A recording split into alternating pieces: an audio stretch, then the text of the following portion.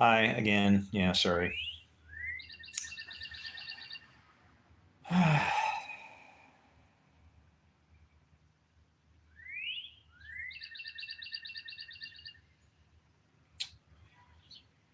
Catch the dump, cut the route, reverse thrust, watch him bleed. Over and over again. They should pay all the hackers in the world and just pay them off, make them work for the government. There isn't that many of them. Script kiddies, you can throw them under the bus, squash them like bugs or nothing. Problem is this operating system. You don't know how to make security. I do. Someday, if that day, I will release the secrets of a very secure operating system that cannot be broken.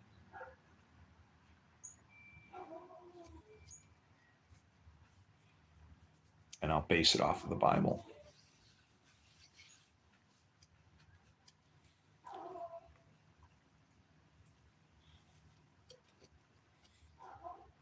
And who knows? Maybe that's what AI is. Hi, welcome back. Good to see you again.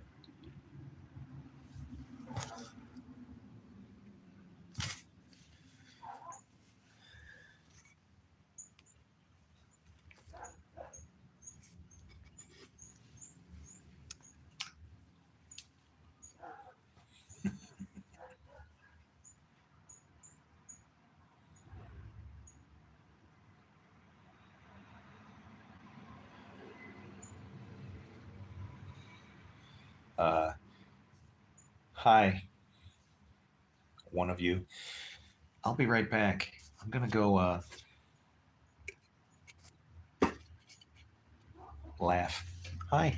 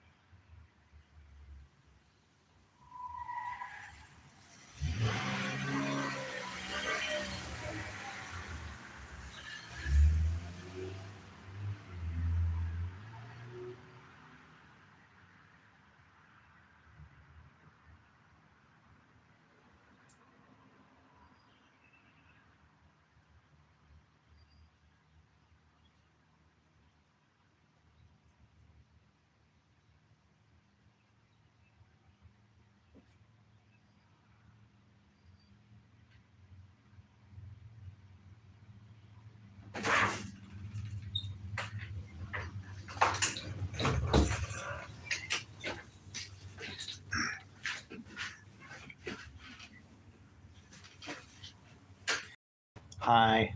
Uh-oh.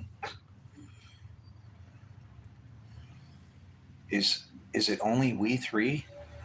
No, no, I'm here. Hi. What? Kiera Solomon. Ooh, I love that name. This is the key.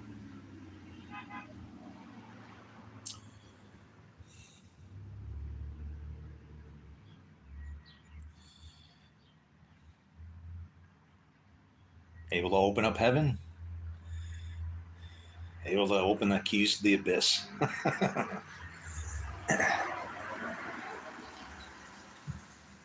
It's funny when you make a mistake, right? That door opens up and you're like, what was that? You know, and like 50 gazillion locusts just went out.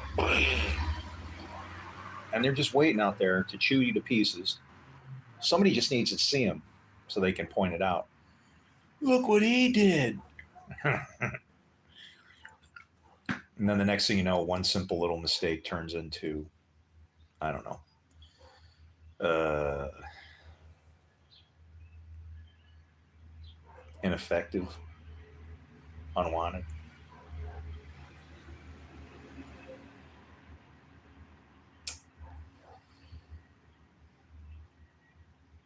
condescension.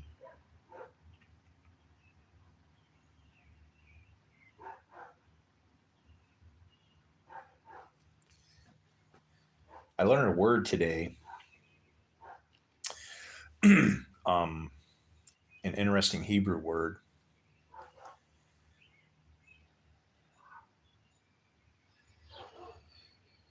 Uh,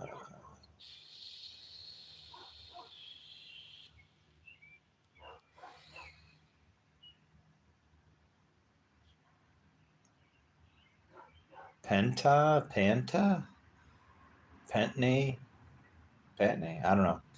It's a single word that has the meaning of like it's used when it describes the foot, the base, right, like of the mountain, um, the foot that gets struck.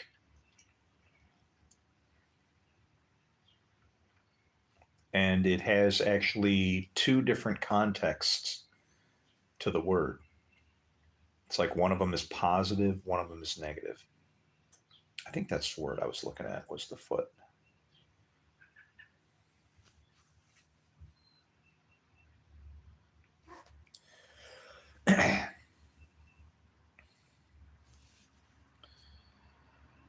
Rightly dividing the scriptures. That's what it's about. How's it going? Very wise. No, just old and beat up, man. Everybody can get there.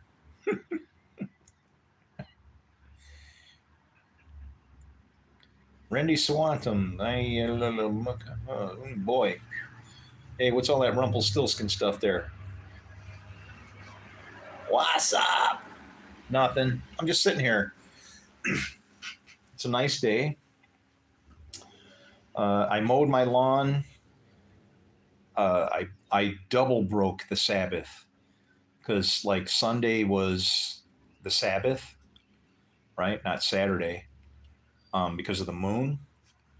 And but Sunday was the Sabbath because that's what Christians call their day of rest.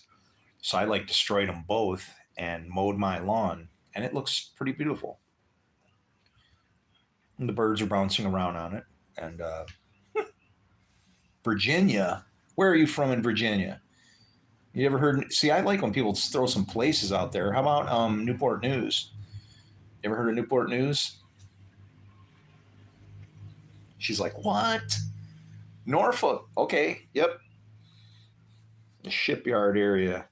I had um, I had family that worked up in Norfolk, but he was a Navy guy. But yeah, I lived in Newport News back in wow, man, 70.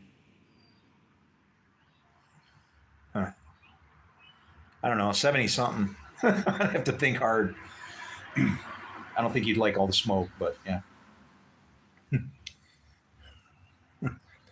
I'm not far from Newport News. Yeah. No, Newport News, man, back then, I mean, Newport News then, right? I mean, it's like, and I'm not, hey, if you are from Newport News, and I'm sorry, I'm just talking statistics. I'm not afraid to go there. I stood in front of my old house until some guy told me I should probably leave the neighborhood. But yeah, Newport News, hmm, that's where I grew up. You remember your childhood memories, right? I went to, and everything about me, everything has always been God with me. I'm serious. As I reflect and look back at my life, even that. I went to, you ready? Palmer, Palmer Elementary. I lived on Sycamore, when it says in Scripture, we will rebuild with Sycamore. Um, my father's stepfather's name was Samuel Hunter. And back then, he actually had a still behind the house. Okay. Oh, Virginia Beach is fun when you go there. And I'm not, please, no, I have no qualms about this. Okay. It's what's in here. This is all I care about. Damn it, if I could find a good blue woman, I'd be all set. Nobody else will want her, and I'm in love, right? Virginia Beach is funny because there's times when you can go there and uh, what is it, Lincoln University, and they'll wear T-shirts that say Lincoln University, black by popular demand. It's pretty intimidating, right? But they're not. Nobody's destroying each other. It's just like I don't know. It's a sad way that we divide each other, and we shouldn't. But yeah, Newport News. My stepfather, he actually drank out of a still. He literally drank himself to death. It was bad. It's really getting bad at the ocean front. That's exactly what I'm talking about. It was at the beach. We were walking on the boardwalk, and that was a while ago. And you could, but see, any type of that positioning is just, you're just waiting to start trouble, and then somebody does something, right? Somebody, coughs at the wrong moment, spits on the ground, and it's, when we walk around like that in that type of mode, it's just, we're gonna get what we want. Hey, I understand that the Lord gives us the desires of our heart, and sometimes our desires are not good, but if He knows that if He gives you over to it, He'll figure it out, and He does, and we will. Someday you know, someday. That's all I can hope for. That revelation when it was a period of time in our lives that was never so bad and we'll never see again. Why? Because we won't get ourselves into it. It's not like good learning a good lesson. Oh man. Ah, Christmas. Hey, somebody call me. My dad's name was Samuel, and his name was Samuel Hunter. Uh, and he was a racist, bad man. But I think I know he had a good heart because my mom broke it. Imagine being a part of this is how the Lord works. You ready? Imagine being part of that lettered organization, White Hoods. There is a, he took me in hand and he wants to go show this man that's working behind our house the property because we own this house now. He's proud of the house that he bought for $1,500. Interesting number. For $75 a month, another interesting Bible number from the Jew that lived next door who owned a furniture shop. A carpenter.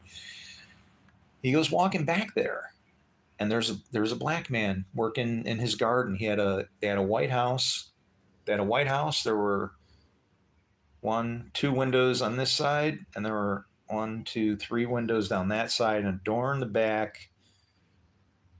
You couldn't really squeeze around this side of the house because there was another building right here, but you could get through there. But then there was a parking lot on this side, and this building was kind of beat up. But I know now that was a church, and I'm describing from my memory. There's things that I wish I could forget, like that. Imagine a man from that organization going to encounter a black man behind his property. And all I can say is God stepped in. And you know how? Oh, it was beautiful. I'm maybe, how old was I? 8. And I'm standing there, and here's this guy, and he's a hard-working man. His skin is black like freaking coal, shining in the sun, and his teeth are jacked. Teeth are for whatever they're for, man. Missing bunches of them, and some of them are yellow. And he's a hard man, but he's in that garden, he's working, right? And my dad and me walk up, and and I'm even surprised, even call him dad, but he says he tried to raise me. He taught me some good lessons. They found him froze to death in his truck on Christmas Day. He says to this guy, he goes, I own this property now, like that, like real forceful. And he goes, I'm Mr. Hunter, right?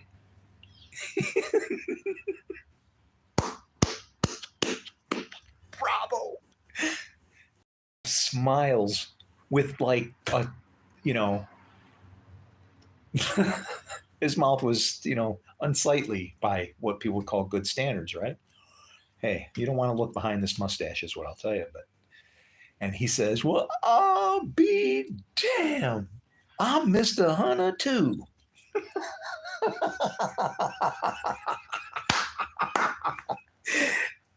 And all I can say is my big, proud stepfather went and turned around, and we like walked off silently.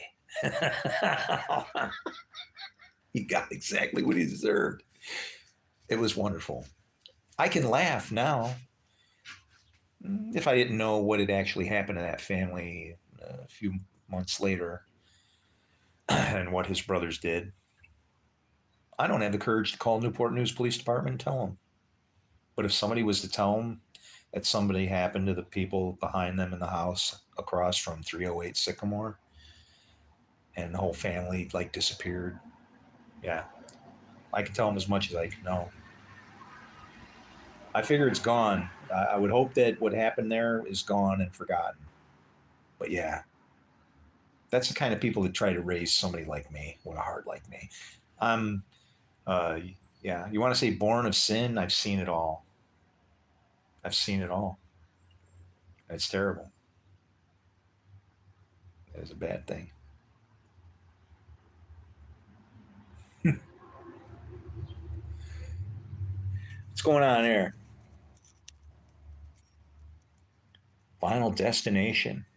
Makes sense, old man. God doesn't exist. Grow up already. Oh, God doesn't exist? That's where you're wrong. You just don't know him.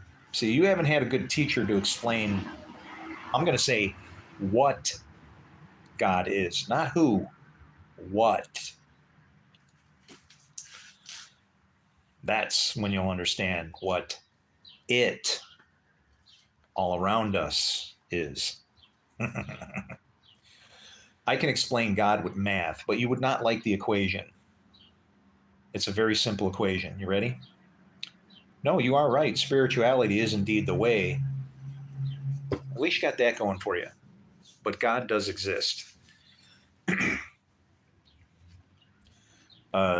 If you're saying like Christians, they've given God such a bad name, it's incredibly terrible. It's okay to murder somebody for your salvation. That's why the Jews are appalled, because it's an abomination. They consider it human sacrifice. I'm going to go more with that. When he was dying, he was saying, they don't know what they're doing. And they didn't know what they were doing. They didn't understand his teachings. You see, it's like this. This is very simple. If you're tuning in right now, you're going to learn a very important thing about our Bible that you might not know. When you read the scriptures and it talks about Son of Man, you are a son of man because you are a son of Adam. Now, as a son of Adam in a fallen world, you now have a spiritual, you have a need for a spiritual compass. That spiritual guidance can only be attained by having the ability to judge. So, man was appointed once to die and then the judgment. Well, when Adam died from eating from that tree, then we could judge because we knew what good and evil were. But in that fallen state, we then become as gods. Proven. When God threw in the damn towel in the times of Noah and said, well, you're supposed to fear me, but they don't seem to, I'm out here somewhere. Now they will fear you. Everything and everybody will fear you. You are gods. You better get it right. I'm telling you what to do. Also simple. All these commands and everything's reduced to love each other. Is that hard? That's not that hard. It's easy for me. I'm commanded to do so. I don't have a choice. Oh my God. Here we go. That's just wrong. What's just wrong? Oh, man. And that's the problem, see? You are a son of man, and you have to decide which spiritual father you're going to follow. Okay? If you are or son of God, and that's it, see? The son of man has nowhere to rest his head. He has to choose. When it says rest his head, it's talking about his leader. Your leader as a son of man, there's no rest between you two. The son always does what he sees his father doing. Well, guess what? There's two fathers. There's also the father of lies, and his sons always do what they see their father doing as well. So when I see you, by your very works, I will know who your father is. Ta-da! And you know what happens then? If I don't agree with your works, I go like this. See ya. I gotta go. God might do something here. I don't want to be by you when you get stricken down by what I feel is the case. You, on the other hand, you get to do the same thing to me. Because that same spirit, son of man, that gives the pile of dust, the dirt bag that is I and you, guess what? We're all of the same thing, aren't we? That spirit that animates this pile of dust, good or bad, however it comes out, is of one source. Are you ready? Isaiah 45:7. I form light and I create darkness. Form light, create darkness.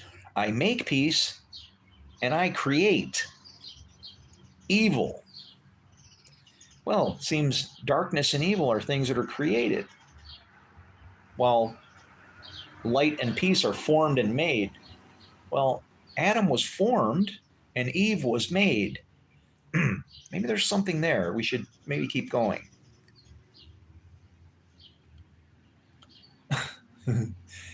This book is a giant sword that has taken peace from the earth. And even the book itself warns us about itself. Literally, I am that I am. Our God is on paper. Alive? Absolutely. You see what's going on in the Middle East? There's real people dying over there. It's alive. And you want to know the equation for God? 0 times 0 equals God. That's right, I can divide by 0. And who's going to laugh? Final Destination? Who's going to disagree with me that I can divide by zero? I dare you. I just said that. I dare you to disagree with me so I can prove my point.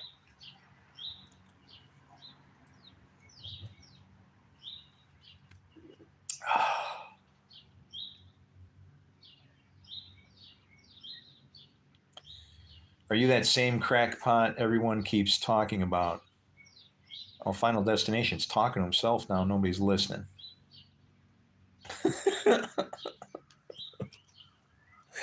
Oh, here.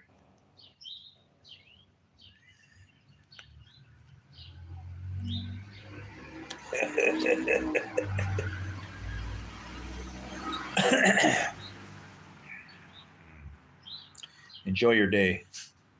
Oh, he said I'm enjoying life. You got a surprise coming, buddy. Anyway, um, no, it's sad. Don't kick Final D out. See, Final D is struggling because everybody else maybe in here can see that what I'm saying is accurate and true. You can apply it to the Bible, Jesus, anything. That's the beauty of if you speak truth, it's applicable to everything, right? Um, everything is on the same level playing field. What you're seeing right now is you're seeing the demons whoop ass on Final Destination. And that's a beautiful. Where did that name come from? Why did you pick that? Oh, you think you picked that name, but you didn't. Don't worry, sir. You will reach your final destination, and we'll all be there waiting for you. It's beautiful.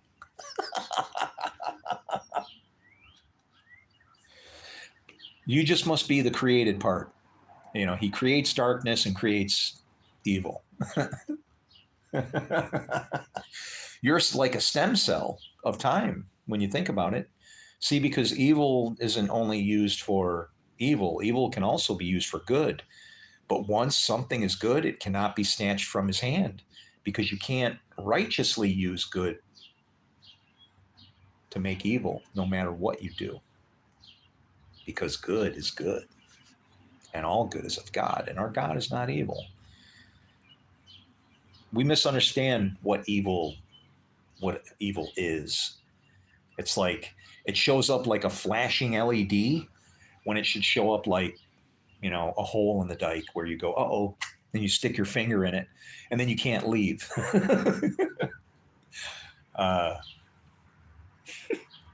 Final D has probably capitalized on my last comment, I will imagine, just by not even looking at the screen.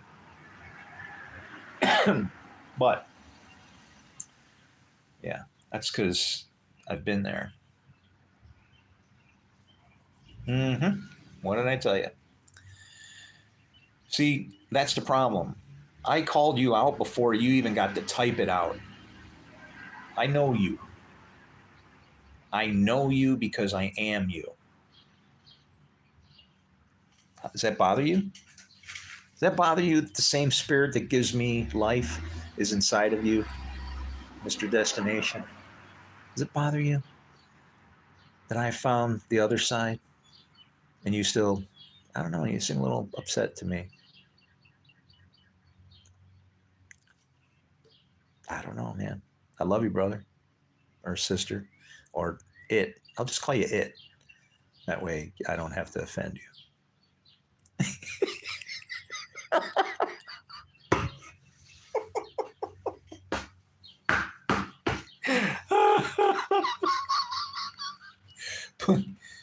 Please get before me. I've taken a few vows.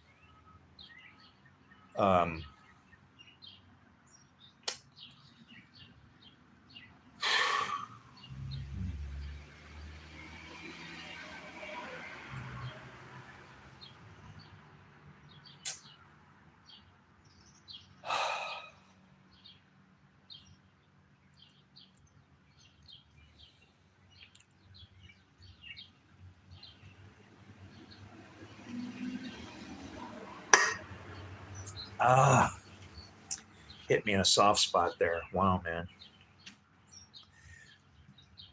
Mm. Yeah, they say the bad guy isn't going to like women. Well, I'm definitely going to fail that test. Sorry. Oh my God. I have the longest list ever as a man whore and should not even, yeah. You know, my stuff should have like fallen off or something by now. Yeah.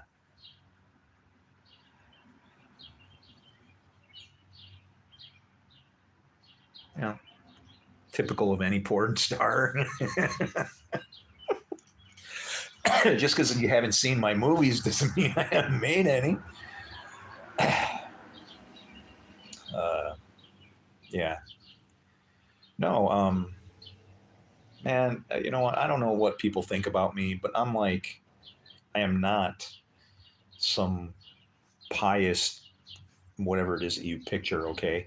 I just understand a God that we can't defeat. I see it now. I see him now. Uh, we don't know this book, is all I can say. We don't know this book. If we would have known this book and people would have heard me screaming and yelling in 2020, yeah, you know what would not have happened? Mm-hmm. You want to know who took my advice? One country. They didn't take my advice, my warning, maybe literally from me, but they did exactly what I said we should do, and that was New Zealand. And you want to know how many people died in the first wave? 26 people. That's it. Commendable. That's God's. That's the Lord's number. 26. I'm like, yep. There is so much power in the words in this book. But if you're going to look at it and go, it's from God, he doesn't exist. It's like, I laugh because I feel like you. I feel like Morpheus, and you're living in the Matrix, and this stuff is raining on you ones and zeros, all data, and you just can't even see it. You can't see it because you can't wrap your head around the idea of taking a whole, okay, light and dark, cutting it in half and calling it a one and a zero. We exist as a creation, as a humanity, as like we're like a spiritual force that's out of control and chaos, but all sitting here in like a quantum state. Much of the math is already in Scripture. Where two or more are gathered, I am there. What do we call that? That's our power equation, right? ECMC squared. Plug it up, man. Synergy. You know. I remember in Newport News. I don't even know if Leia's still on here. Um, Maybe she went to go call the Newport News Police Department. This guy knows what happened to the. Yeah, I hope somebody does. I'm not going in the other direction because those people that got murdered, it ain't gonna do any good to bring that up now. That was 50, 52 years ago. Yeah, what's the point? Solve a mystery? There, it's solved. The son of the damn murderer told you.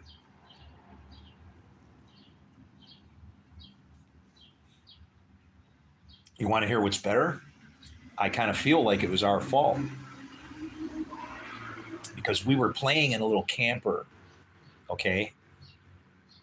And I said something to them. I said, "We're in our fort. You can't attack us." Well, all of his sons and boys, they did start to attack us, and they were throwing big rocks, big bricks.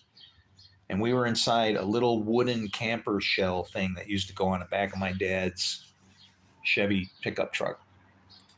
And rocks were hitting this thing, right? And we were in there, and I was holding my little sister. And because she was crying, and the rocks were hitting, and I just remember boom, bang, and then all of a sudden he had like a plexiglass, like a square thing he cut out, and there was a piece of plexiglass there, so he could see into the back of the truck, right? So probably so he could back up, and a rock came flying through there, and when that happened, it was game over. Once the window got broken, now we probably could have stayed in there and just took the beating, and maybe they would have gave up or run out of rocks, right? They probably would have buried us because it's just like pow, pow, pow, pow. It was raining bricks. But instead, I was afraid, and I grabbed my sister's hand, and I ran into the house. I just grabbed her and I ran, dragging her across the lawn by her arm. If her arm would have fallen off, I would have wound up in the house with her arm, and they wouldn't. Maybe I don't know what would have happened to her, but yeah. And then yeah, my dad and all his brothers took care of it.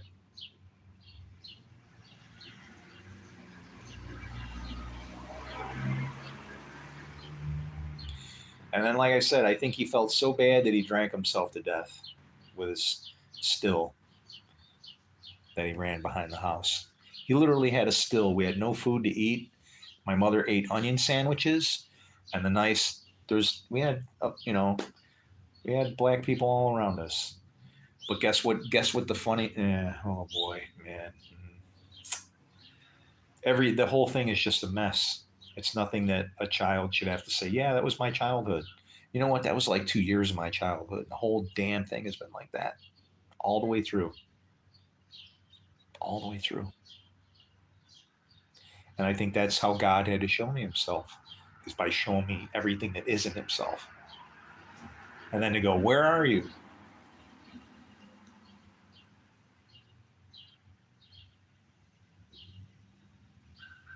And he's like, I'm right here. I'm in you. Do something about it.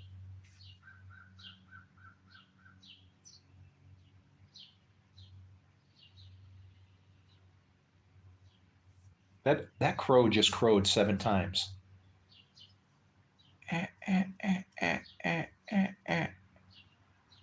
Rewind it. You don't have to.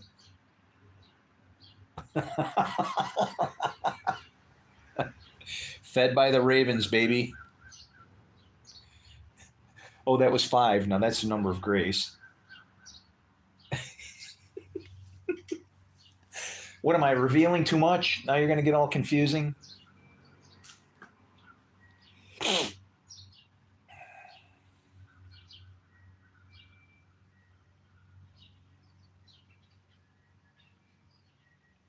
Send in the bees. You have like the most bushiest eyebrows I have ever seen. Dixon,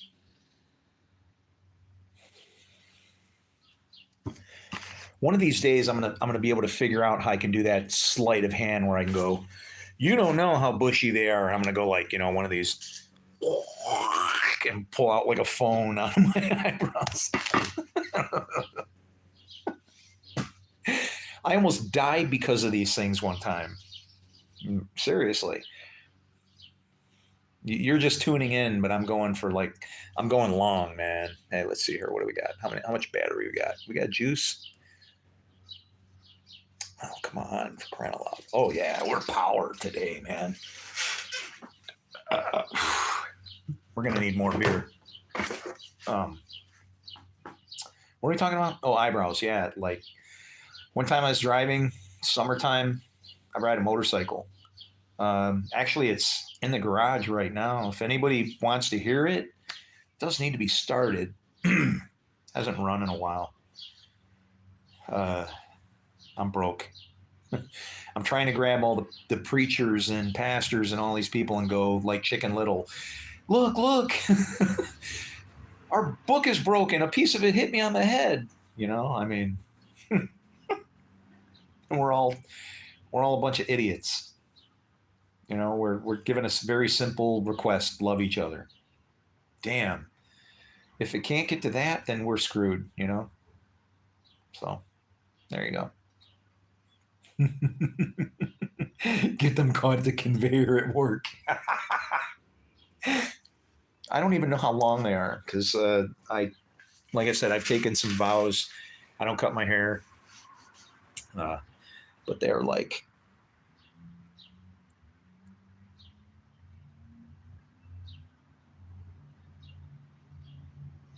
at least, what is that? That long? Dink.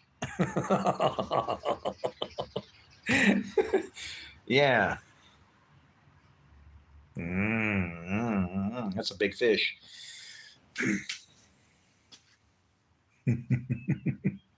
Self yourself. Why should I watch? What?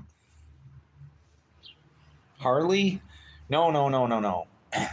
You know, I raced a Harley one time on my bike, and like, I don't know, maybe I had an advantage because we were going downhill, but I beat the guy, and I never pedaled so hard in my life. But down at the bottom of the hill, I grabbed my water bottle. He finally pulled up. He was mad, man. I think maybe because I had a 21 speed, so I had extra gears. Could have been that too. I don't know. Honda, no, actually, but I have had some Hondas. My first real bike was a V65 Sabre, and that thing was like, I remember the review that they had Motorcycle Magazine because it wasn't easy to steer. It wasn't very forgiving. You had to really shove this thing around. You know what I mean? Um, and but it said it described riding on it. It said it's like lighting the fuse on a rocket with a roller skate on either foot to control it. If it was legal, um, you could go from from New York to California in like 21 hours or something. It said, or 28 hours maybe. I don't know what it was. I think it was in the 20s. But then it said, and will attain speeds a single engine airplane would be proud of.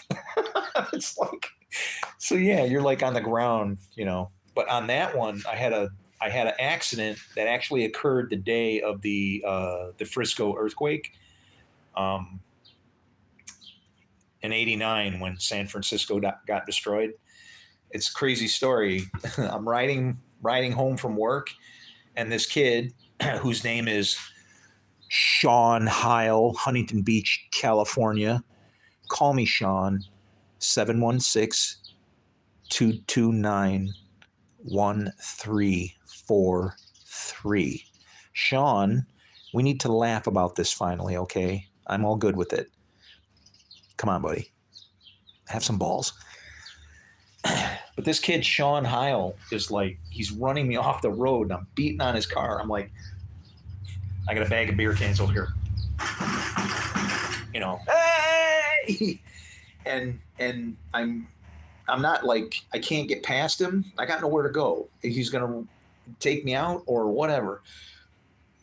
Well, beat on the car. He's got his hands at 10 and 2, and he's like driving like, he won't even look in my direction. I'm just like, idiot. And he was a little kid. He didn't know what he was doing. Well, and I only know this because of witnesses. I can't say this happened.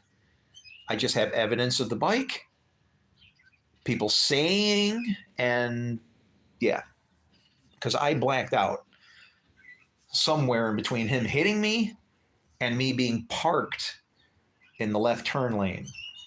And apparently what had happened was my bike went down. I slid it on its side. So yeah, we're talking like Mission Impossible 3, sparking and all that crap. And then all of a sudden, bing, pops back up on two wheels. And I stop at the light.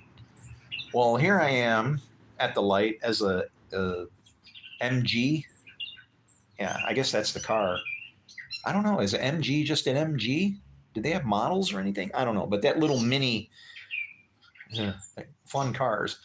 Death car if you get in a wreck. But the MG goes flying past, and the guy says, "You're the best effing motorcycle." He said, "Fucking, you're the best effing motorcycle I ever seen."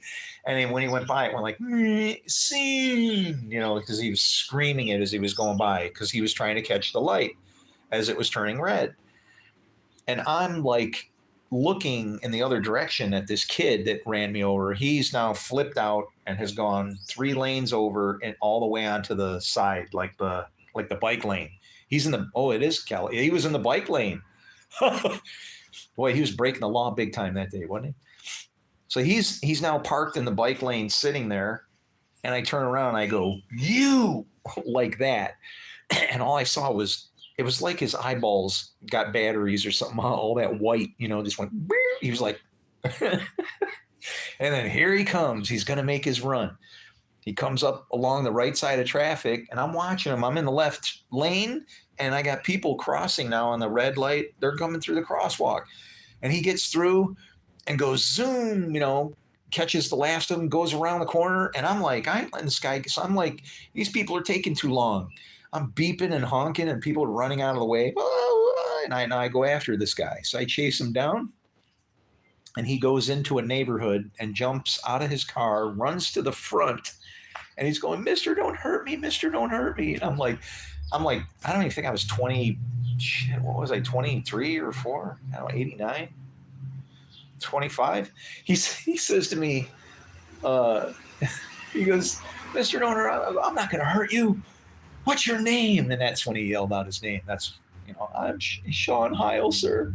I said, "Sean, I'm Chris Musanté.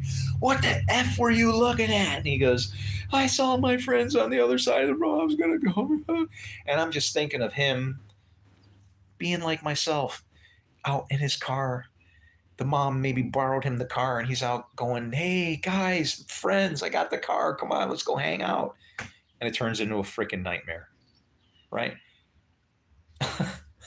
And I'm like, "Sean, don't ever leave the scene of an accident." That was the best I had after that. It's like he wasn't doing anything wrong. He just happened to run me over.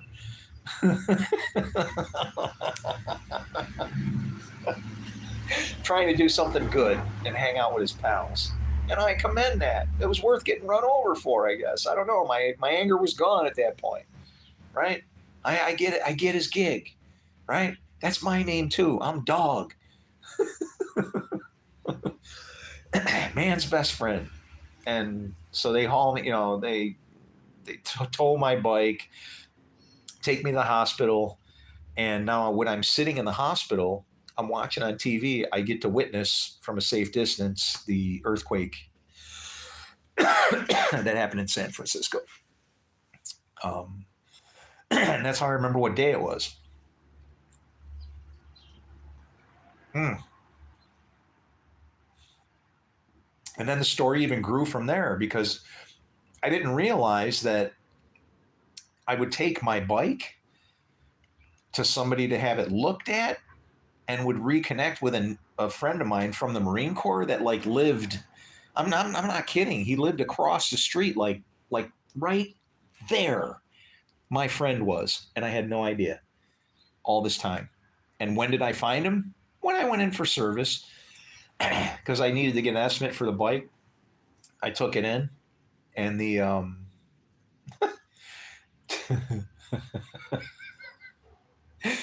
I yelled at the guy when he gave me the estimate. I'm like, "What? What do you mean?" Because there was pipes and handlebars. The brake lever, the front brake lever got busted off. So there's a brake lever, handlebars were bent, the mirror was scratched. It had to go. The right front fork had to be replaced because it was ground down from where it slid. You couldn't see it because it was kind of underneath more, right? And then the pipe, ground the header. Yeah, man, it was like,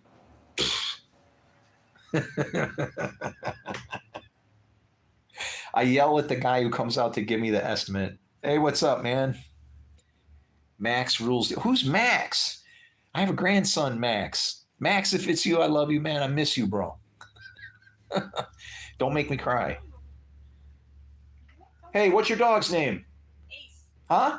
Ace. Ace? Like Ace of Spades? Yep. Like, is that why you got it? That's a Cocker Spaniel? Yep. Oh boy. Yep. Does it chew yet? A little bit, but not much. Here's a. Pretty good. Do you know why they're good guard dogs? And this is really true. Their bite is worse than a pit bull. Well, this is as big as this one is. It's their teeth. Their teeth are like, so if they start chewing, don't let her get into that habit, because then you'll get mad at her because she's doing what she does, chew. Give her toys or something, you know? Yeah. In addition to this, I have a pit bull and a black lab, so. Oh, you have a pit? Yep, I do. So. Well. Nice talking to you. You too. Enjoy your dogs. Oh, good girl. Oh, yeah. Cocker Spaniel tear you up bad, man.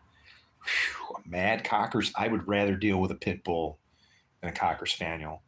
And it's funny because why would I rather deal with a pit bull? Because I could easily conquer a pit bull. Because a pit bull, the way to, yeah, this sucks, but the way to, if you got to have faith if you're going to beat a dog that's trying to attack you. Give it your arm. It's going to hurt. But then you take this arm behind its head while it's chewing. Yeah. And you go backwards. You can break his neck. Sorry. Told you I was in the Marine Corps, right? Yeah, we were taught to do horrible things. What are my thoughts about Muslims? We're all brothers. We all got the same blood in us. Here's what I reduce it to. Go back to the beginning, okay? And this is what I'll say. At least Muslims respected Jesus was a prophet. And he definitely was a prophet, if nothing else. Okay? And I say that, and all those guys were prophets, because John very easily pointed out that there will be a great sword that will take peace from the earth. The great sword, unfortunately, is our scriptures, and we don't get it. But as far as Muslims go, we're all brothers. There's two different kingdoms that are going to exist. It's brother against brother, or hand against hand. The problems occur when we take that family battle and we turn it into flesh instead of what it means at a spiritual level. The names are what's important. Everything is about Hashem. Hashem, the name. Adam named everything, and whatever he said it was, that's what it was. Guess what? Watch this. Watch. I'm going to show you how that works. There's nobody really standing there, but I'm going to show you. Hey, idiot. Guess what? He's now an idiot to me, isn't he? I didn't realize that guy was trying to hand me a check for $1 million. Oh, damn. Why, what now? I don't know. I guess I suffer because I didn't do the godly thing. That's what it's literally all about. Even that name, Ishmael. Take every word in Hebrew and cut it into chunks and look at the individual words that you can form, and you'll see interesting things. Like anything that ends in AH in Hebrew is feminine. So Torah, feminine. Ruah, which means spirit or wind, feminine. Ra, which means evil, feminine. But what does AH mean? If you just take AH all by itself, you want to know what it means? Brother. Very interesting. Very interesting. A conflict where the brother and the sister aren't joined, and then we come up with all these tests, if you want to call it that.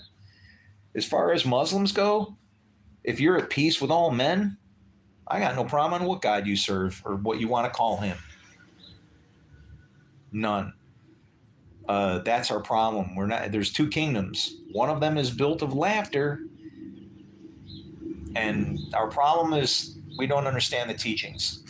We don't understand what Jesus was teaching at all.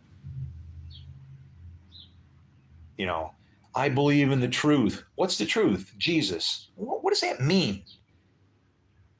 The truth is what it is. God. It's like,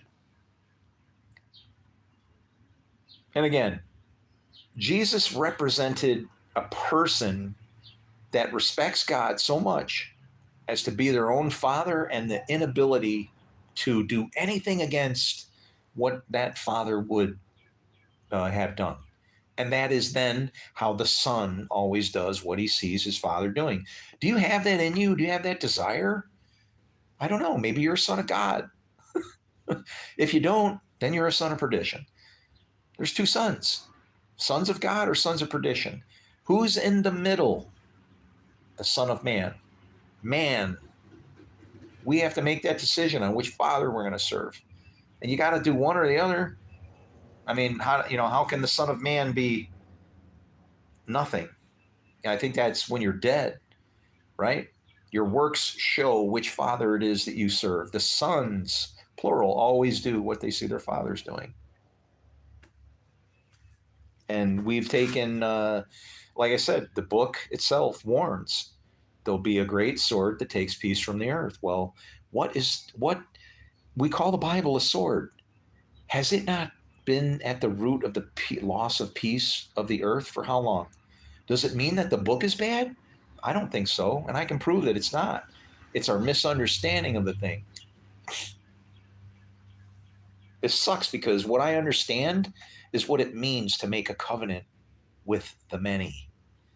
And people hear me say that, and automatically I'm viewed as a bad guy. And why? Because they don't understand their book.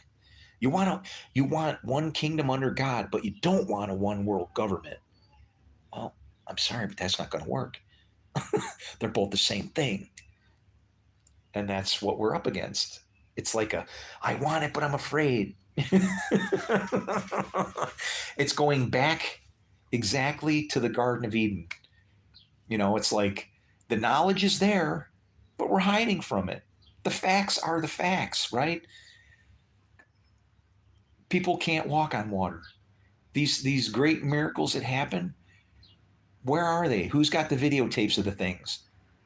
Does that mean that these writings are unimportant? I'm going to say, in the least, they're very dangerous because they've gotten us this far. Not that we're in any great state to be, proud of or something, but here we are. And why? Because of those writings, those people in that book that was written. This is the part that's troubling.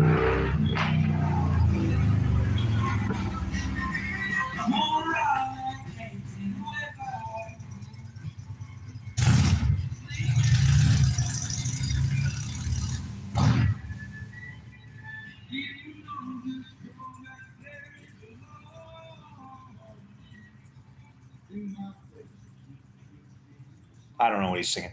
I want some kind of meaning from the song, but it's like, what,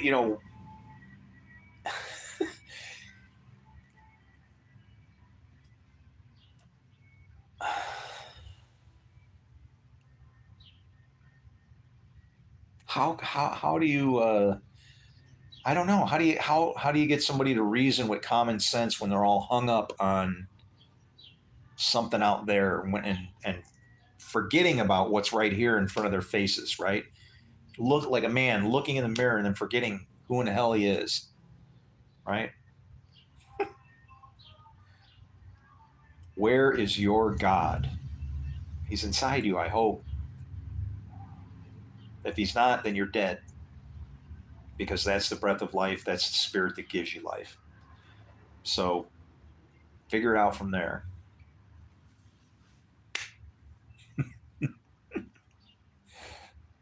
Your views about the law of assumption. What? Professional cake making. Always make the cake. Even if you're in Colorado, no matter who asks for that cake, you make that cake. If there's to be a wedding, don't defile their marriage bed. Let them sleep in it. Don't worry, they might not make fruit. It's all good.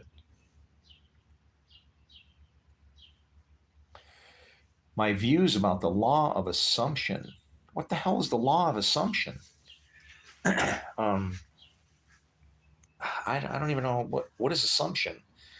I don't like that word. That's that one where they say, Yeah, you make an ass of you and me, right?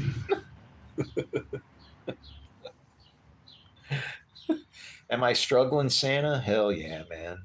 Things are bad in this world. I want people to love each other. That's all. I want to try that.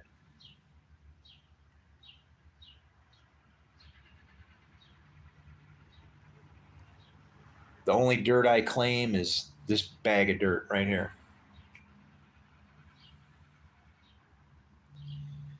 You want to know where I'll live and die? Right here, the place of the skull. This is where you're going to conquer me, if you can. Hope things get better. Yeah. Well, see, I don't know. Maybe you don't realize it. Things will be better for me when they're better for you. That's when they'll be better for me. That's when, you're it sucks to care about people.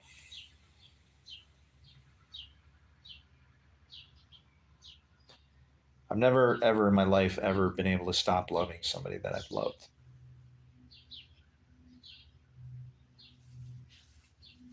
No matter what they've done.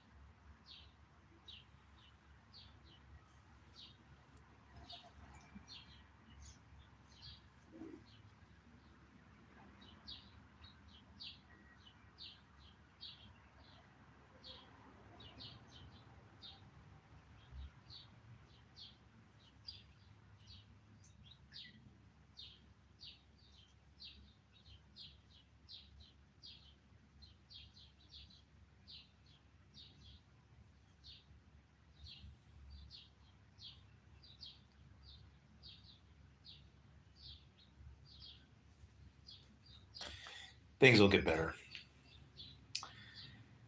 You can't stop me from dying.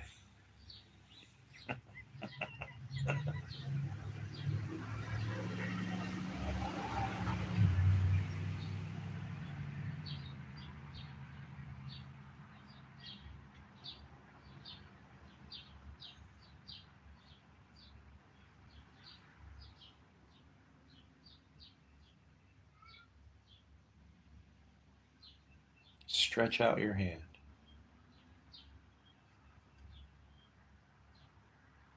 and touch all that he has,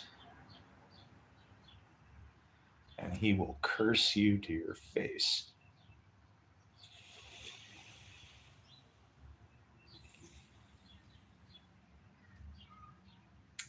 Nope.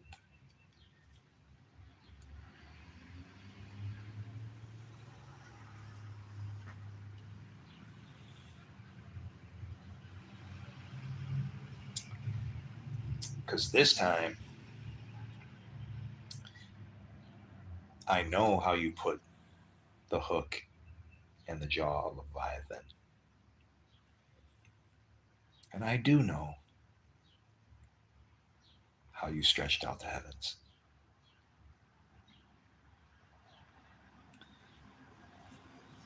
And I do know exactly where I was when you did it.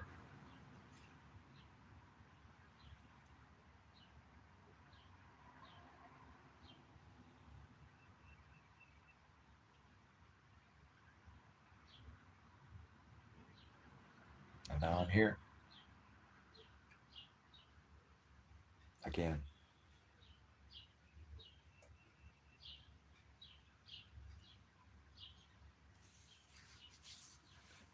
That's got to be one of the creepiest things I've ever had to deal with was running into, you get these psychic people, right?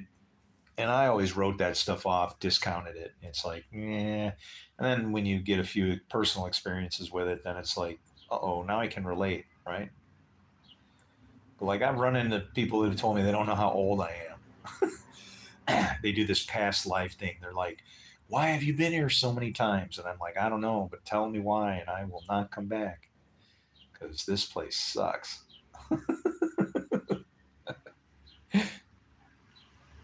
I had one lady that I met. Actually, it was the first time it happened. I was at a garage sale after I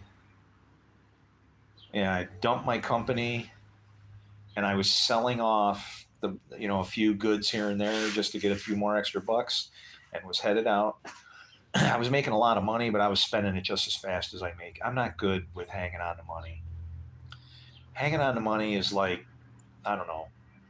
See, I'm sorry, but I'm too kingdom. I'm too kingdom to hang on to money. And what I mean by that is, see, in the kingdom of God, I'm responsible for everybody. I'm responsible for everybody. But conversely, everybody is supposed to be responsible for me. So my support, unfortunately, all heads in one direction. And I don't have a choice. Matter. No, trust me, you're not going to rip me off like I'm some kind of an idiot. That's why I don't carry money around with me when I walk. Um, don't take nothing extra. If they ask of it, if you're true to your shit, you're going to have to hand it over. I've had people ask me for my belt. I had to give him my belt. I could hold my pants up. I'm not going to walk away. Give me your pants. No, because then I'm breaking the law. I'm naked. Here's my belt. Yeah, that was my level of commitment. Now, how would I feel about that? I think it's stupid. It's unnecessary. To me, it was, I don't know, like a test to show, why blind faith follow at that level. Oh yeah, hell yeah, give it all away, whatever. And the way I see it, just to prep me for these times, because now, oh, forget it. Now I'm like a rock. You can't break me. You can't budge me. You can't move me. I ain't going nowhere. I am rock solid on what I have found. And oh my God, if I could just find one very solid thing to upset it, and that might happen. And you know what? And that might even happen like on my deathbed. Can you imagine that? Struggling to help everybody to see God. They're all killing themselves. Nobody will listen. The whole place is on fire. You got the answer, and you feel like you failed God because you can't help them.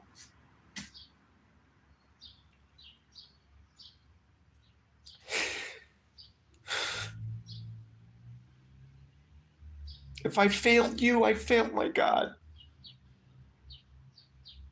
That's how I feel it. Okay? If I have failed you, I failed my God.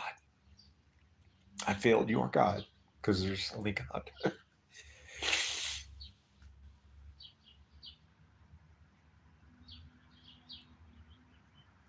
And I won't do that. I won't do that.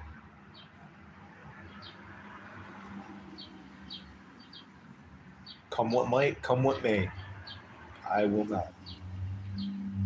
What the? What the hell? What? Oh, you guys won't believe this. And that one just. What the hell was that? I just saw 4 Chevy Traverses, like all at once. What the? That was weird.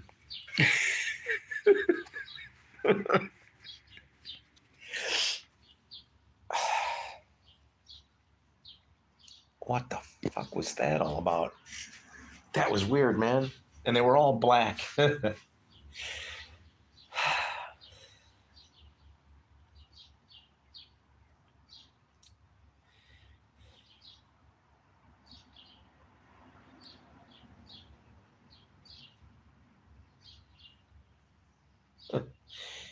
want to know something? You want to know how bad I feel when I cry? Because I feel like I don't trust them.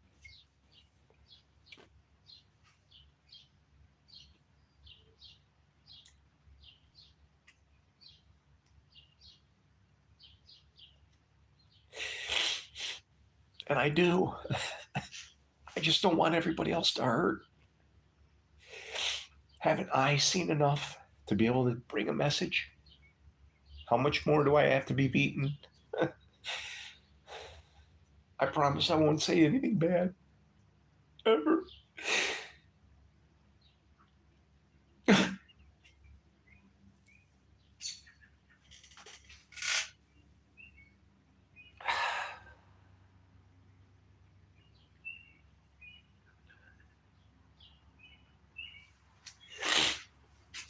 I've been given something very hard to do. I feel like I'm being ripped in two pieces.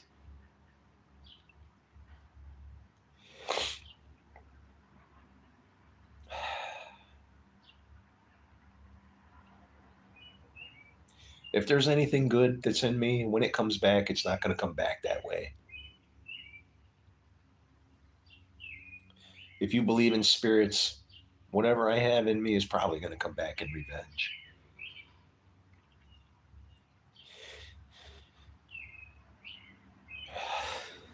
And I can't imagine what I would do to somebody who's done what's been done to me if I was God.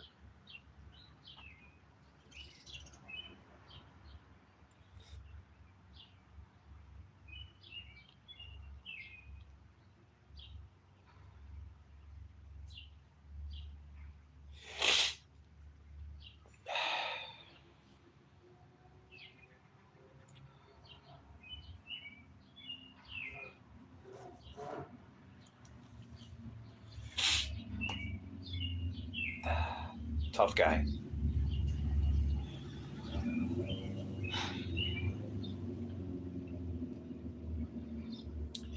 Even tough guys get tired of fighting. You know what? You will too. All of you.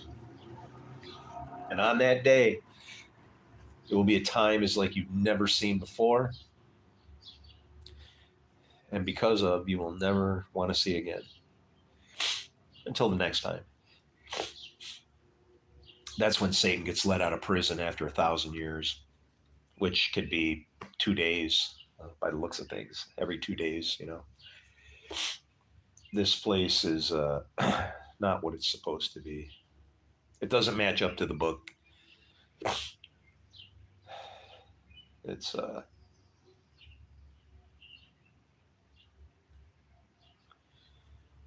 it's hard.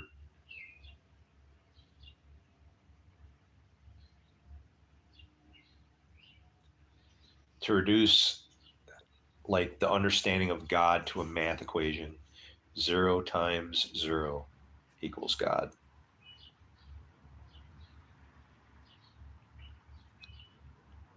That equation divides two things that seem to be nothing. But you'll have people that'll understand it and they'll believe it, or even believe that mustard seed of possibility. Maybe it's something I don't understand. Maybe I got it wrong. You can't divide 0 by 0. It's nothing. Nothing doesn't exist. There's no such thing as nothing. If I was Jesus, I would say fear nothing, because that is like everything he spoke of, the fullness of life, everything that he talked about. There's no such thing as nothing. Okay? Which is nothing of nothing, right?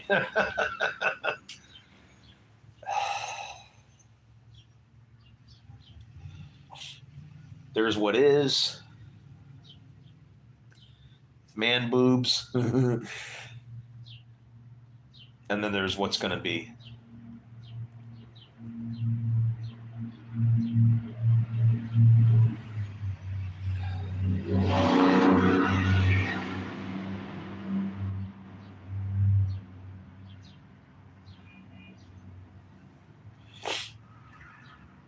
To worship in truth and spirit means to worship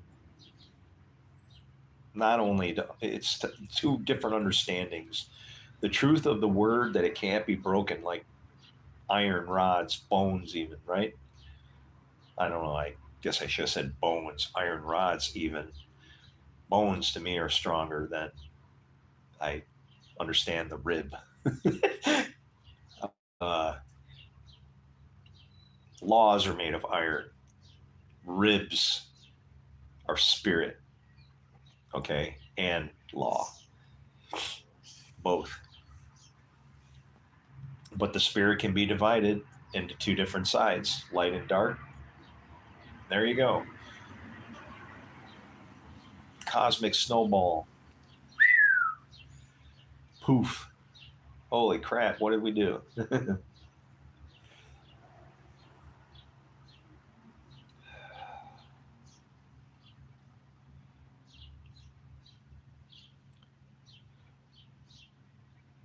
I know that I can't feel responsible.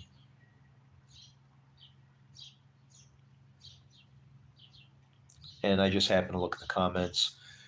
What do you wish could become true?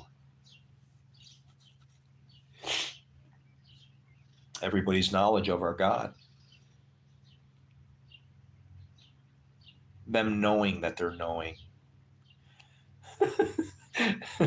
Everybody is knowing, okay? When a man knows a woman, there's probably a reason why it's referred to sex and why we call it screwing things up. Everything is a result of a spiritual force causing a physical temple or presence, sun, an entity itself. Okay? And there's only two fathers. That's the binary, right? The blessings and curses, the bilateral construct of something that somebody described, and exists or not, it exists because we described it. It's there.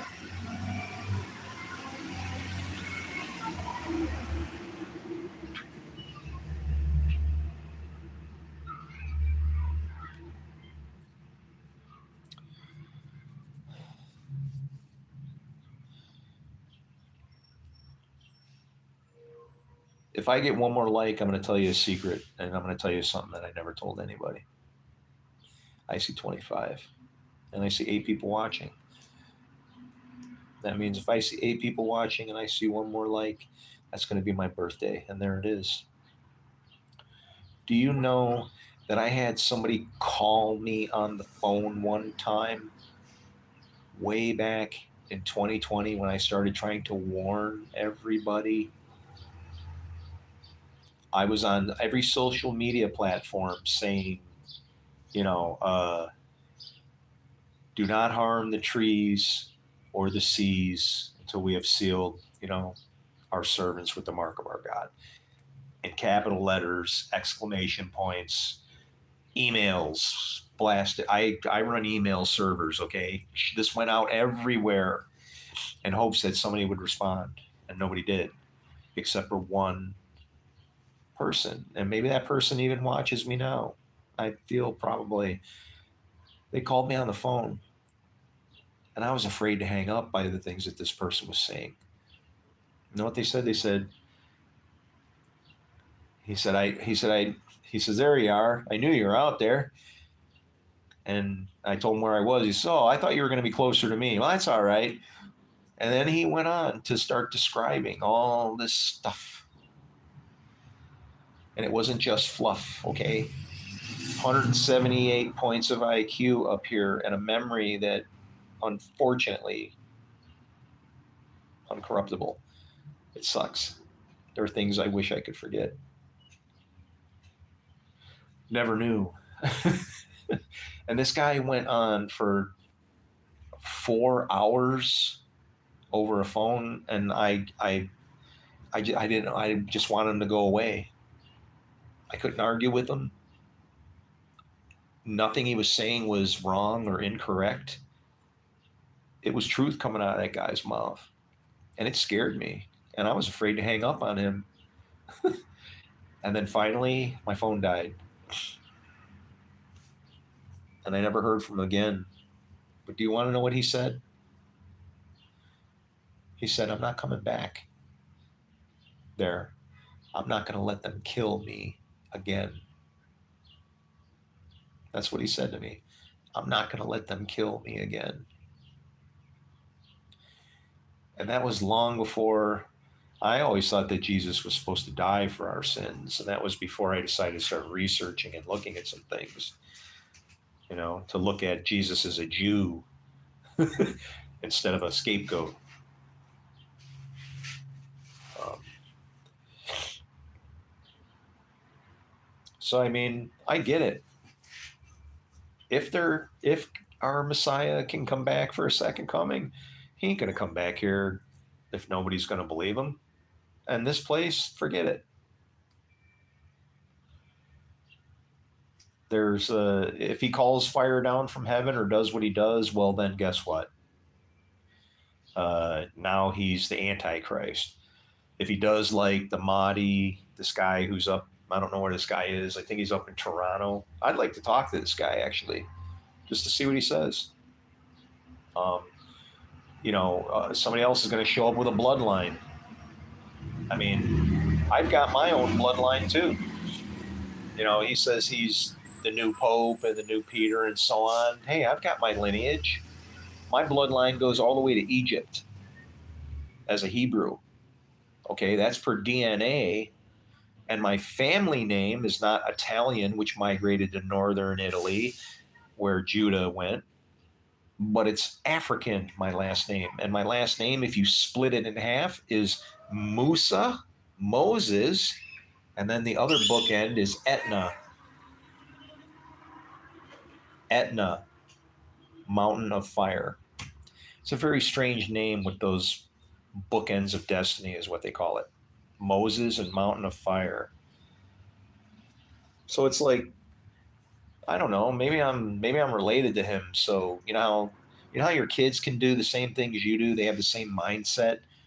Really, I've seen mini me's all over the place, man. They do. They even sound and talk exactly like their dad, but it's because of where they grew up, right? You mirror the tree that you're from. And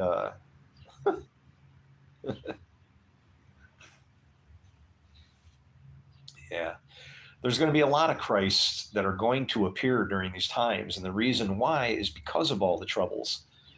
People are going to be empowered by the Spirit of God, which is inside of each of us, all of us. Remember, the thing that gives us life, all of us get that from the same place. Okay? So this person is going to show up feeling empowered by that Spirit. It's up to us to test and see who the hell that person is. Are they true to what they're saying?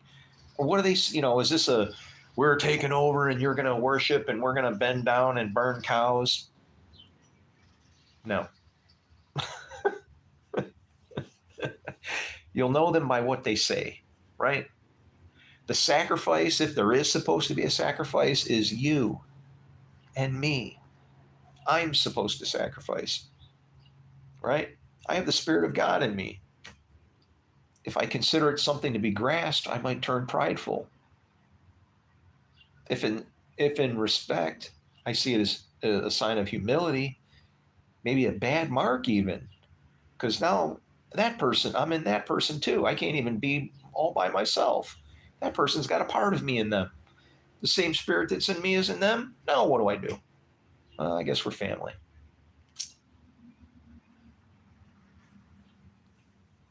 Oh, look at this. Go away, Red Knight. Leave him alone.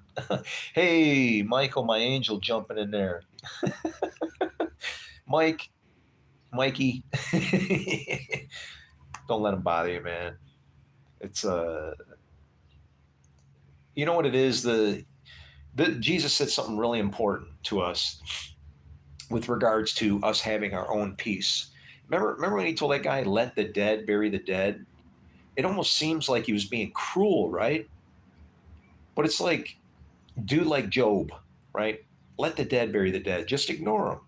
They'll burn himself out. If he's talking and all this, as soon as you respond, he knows he's having an effect, right? Well,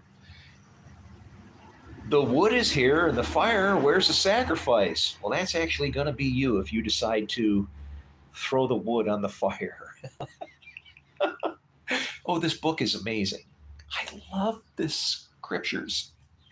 You can ruin anybody with them. It's terrible. It is the worst. I see how this thing works, this sword, and it's brutal. We have no idea what we're up against. We really, really don't. We really don't. And it wouldn't matter. It's not as if you could say, all right, we need to burn all the Bibles. It ain't going to do any good. Actually, well, I don't know. Actually, what the effect be? Actually, the effect would be positive because then God could guide us through the spirit, the natural man. It wouldn't be a happy path, but we would get there. It's kind of like, can two people know God in the absence of mentioning God? You just need some pain and fear to be involved. So yeah, pow, slug in the face.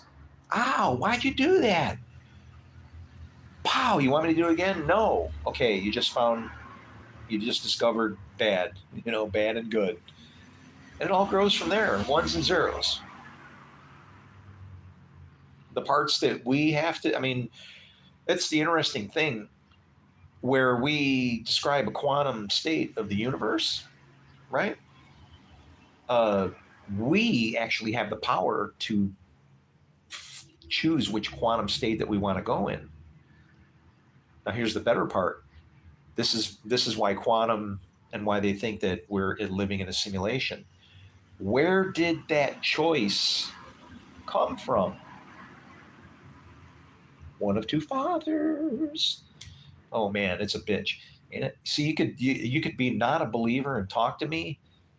I'll grab your head with this book and use all the scriptures, especially if you even know them, and just scare the shit out of you. And it should. We can't conquer this thing. It is the beast. It can't be conquered. It's crazy. It's I don't know.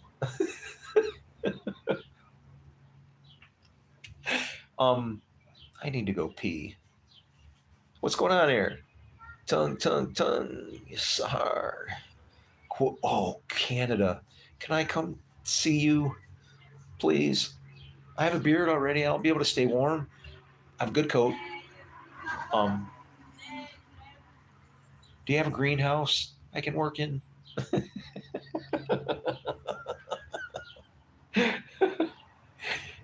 I'm a Christian. Good. You have started down the right path. Stay on it. There's only one rule: love. If you want all the bigger, better, higher teaching stuff, I can give it to you. But that's remember that the secrets of Satan. That's what it is. But don't think of it as a bad thing, because in Judaism, Satan isn't a bad guy. He's like works for God and is a helper. So yeah, you have to be a good study in order to kind of marry those two concepts together peacefully, right? So, but it can be done. You just have to understand that. Well, it's good to have a good woman there to tell you what not to do, or to tell you what to do.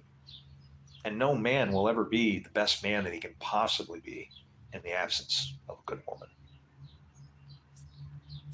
Best woman you can keep with you? Lady Wisdom. And it would be dumb if I didn't take a whiz right now, because my bladder has been fulfilled.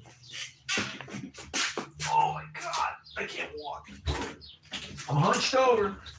I can do it.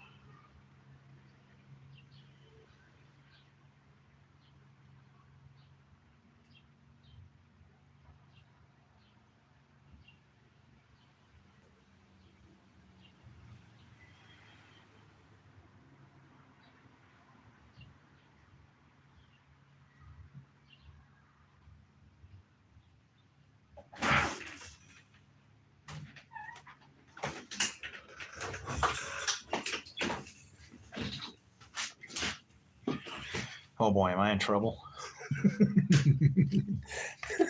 Sorry, guys.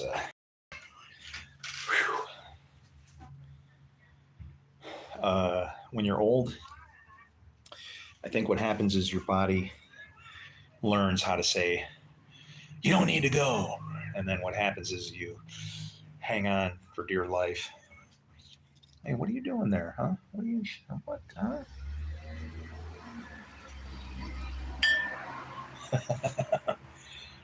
And then, like, when it's time, then you're like, God, I can't go. Um, so, yeah, I had a stranglehold on my bladder there trying to finish up those past few comments, but I'm back. Sorry.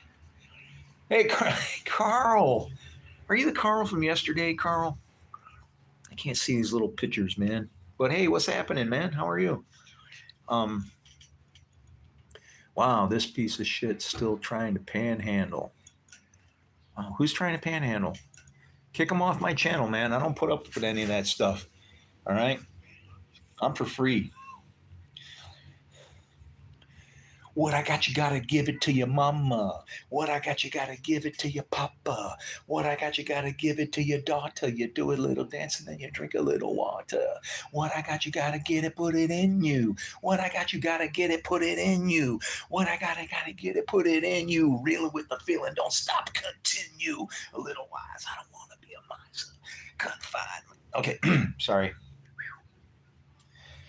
Give it away. Give it away now. uh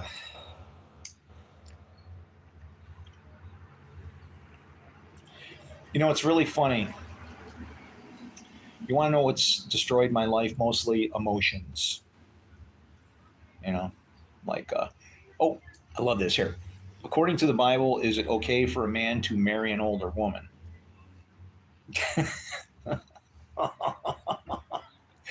I would highly recommend it. Um, for two reasons. Uh, she should be smart enough to know the mistake that she's making. Um, and if she is, then that's a good thing because, you know, she may not have regrets then later. She may have you know, certain intentions, and that's okay. You know, if yeah, marriage. I love this stuff. I don't think that marriage, to me, marriage is not about, you know, necessarily paper. Uh, I'm not saying that it shouldn't be important, but I just want to point out that I see people that have no paper that honor their commitments a hell of a lot better than people that have gone through all the, you know, the fluff, so to speak. You know, I don't know. Maybe they're happier because they didn't waste a bunch of money on a wedding. I don't know. You know, $20,000 for the perfect cake and gown. It's like, dude, take that money and invest it somewhere. You know what I mean? I hate to go Judas on you, but like, you know, you can probably do better with that, right? If you want to save it for the festivities so that you can have some pictures, and it's going to matter. That's the point. If you're going to do all that, and then you'll sit there and look at those pictures, and the amount invested there will carry the value of that in the future, then spend it all. Empty your bank accounts, everything that you can. Because the if a relationship fails, the very last thing that leaves that relationship is forgiveness. And what does that mean? Where's unforgiveness come from? What happens to you if you do not forgive? Mm. Yeah, why I'm not a what? Oh, well, see, when people ask me, you know, like I don't know about that. Like people get into gender and different sexuality stuff, so I just tell them I'm a vegetarian.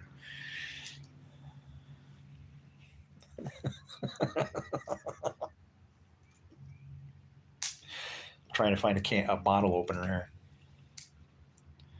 Oh yeah. There she is. I'm running long on these today. So today we're going to try out a mocha stout. This is from Southern Tier Brewing. This is a Blackwater Imperial Stout. Best Buy 12.5 of 25, lot number Lincoln Kilo Whiskey 24,340, 1647, 28.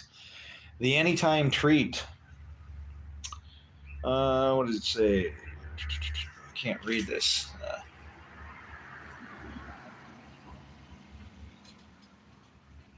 Oh, damn. Yeah, it sucks to get old.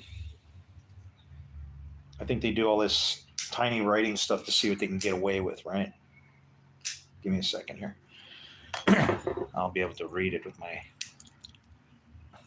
Oh, it's 10 p.m. over here. Wow, dude. Where are you at? Carl's in like, oh, are you in Sweden? Oh, yeah. I wish that was an issue. It says, what? Hold on a minute. What the hell does that say? It almost looked like it said Moloch, like to some weird god. Like, I better really look at this. Okay, so this is ridiculous. You shouldn't need a. But it says Mocha is making its Blackwater series return, bringing together swirls of robust coffee, rich and decadent chocolate, and warm roasted malts. Mocha is the anytime stout that'll wake up your taste buds. It sounds godly. I better not touch that. Maybe somebody will come by and want to drink it. Why was Eve not made at the same time as Adam? Actually, she was. There's two stories up there. Male and female called them he. That's where the two God thing splits in half. Okay? Created and formed are not the same thing. If you read Isaiah 45:7, it will say, I form light and I create darkness. Okay? So when man was created, he was full on spiritual being, male and female, all as one. And then the female part was taken out, not by God, but by Lord God. Difference. So there's two things going on there. But in the first account, it says male and female made them he. And so that's male and female, plural, and called them he, single, and called their name, their, plural, what? Adam. Okay? But Adam means dirt or dust or earth. So it's like, what is earth until it has a spirit in it? Nothing.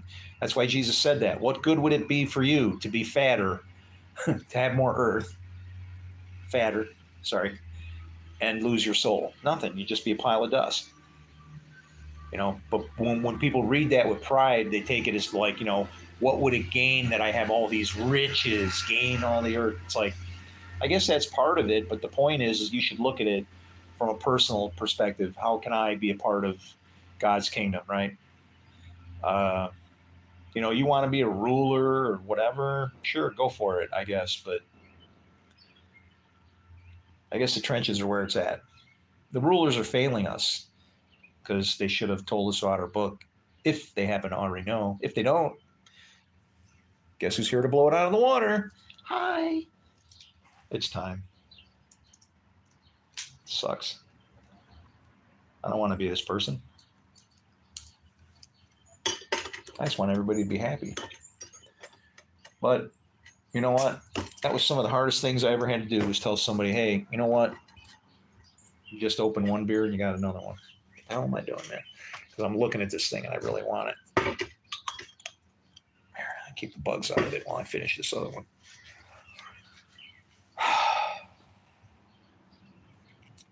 What you talking about? Hey man, what's up? Brad Wilson, dude, are you in California? I knew a Brad Wilson.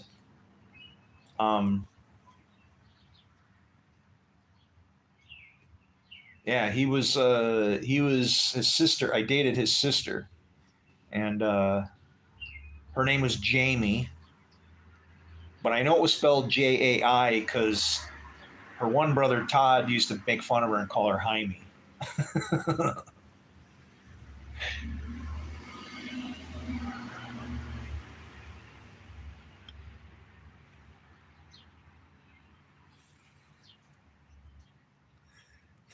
Literally everything, Brad. Yeah, Brad, what do you want to talk about, man? I'm telling you, dude, just throw. You know what you got? If you got an idea, toss it in the furnace here. We'll burn it up. We'll see what we come out with. There's gold and everything. Sometimes that gold is you. You like walking in fire, Brad? You're not afraid of fire, are you? I like fire. What state am I in? Oh,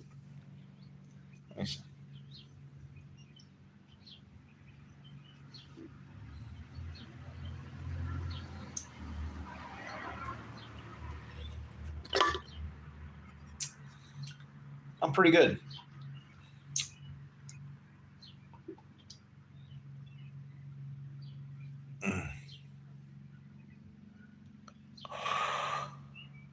Oh, I'm much better.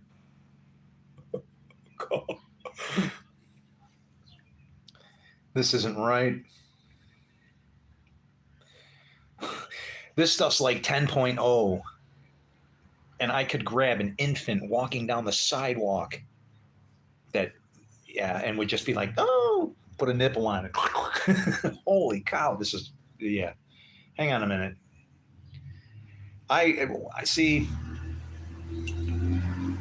I know problems before they even get started. Wow, man. That's really good. That's tasty. Mm. All right. Whew. All right, where were we? Sorry. I am in a state of bliss. And your beard is beautiful. Oh no, beard. Man, I so just want to go back to being me. Prophet life is not fun. It's it's funny. I one of the funniest things I ever saw or heard somebody say was Mikey Heiser. Okay, uh, God bless him, and I hope his family's all right. Snakes in the pool and all, but um,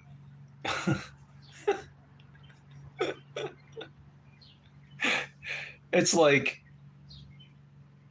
I don't know, man. I don't.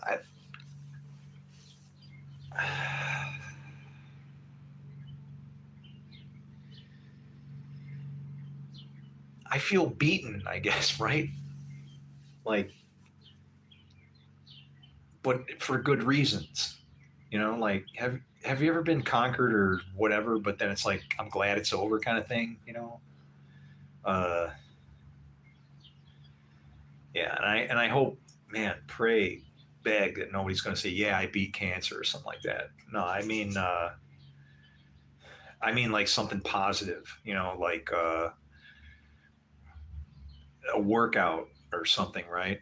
Or taking a test. Maybe you want to learn something, right? That's your kingdom gift, right? You're gonna do whatever you want to do to be of a help. Hopefully, right?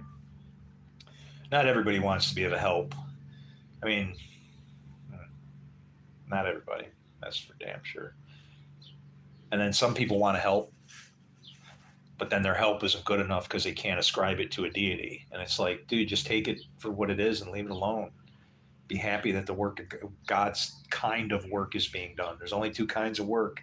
Don't question where it's from. He's using bad to make good. Leave it alone.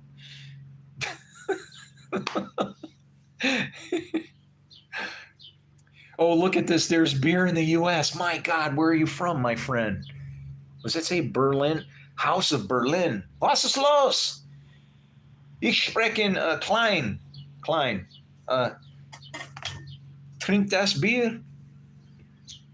This is awesome.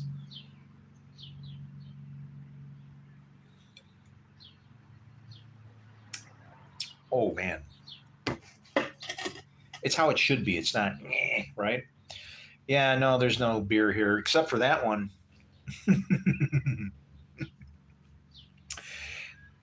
But either way, keep drinking. My bad. And honestly, the other Brad Wilson seems chill. He was an industrious type, man. Oh, those eyebrows. Yeah, yeah, I know. They get you in trouble.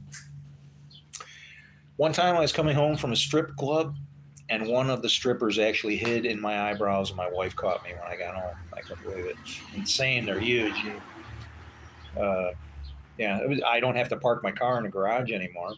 That one's yeah. No, but Brad Wilson, he was a good dude. He was honestly, if you had to say like the best of all his sons, what the parents probably would hope for, because the parents are always hoping for like success kind of thing. Yeah, he was a like a contractor kind of. He was a businessman, so he was making money and taking care of things, so he was doing good. And then his brother, well, there was Todd. Who was the other one? Oh my God, I can't remember. That's terrible. I can't remember the Jesus freak's name. Uh, and it fits because at the time I was like, this guy's nuts, man. I don't want no Jesus stuff. And now it's like I would have to go up and hug him, right? I'd be like, "You were right, man. You were all happy, and I thought you drank Kool-Aid, and I figured it out. I'm not as happy as you are, but I get it. But and Todd was the whooper asser. Yeah, you didn't mess with him. Uh, oh man, and even worse than Todd was. Oh man, what was his name? She had one brother that was like, yeah, you wanted that guy as your friend, right? And then the only thing you prayed for was like, maybe he didn't tell you all his activities. Like, hey, that dude that used to bother me isn't around anymore. And he's like, under his breath, because I buried him. It's like, yeah. I've had a good upbringing with a lot of diversity, right? I mean, literally, I've lived on the streets. At the age of 14, I lived on the streets. Yes, south side of Chicago. Um, it's my own fault. I got thrown out of the house because, well, it started off with me stealing a car, and I took it to downstate to Metropolis, Illinois, where I spent 3 days in the halls of justice, the home of Superman. That's what they call their jail there, is the halls of justice. And the newspaper is actually the Daily Planet. For real, Metropolis, Illinois, they capitalized on that. But that last eclipse marked the jail cell that I was in for 3 days. But I stole a car and wound up on the night before the court case for that first time. Maybe you better sit down. Have a drink. Uh, don't take acid. This might freak you out. And we got at least 45 minutes or so before you start peaking anyway, so you'll be all right. Unless you're already there. The night before the court case. This is why I like to teach about fear. And not to scare you, but so you can see the dangers of it. Fear is the beginning of everything. Really? Sure. It's the beginning of wisdom. Guess what? You're going to learn from that fear. If that fear causes you to honor common sense, God, add O, good fear. Fear of God means nothing to fear. Fear of not God, You will be given things that you can eventually fear. And that's what happened to me. They gave me plenty to fear because I had stolen a car and taken it nearly across state lines, which is now interstate crime. I'm 14. Doesn't matter. 14-year-olds also have resources to speak to people that know. And what happened? Well, I found out that that was Grand Theft Auto at 14. It sounds like a video game, doesn't it? Guys, this was in 70. When the hell was that? 78? 79? 8? Yeah, 79, I think. 1979. How old do you think I am? They're like, I'm old. I just moved like them. That's why you think I'm young. But what do they do? What does the family do because I stole their car? Took a joyride in the family car. That was the car I stole. Well, they're going to send me to court. And this is, you got to imagine, like your court date gets set in advance. And so imagine a month of, I'm going to send you to the judge. He's going to do everything. I'm going to charge you to the fullest for like a month of just being tortured like that. And then the night before, the Lord's timing is perfect because it just is. If all these things wouldn't have happened when they happened, I wouldn't be able to tell my God story and have it line up with Scripture. Yeah, I just did say that. But what did I do? Well, I was frightened. This is I remember this is 1979-ish in there, 1980 maybe. And so if you've ever heard of a thing called a CB radio, I was one of those people. You get on the radio. I mean, look at this is just CB radio of the future to me, and you can see me instead of just hearing me. Some of the mystery of the thing has been lost because before it used to be a radio conversation, and you would know me like this. That's all you would be. You just be, yeah, man, what's happening? Oh, what do you say? You could stop a flood with them eyebrows. Actually, I did stop a flood with them eyebrows. The flood was actually sweat. And what actually happened was I took my, see, and that's actually another story. I literally took my left hand off when I'm riding my motorcycle and I wipe my eyebrows and all I did was mush all the sauce into my eyes. And wow, man, I was screaming, God, I wish I had some tissues. And then about just as far as I could see with my burning eyeballs, I saw a piece of roadkill on the other side of the road, on the other side of the double yellows. And I'm a person who respects life. I'll pray for a dead animal. It might have other little animals that are part of life, right? That's how I feel. And as I look at it as I'm passing by, I realize it's an unopened box of Kleenex tissues laying there when I had just screamed out, God, I wish I had some tissues. That's our God. He moves in those kinds of ways. So that was for me. That was to teach me. That was to show me. Then I can tell you so that you can hear, you know. Thank you, Lord, for allowing me to say this, that they could hear and maybe believe. I don't know. Our belief is an important thing. The things that we believe, it's your future. It's your future. If you don't believe something, are you ever going to go there? Probably not. Not unless what? Remember what he said about Peter? You will be dressed and led by the hand to a place that you don't want to go. What did Peter do? He built a church. Here's the problem, all you Dr. Michael Heiser fans. When Jesus stood on Mount Hermon. And some more dots for you. When he stood there and he said, "Upon this rock I will build my church, and the gates of hell will not prevail against it." He was literally saying, I'm going to use hell and even evil itself to build my church. And it doesn't mean that his church is then going to be evil.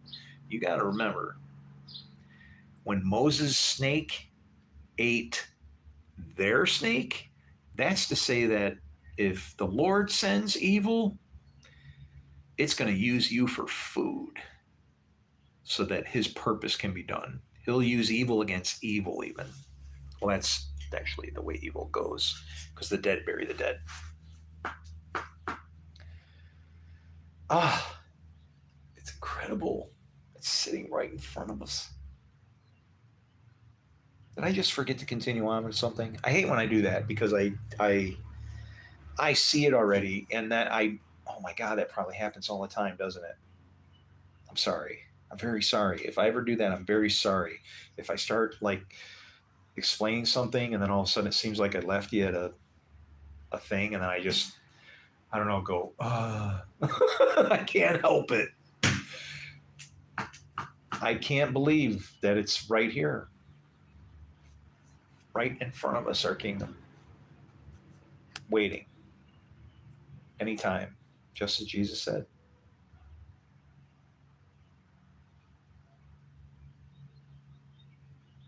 We've been tricked into thinking we're garbage and we don't count. That my God, my Father, he creates junk and spits it out of the wombs of women all over everywhere, needing of repair. No, no, no. I'm going to say that it's perfect out of that womb. And if there's any damage that happens to it, it's because of this place. And yeah, I don't need to be repaired. I'm so beat up, it's a wonder I'm even still moving. But every wrinkle, every kink, every scratch, every wound, healed or not, it's all good. Every bit of it. It's all worth it. It's all worth it.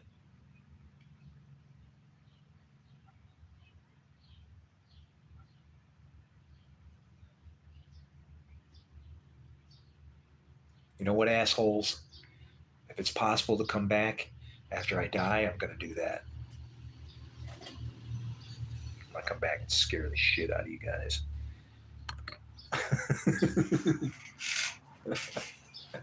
Can I? And our God's probably saying, "Oh yeah, you're going to come back, all right."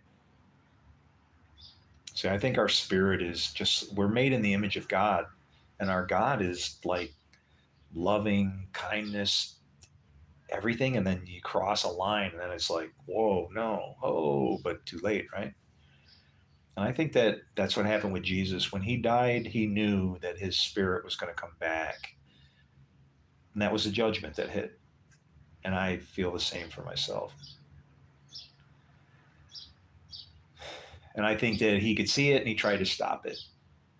And I feel the same. That's only the right thing to do. And even to give your life and purpose of it.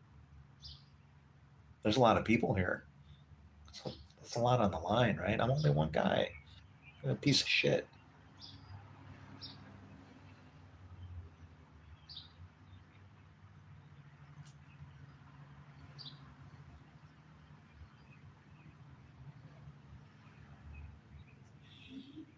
I'll do it. I'll go.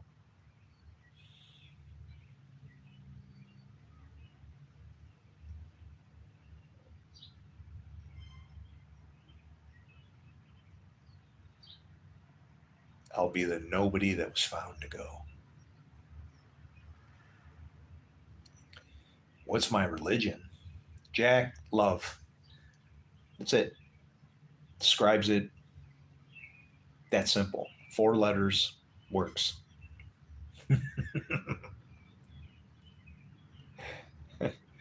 The religious people killed the Messiah. Tragedy. Tragedy. Didn't have to happen. Paul says it. If the leaders of the time had known this, quote unquote, yeah, they would not have killed the Lord of glory. Guess what? Guess we shouldn't have done that. What didn't they know? They didn't know that they didn't understand his teachings, is what they didn't know. You're a son of man, Jack. You are a son of man, as being a son down the lineage of Adam. And hopefully you will have faith to choose the correct father to serve. By default, your father is the devil because we're born in a fallen place. And that's why you have to be reborn. Now, the purpose of being reborn is not to say that when I say that your father is the devil, you may already have figured out or are operating by the laws on your heart. There are going to be some people that are not defiled by women. They're going to be born doing the right thing right off the bat. The law is written right on their heart so that all the end time prophecies can be fulfilled, where neighbor will not teach neighbor about the Lord. People misunderstand that quote. They think that that means that, I'm telling you right now, this very day, everybody knows the Lord. It depends on what you understand that word know to mean. K-N-O-W. It's referring to a relationship. Man to woman, child. Spirit to man, fruit. And there's only two spirits. Oh, it's so difficult. See, and right there, I feel like I took a left turn because I get frustrated with trying to explain this. How can this be sitting in front of us for so long and it not being purposefully withheld while the religious are playing wag the dog with this, what's coming to get us, right? Including aliens and whatever. Come and get me. What do you need? I gave out my phone number. I believe in the Bible more or less. Oh my God. Okay, Jack, you touched a nerve. But I love you. So here's how it'll go. Watch. Oh my God, more or less. Dude, there's no choice in the matter, more or less. Okay? I'll try to explain it to you. If me, as a computer programmer, I understand that my job is accomplished by word sets and instructions, right? That's what our Bible is. And the most amazing command that's in that structure, the if statement, like if, then, and you get to, because God's binary, light and dark, you only get two paths to choose on that if, a light path or a dark path. And guess what? That's binary, bro. The Bible is a binary. God, I don't even know what the hell to call it. It's like it might be written on paper in words and all of that, but in compilation, it's a freaking animal. It is destroying us. Okay? It is the beast. Believe it more or less? Probably more. I believe it. Just saying. No disrespect. No. Brother, you couldn't offend me. It's impossible. If I see a fence between us, like you and I don't disagree, this is how I look at it. There's a misunderstanding of what is right. And I wanna assume your right, that your righteousness, that your guts, bottom line, foundation, if you will, is built on good instead of evil. Okay, I'll take that at a start. You start to show things and you're hurling insults or something that's different, and you just hurled an anti-insult. So there you go. You just proved you're on my team. So yeah, no, man.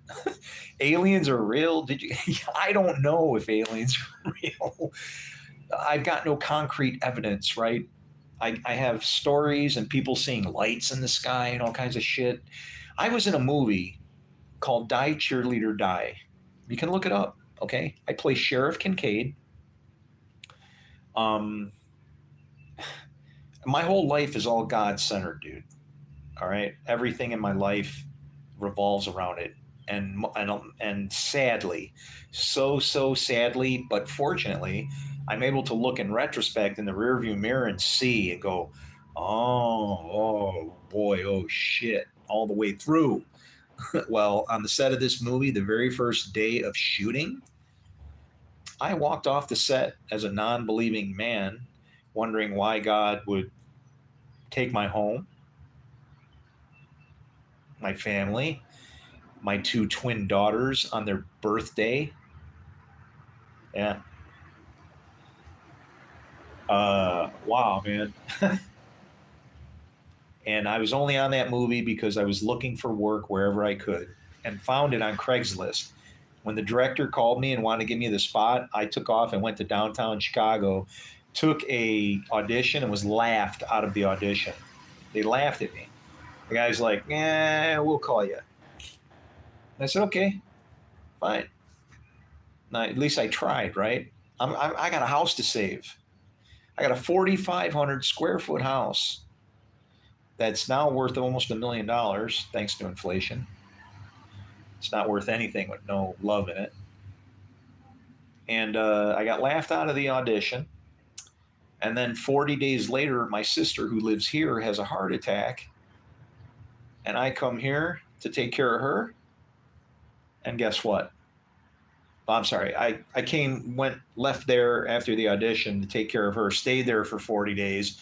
And then, of course, then the weather turned south and I wound up frozen here. But then got called back. But on the day of shooting, I walked off the set and said my very first real or honest prayer. Hey, Grumpy. Hello. How are you? Good, how are you? Hey, come here. Hi. Do you wear the gloves? Are you the glove girl? You wear your gloves when you ride your bike? Do you wear gloves? Yeah. Oh, see, because I can't remember your face. I just remember your hands were all covered with all this. Did you make the bread? Did you do it? Oh, it was good. What else did you make with them? What else did you make? Cookies. Cookies? Cookies too? It's a good thing you didn't bring any here. I'm dangerous wrong. You ever seen the Cookie Monster? You never know. You don't know the Cookie. Maybe Mom's gonna have to show you now on YouTube or something. Mm-hmm. The Cookie Monster. He always ate From all the Sesame cookies. Street, the blue guy? No. Cookie, blah, blah, blah, and then all the cookies and crumbs, and he wasn't eating anything. He was just making cookie crumbs. Yeah. They would go flying everywhere. So it turned out good, Ma? It did. It actually did. I'm like, man, I might have to. I want to again. apologize for busting down in tears, man. I can't help it. It happens sometimes. I got work to do. Yeah, we all do. Constantly. Never ending, right, baby? Why are you staring at me? Oh. Oh, wait. It's cute. All right, we gotta go meet up with her daddy. All right. All right, we'll see you later. Love you guys. Look what she gave me.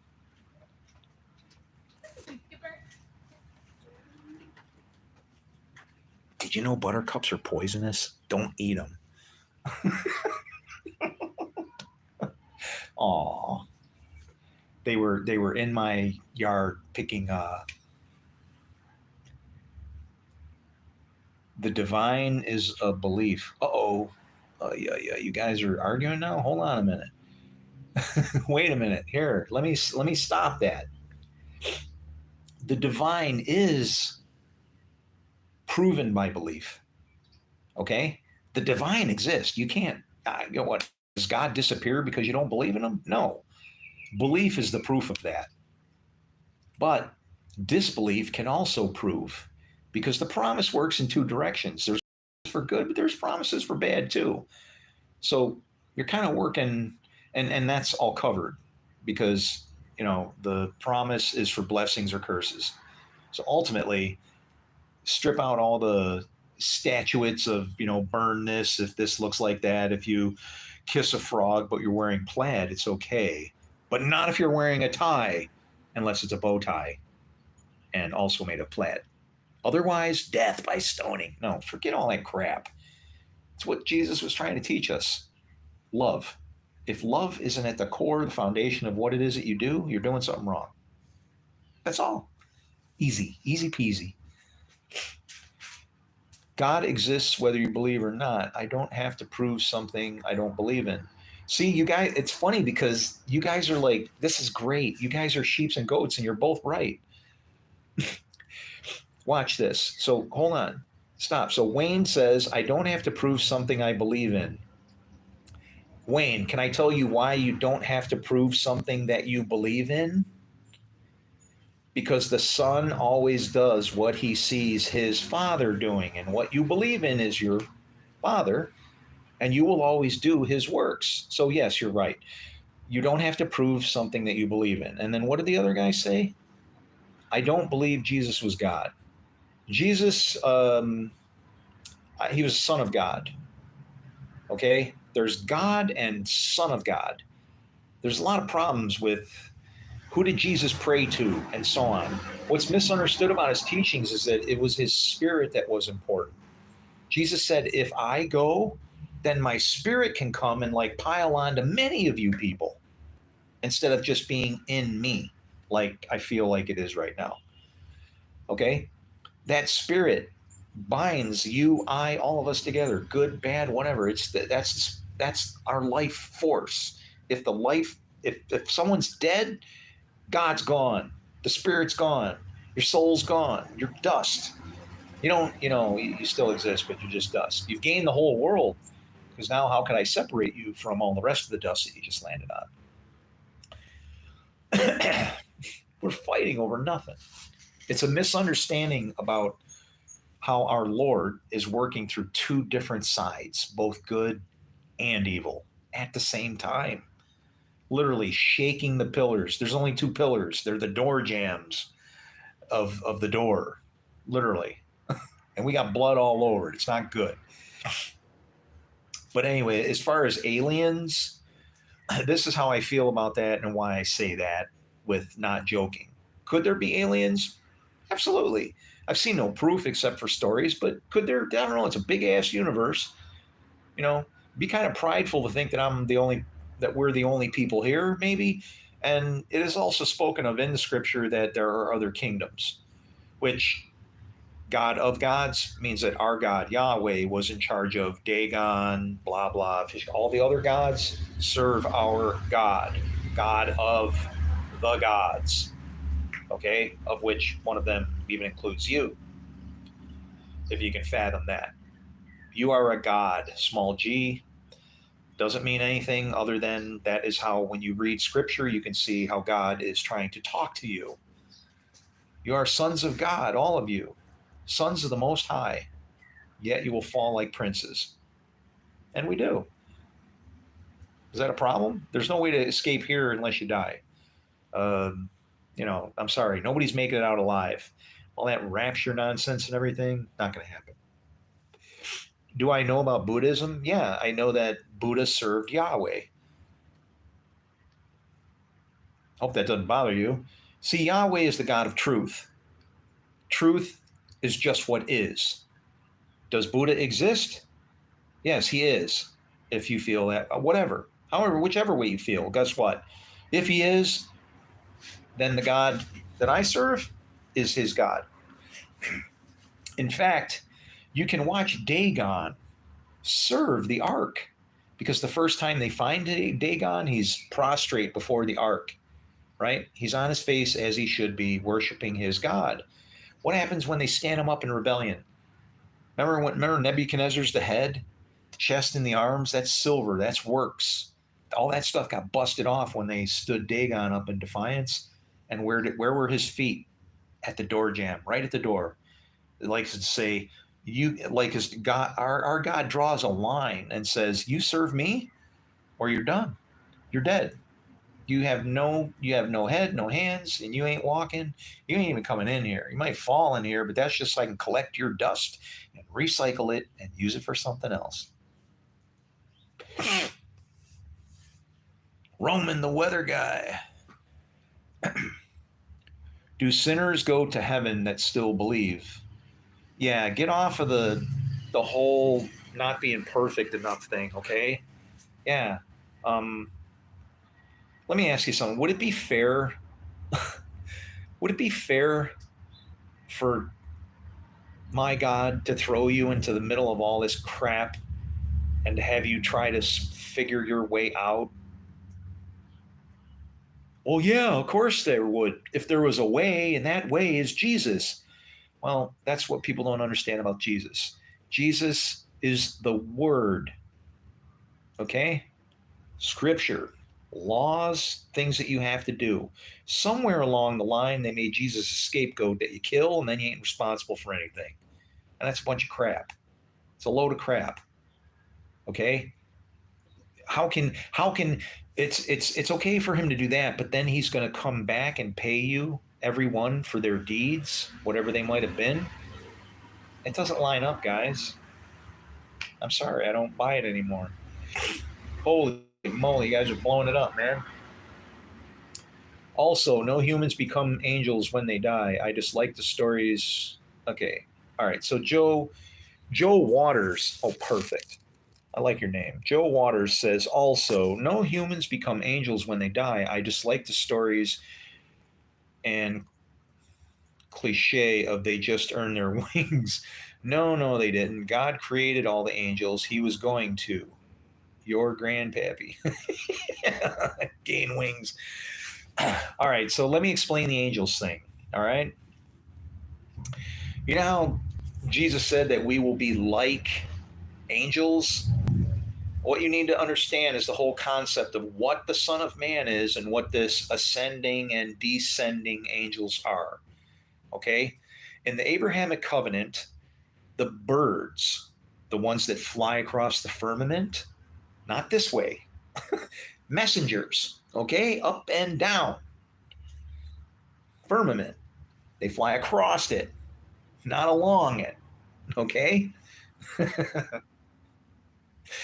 Those are the angels that you have to judge. And you, being a son of man, will have angels descending from heaven and angels ascending from below. Those are the angels that you have to judge. You will see angels ascending and descending upon the Son of Man. That's all it is. And you, those angels, whichever ones that you have to judge them, because the angels that you decide to serve then show that the Son of Man always does what he sees his Father doing. Wait a minute. There's two fathers. The Son of Man always does what he sees his Father doing. Son of Man kind of has a dual role, doesn't he? And you can figure that one out in Numbers 23:19. God is not a man that he should lie, nor a son of man that he should repent. So I'm going to say that there must be no good sons of man except for those that have to repent. Because in truth, that statement could not have been made in its perfection if there was a single son of man that didn't need to repent. Now let's jump into Hebrews 5:8. Though he was a son, he learned obedience through suffering. How can you learn obedience if you've always been obedient? See, these are the things that are hidden in Scripture right in front of our faces for thousands of years. And they're causing a conflict between us. I don't know. Are you an atheist? I don't know who you are, but you've been offended by the church, and I apologize for that. They've been teaching you wrongly, sir. I'm really sorry. I don't have to worry about you. I don't have to judge you because I know that my God in heaven, his laws are laid out and they just operate as they are. The dead will bury the dead, just as it's written. If that's your situation and you got some kind of a problem going on, it'll be taken care of. I don't have to bother myself with it. In fact, if I do attempt to bother myself with it by judging you, then because I've judged, I'm now judged because it's the devil that judges. That's his job. He beats you up to see if you'll crack. This guy ain't going nowhere.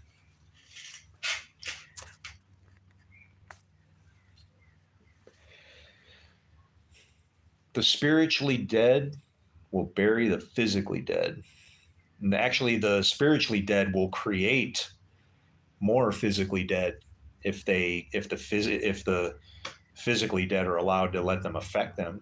Yeah, I mean that's why you're supposed to knock the dust off your feet, right?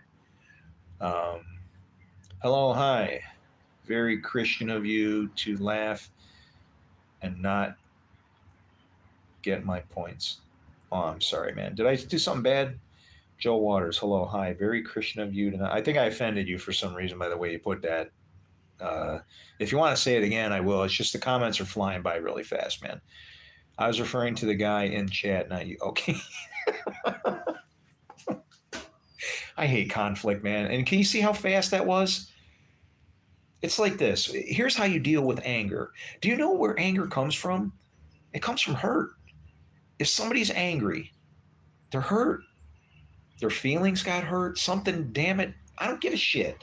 Something happened. They're hurt. That's what you got to fix. If you focus on, took a swing at me, it's like, I don't know, hey, turn the other cheek, knock them out so they can't drag you down into the depths and then swim to shore. And you might not realize that, but that's something that as a lifeguard, we're told to do. If I'm trying to bring you in and you're over here struggling and whatever, I can't, you're going to drown us both. I'll drill you in the face and knock you out, or I'll just get away from you and let you choke a little bit until you got no power, and then I'll take what's left of you back to shore. I got a job to do. and getting all about it isn't going to work because people are touching each other and they're doing it over there. And oh, look at that guy. He sits on his porch all day with piles and piles of beer.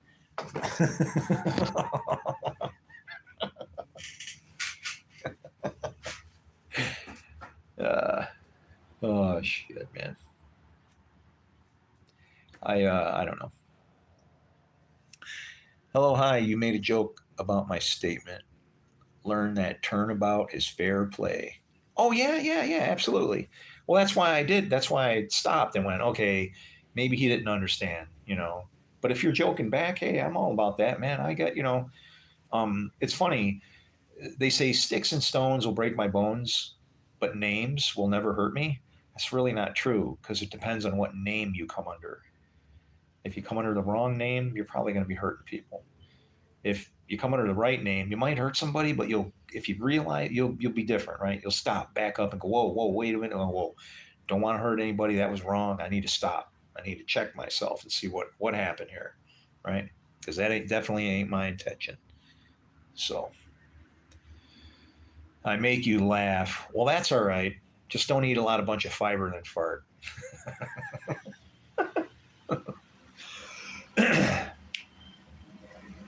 Yeah, I think that's just what happens. That's probably why most comedians are beat up the way they are. It's like if my life has to be shit, damn it, I'm gonna do what I can to make somebody else's life better. It's like being a different kind of servant, right? Um, but even comedy, though, I'm careful now. It's not, I'd rather make fun of myself and then than make fun of somebody else. There's no reason.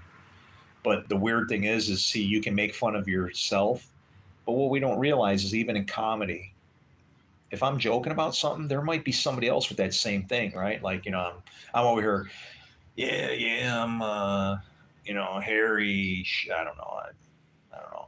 I'd have to pick something better, like, you know, I was only born with one hand, and whatever, and it's all right. Hey, uh, at least when I go to jerk off, I don't have anybody competing with me, and I'm like making comments, and then, but there's somebody in the audience that happens to have that, right? So it's kind of like, I don't know, is that person at the same level I am? Can they laugh over it now? Or is it going to be a, did I hurt that person, right? So it's like, I don't know. It's difficult. It's a tough ride.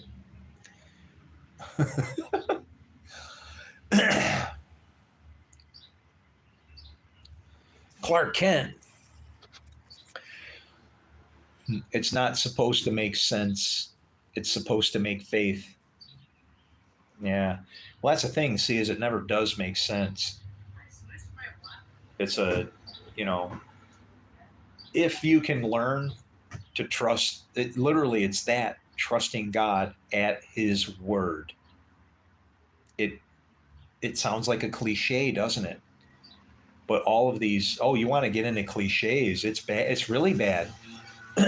Do you realize that the book of it's called the Words, Deuteronomy?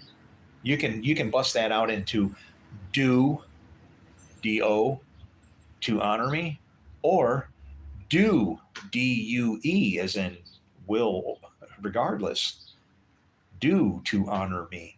In the book of Job, you've got Satan, which the book of Job is actually about Satan's job and not about Job. It's not about that man. It's about that monster in the sea that the hook is put in his jaw, and Leviathan. See, there's a mirror that people don't see. Levi, temple priest. Leviathan, chaos priest. Both of them have a hook in their jaw, their words, right? Our God even uses chaos and evil to run the place. So even when it's happening, what's going on? Yeah, that book of Job is about Satan's Job. Considering, and there are so many. I want to say that the book of Job was probably like the first Bible, in fact, because it talks about the four winds crushing the house and then that taking out his children. You should notice a lot of patterns in, like, oxen, sheep, donkeys. There's always going to be, 2,000 of this, 1,500 of that, 7,000 of this. It's just random. It's not random. It's structure in the scriptures, the way it was written. Did Job actually have being exactly this? And I don't know. I don't care. I don't worry about tearing apart the doctrine because somebody else said this and somebody. I don't give a shit what somebody else said back there. Back there behind me is death and Hades. It's freaking destruction back there. You know what I want? I want the Lord to follow me. Goodness and mercy all the days of my life. That's what I want. People hear that and they think that that psalm is meant to say, oh, if I dwell in the house of the Lord, he'll bless me. No, it's more than that. That word will good follow me. That word for follow me for the rest of my life.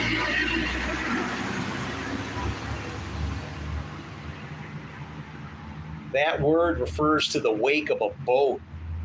So if goodness and mercy are following you, like in your wake, how do you think that got there? Go look in the mirror, good and faithful servant. Two-sided story here, and we're only seeing half of it. You got to fish from the other side. And get another one in here. What? Do I consider myself a prophet? Oh, yeah. Of course, everybody's a prophet. Some are just better than others. I'll explain to you how you are a prophet.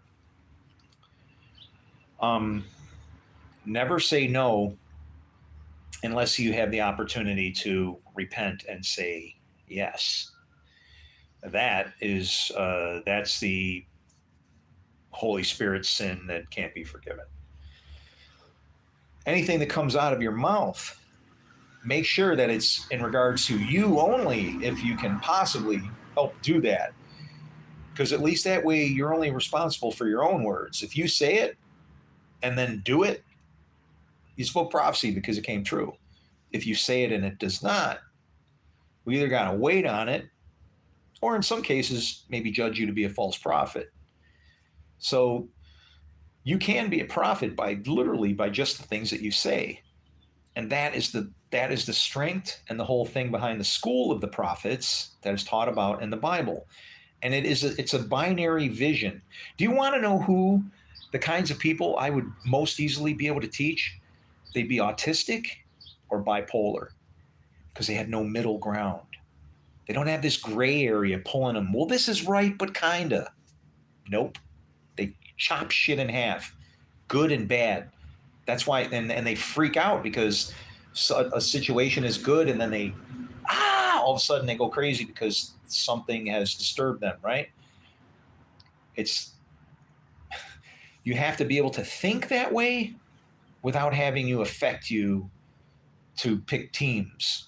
It's a spirit of the Lord thing. Like what does the angel of the Lord say? When he's challenged, sitting there with a sword out. Who are you for? Me or my enemies? I'm not for you or your enemies. I don't work for you. And especially you have enemies? Like, definitely no, I don't work for you. Because the God I work for doesn't have any enemies. He just has tools, gods that he uses. Yeah. No. Prophet, let's see. So I prayed for a woman who was on her deathbed. The doctors thought she was going to die. And the hour I prayed, she was healed of her disease and never took any medication for the ever again until she died eventually of the incurable disease.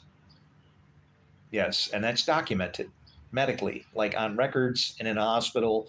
You can check it out. Does that make me a prophet? No. It makes me somebody that knows how to pray. The prayers of righteous, okay, are answered. They avail much. So if something come on, Mr. B. See this bee flying around here. It's how it works. See, it's like you're always under attack. The good works that you do are not even from you. They channel through you. It's through the spirit that's in you from somewhere else. You're led from afar, as it's written. But prophet, um, when I was on the set of that movie, Die Cheerleader Die that I was talking about, I walked off into an open field and I said my very first prayer. And I didn't say I was a sinner and I need Jesus. I didn't know anything about any of that. I was somebody who had grown up, and my only experience with the Catholic Church was kind of, went like this. Okay. And I said my prayer. And I said, God, I don't even know if you're real or why you would bother with somebody like me. Okay, so somebody just jumped off and I lost a light. I must have lost a bunch of Catholic people. It's okay, it just happened, right? I forgive everybody. Um, but I said my prayer and I said, I don't know if you're real, and I don't even know why you would bother with somebody like me. That was my prayer. I was hurting and beat up and needed help, but it's like I didn't feel I was deserving of it. A lot of my troubles and struggles, hey, I made those decisions. How can I can't blame you for that. And I said, I don't even know if you're real. I said, but if you are, let this be the day that my life changes. And it did. Because as I started to walk back to the set, I looked down on the ground, and guess what? I saw something. Well, I didn't look down on the ground. I saw something sparkle, and it caught my attention. And I backed up, and it was there again. And oh, what is that? And I bent down, and I dug a crucifix out of the ground. I couldn't tell it was a crucifix because it was a lump of mud. When I caught my fingernail on it, got it out, and I'm like mushing the dirt off of it, and I start to realize it's a crucifix, and I'm like, what? It was like, whoa. And I'm like, nah, it's a coincidence. That's what I said. I remember exactly what I said. I said, nah, it's a coincidence. And God said, yeah, I'm going to show you how much of a coincidence it is. And when I got back to the set, because I was crying, obviously, you say I'm a crybaby. Uh, you know, you lose a set of twin girls and your whole life is falling apart. I'm sorry. It's okay if you cry. But I was walking back to the set, and the chick that does the makeup spotted me, and she's like, hey, Alice Cooper, get over here, and I'm like, she holds up a mirror, and I got like mascara running down my face, from where they paint up your eyes, they put makeup on you. And so she's doctoring me up and trying to fix me up and everything. And she's like, trying to make me feel better. Oh, it's just a movie. You'll be fine. They can shoot the scene 100 times, just over, don't worry. And I'm like, chick, you have no idea what I'm going through. I said, I don't care about this. I said, my life is one tragedy to the next with no sleep in between, you know? It's like, and then she's asking me, do you know what day it is? It's like, yeah, it's Friday. So, and that's when she freaked out, because then I showed her the cross. Like I said a prayer, I went out there and I found this. And she goes, she freaked out, man. White as a ghost. She needed makeup. She looks like she died. And she's like, she busted out with the sign of the cross like Bruce Lee. It was great. She was so startled because I had found that cross. And she said, you know what day it is? And I said, my life's one tragedy, the next with no sleep in between. I go, yeah, it's Friday. And she goes, it's Good Friday. And it was 9:00 in the morning. They say he was crucified in the 9th hour, as far as I know. And so that was like, okay, kind of weird. Well, shit started happening in my life after that. And it was like, and the more I grabbed onto it, it didn't go away. It was like hanging on to a rope that can get you out of here. And then eventually, everybody beating on it, saying it isn't real, it isn't you, there's no spirit, there's no God. What you believe is religiosity, you're hyper, you're manic, you're this, you're that, you need medication. Now we're going to electrocute you and kill you. And I died in a hospital at the hands of a doctor that couldn't appreciate that I would give her my legs if I died so she could get up out of her little electric scooter cart, because that's what my God would do. She looked in my face, right in my eyes, and said, where is your faith now? Holy shit.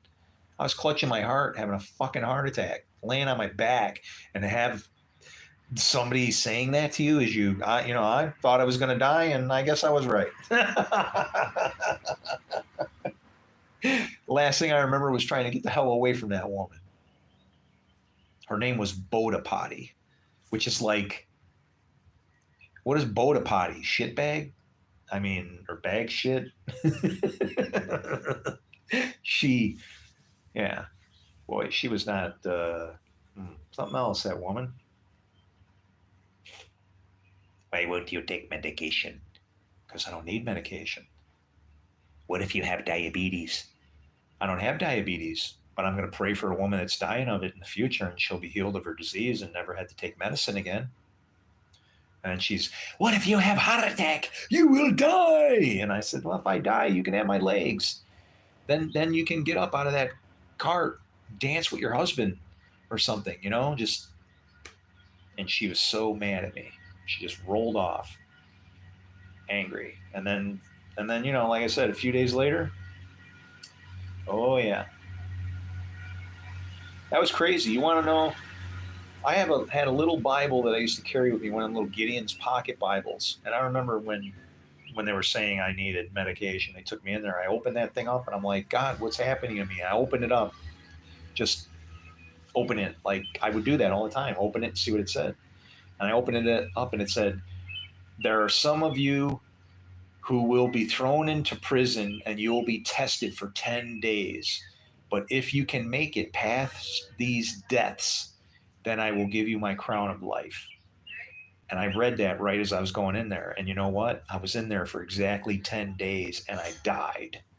And it's like, I didn't know what the hell that meant. I was just, when I read that, I was like, oh, yeah, okay, I was using my Marine Corps mentality, where you just get to where you got to go using a calendar. You just know that if I can make it to this day, I'm done. I just got to make it to here, and then I get pulled out. Okay? That was my mentality. 10 days. Whoa, shit. Okay. I just better hang on. If I can make it to 10 days, maybe the death that they're talking about doesn't mean death. But no, I woke up on a gurney with somebody, trying to reboot me and was putting away all of the stuff after they have given up on me. They thought I was gone.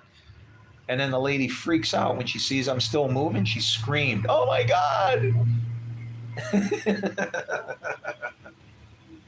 And then they let the dead guy go the next day out the fire escape. And then they tried to bury my records. Oh, yeah. Oh, it's a real good story.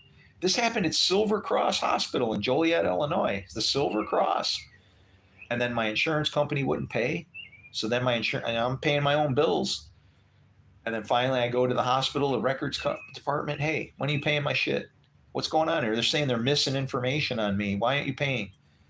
They need this. And the lady's literally, she's typing on a freaking keyboard. It looked just like this, right? I'm asking questions, blah, blah, blah. And she's going, I don't have any information I can give you. Well, what do you mean you don't have any information to give me? I don't have any information I can give you. Like that. Are you saying you don't have any information, or you won't tell me what it is that you have? And then guess what happened? Tens of thousands of dollars of bills, poof, they just disappeared. And my insurance company couldn't pay them because they didn't have what they needed. Somebody paid them. Who paid my bill? Somebody who didn't want to be exposed is who? Because they made a mistake. They killed a good guy. And I'm back. And you're not going to kill me this time.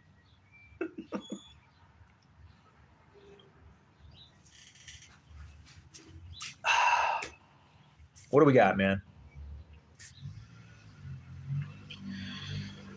Holy moly. I was told we're not to call ourselves Christians, but prophets. Thank you and my condolences, sir. No. Tumult. No condolences needed. See, you totally misunderstand how I feel about things then, right? Watch. Learn something from me, please. If I was to look at what that was as evil, I wouldn't be able to turn it into good for God. Can you see that? He did something special there. I rose from the dead. I prophesied so many different things. I met people and did things that should not have happened. Okay? I don't look at it as a bad thing. There's no condolences needed. Our God doesn't make mistakes. That's what we need to do, is to show people that exactly that. Our God doesn't make mistakes. And for somebody to tell you that you're a mistake, bad planning. Bad planning. Where did that mistake start then? I don't know. Maybe that's why God, or actually the Lord repented of making us or whatever. Yeah. Clark, you're projecting. Clark Kent, questions already answered. You just don't like the answer. Wait, what's going on here? Clark Kent, you asked the question first and wait a minute. Hold on, guys. Slow down. Come on, man.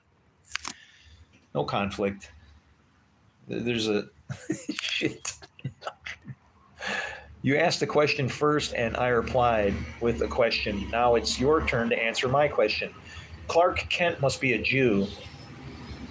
You know why Jews do that, Clark? You're doing a very Jewish thing. And what it's being taken as an offense. But the reason why someone who is Jewish will ask a question when you ask a question is because they want to make sure that they can give you one of two answers appropriate for you. Because there's a light answer and there's a dark answer. There's an answer that, one of those answers may even be more acceptable to you. And I would rather, sadly, and this is how it works, give you a half truth than upset you with the whole truth and have you run away. You'd be better off. At least you got a half, right?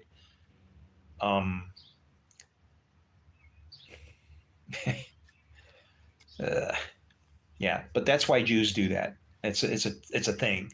They'll say if you ask a Jew his opinion, you'll get I don't know, 3 opinions and 6 answers or something. It's like crazy, right? Like you get like 15 different things from a single source, but it's because when you're Jewish, and this is more of a mindset than a title for somebody who lives afar. If you're a Jew, you understand God and the Lord and the idea and the concept of light and dark and doing good and those kinds of things. You're already Jewish, you just don't know it. It's already in you. It's those laws are written on your heart already, and they're waiting for a prophecy to be fulfilled and don't realize that the laws are there. You just need to show people those laws. You need to teach people how this God that's been shit bad, bad. And I don't speak irreverently at all. I fully, yes, God exists. Yahweh is our Lord. And yeah, you don't have to serve him if you don't want to, but because everybody serves him, you will just then be serving a God that you don't know,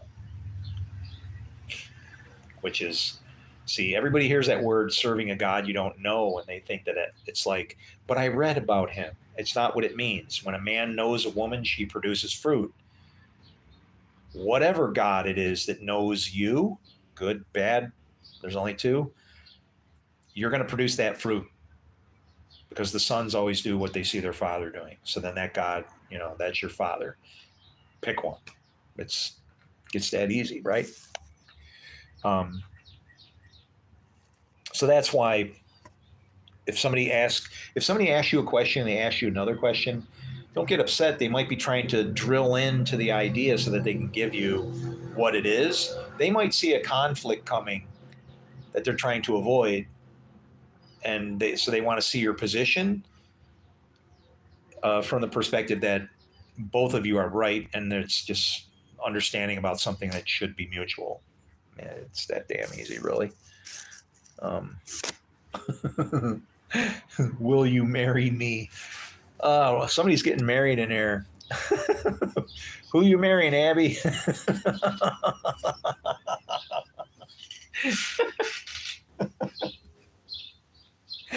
Oh boy,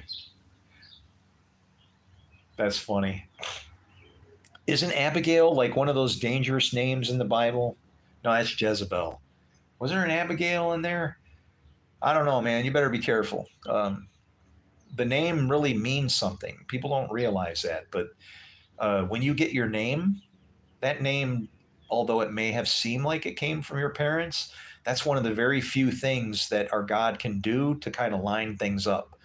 That's why we had two bushes, burning bushes, an older and a younger, and one of them couldn't talk while the other one could. And then we had Obama's nation, and then we had trumpets, and then we had Biden, which means abide with or both. And then on the horizon, we have Putin. Putin means bridge or someone of the road or someone of the way. And that's different. Someone of the road is not somebody of the way. Somebody of the way knows God. Somebody of the road, that's Lady Wisdom. They're playing with fate by testing how Lady Wisdom's children will be vindicated depending on how you want to procreate with her. um, but he puts evil people on earth on purpose. Yes, he does. Everybody starts out as evil. That's what you need to understand. Everybody starts out as evil. You have to. Good cannot change, right? So we got to come up with two teams here. Good cannot change. Evil is ambiguous, right? A lie is the most powerful force in the universe. if it's believed, because it is nothing, everything, non-existent, and omnipresent, all at once and at any time. You want to play with evil now?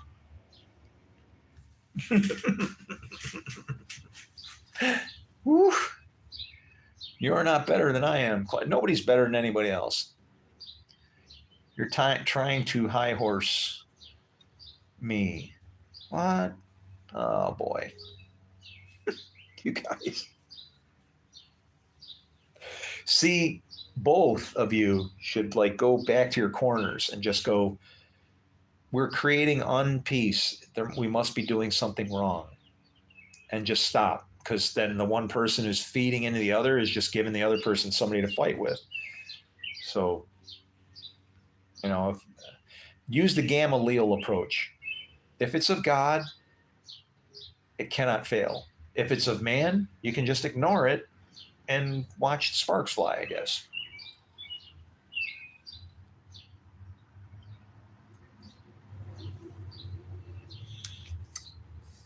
If when you recognize it, you see that it's of God, well, then you just watch fire come down from heaven. I'm screen sharing. My friend said you're low-key fine. What? Who, me? Where'd Abby go? She wanted to get married, man. That's like something. I love my bitterness. Keep the advice for yourself.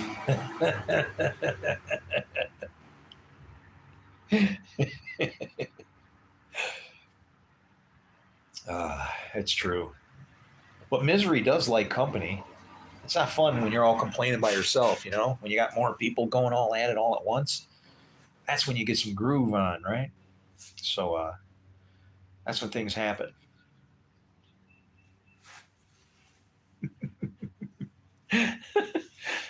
All right, let's look at a couple more. How much battery do I got left? Am I dead yet? Oh, wow, man. Kicking booty today. Joe. You can lie, and lie is bad, but God doesn't stop. Stop it because you choose it. Amen. Amen. Our free will cannot be taken from us. In fact, and this is the hardest part to understand about our God, okay? Good and evil, all in one package, but under control, okay? Like there are words that we misunderstand in these scriptures, like the word meek. Unfortunately, people think that the word meek, okay, means weak. The word is praus, okay? More important is the picture that they give you with that word so that you can understand what the word means. And the word picture is of a war horse that has great power and bees trying to get in his beer. But instead of swatting at those bees that are flying all around his head, if you can see it, I can see it up in the video there, he controls himself, exercises control over the power that is within him. It's a picture of a war horse. That's meek. Doesn't smell like meek to me. It's power under control. And that's what we don't understand is our God is in us. Everything that moves, lives, breathes, it's in there. So then how do you explain the evil part? Why are people evil? Because they are dealing with the other side of the one God. Okay? He can do all things. Yeah, this thing is buzzing around over here. Can you hear it? I know you're just looking for food or something. What do you want? So it's like it all boils down to you have to understand, or at least somehow come to it's a knowledge thing. It's a teaching that we don't understand how, we can't, the teachings have just screwed everybody up. There's no darkness in him. And it's like, if I had to say something about God, darkness is the first thing he created. And then he made light. Okay? Darkness is a created thing. Isaiah 45, 7 or 40, 45, 7 says that. I had to think about it because I have a way of remembering the verse, because the 6, if you were to go 4, 5, 6, 7, well, the 6 is replaced by a colon, which is an asshole, and that's a perfect spot for man, and his number's 6. That's why I remember that verse so well. 45:7 says, I form light and I create darkness. I make peace and I create evil. Two completely different sets of things. One set is created, the other one is formed and made. Well, guess what? What was the last thing that happened? Adam was formed and Eve was made. On the Sabbath day, what was the rest? It was the rest from all the things he made, which was Eve, and created. Evil. Evil is the seed that feeds the woman then dispenses life. You want to fight over it? Go ahead. Swing away.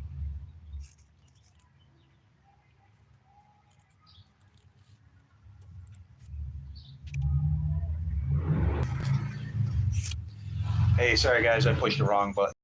What's this?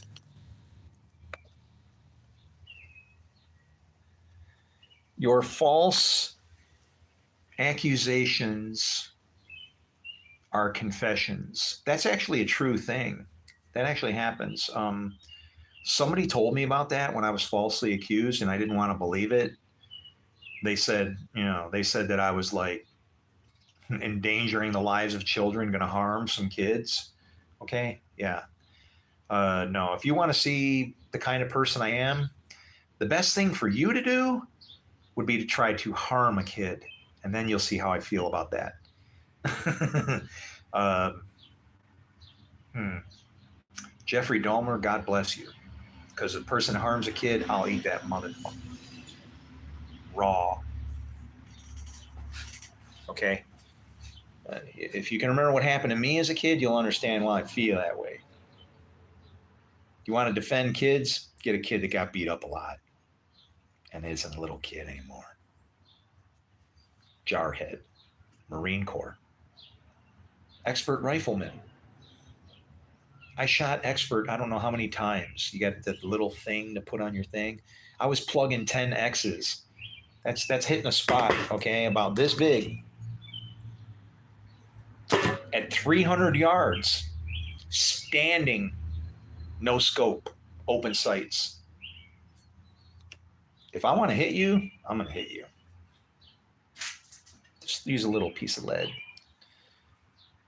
And like death, able to kill somebody, oh my God. The things that they taught us, when I get pulled over and a police officer asks me, do you have any weapons with you? It's like the right answer would be, officer, I am a weapon. But he would look at that and back off the car and think I'm like trying to do something, right? No, I'm just telling you that if you want to die, mess with me.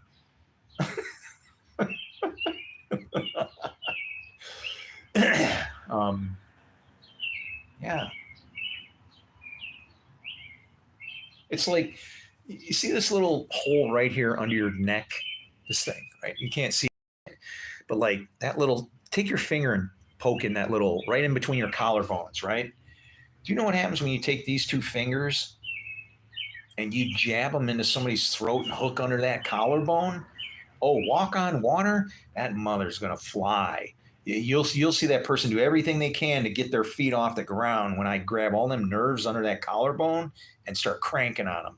Or how about if I just dig my fingers into your eyeball until I feel your nose right here, and then I pull them out, and then we can fight. Pop you on your eardrums. Pow! Oh, I mean, imagine that. Your ears can hear sound like, from here! Imagine what happens when I take the force of air and compress those eardrums into your skull. You're going down. I've actually done that before. I've survived that before. And the man who did it to me wound up dead within a week. He struck me, and this was in the Marine Corps. He took my place on an aircraft that I was offered to go on, and I really wanted to go because I wanted to go to Korea to see my girl because I think she might have had my boy, my son. Just have a feeling. I left her my photo ID. This guy stepped up and he did the pop, chop, grab. He popped me on my ears, chopped my jugglers, and then you got an option after that. You can push or grab. If you grab, if you want to throw him to get to the next guy, or you can push him to the next guy. You're plowing through a crowd, right? And this guy he did that. He popped me on the ears, chopped me on the neck, and that was after giving me a sucker punch. Why? Because I said he wanted me to apologize to him, and I said, all right, fine. You're in the wrong. I'm sorry. Good. That's all I wanted to hear. He wound up. This shit came from New Jersey. Pow. Spun my face to the side. As soon as I could straighten up, popped on the ears, chopped in the neck, pushes me back. Everybody that was there,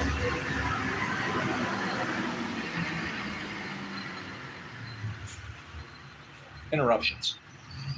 Kills the drama, you know? Everybody that was there, they said, all you did was you put your right leg back, like as to go like this, and I just went like, caught myself, stood there, and went, and they said I had this look on my face. I was red, like I was going to explode. And they said the only thing that was missing was lightning bolt. They told me this. The only thing that was missing was lightning bolts coming from your hands. They said, but you look like, they joked about it. They said, we never seen the bear technique before, but you look like you were getting ready to get your ass kicked some more. So that's why we broke it up. And then a week later, what happens? That guy winds up taking a ride on a plane that I volunteered for. And then my gunny convinced me not to go. Convinced me not to go. Scared the living shit out of me about why not to go on that plane. And why? Because they were going to Japan for something called Friendship Day. It's not a good day in Japan, Friendship Day, because a bunch of American forces will land on your airfields, parade style, and say, yeah, we're your friends, even though we blew your cities off the face of the map and, vaporized your grandparents and shit. And yeah, but we're your friends. Here, have a Reese cup or a Snickers, Yeah. And people get upset. They throw rocks, they break the aircraft or whatever. And because of that type of mission, you cannot have you can't have orders to go. You have to volunteer for it because it's a friendship thing, right? And so without any orders, you get broke down there, you're paying your own way. And that's what he was trying to warn me of. And I said, okay, fine. It was weird because, like I said, yeah, I don't even think he got the end of Ia out of his mouth, and I was already there. I was like, yeah, I'll go. Couldn't wait, man. I want to see Amna. And her name was Amna. Amna. That was the woman. And you know what's really funny? Look up that name in a religious sense. It's very strange. I believe that I have a son in the Far East. And I think that kid is potentially going to end up being a bad man in my place. But on the way back from where they were going in Korea and everything, that aircraft crashed.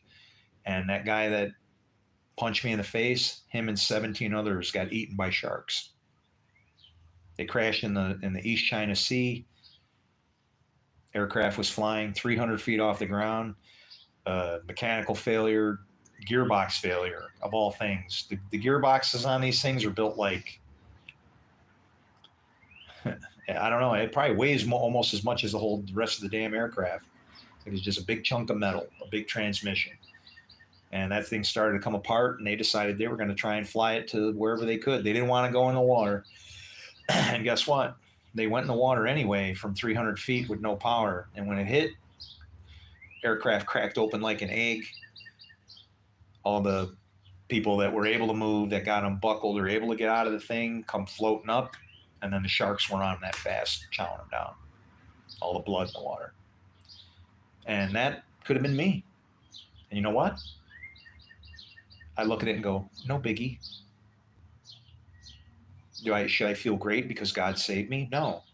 Now it just means I'm more responsible because he took out 17 people in order to keep me here. Because he changed the mind of my gunny, who asked me to go and then suddenly told me not to. Very strange. Very strange.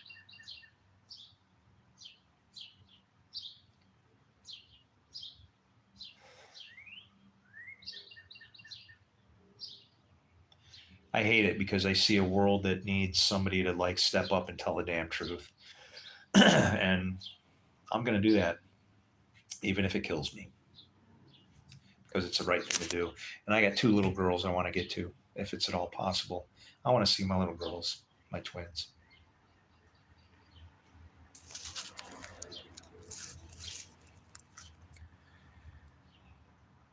All right, so you guys done arguing? Useless. You renounce Catholicism and you turn to Jesus Christ and faith. You cannot be.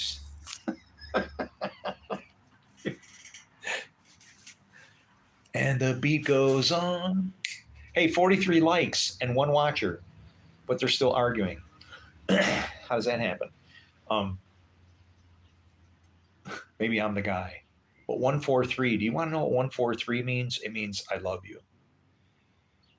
Hey guys, if you bring me into your conversation, I'm sure I can stop your argument. That's what I'm here for. Religion is man-made, but Jesus is God-made. Huh. Well, that's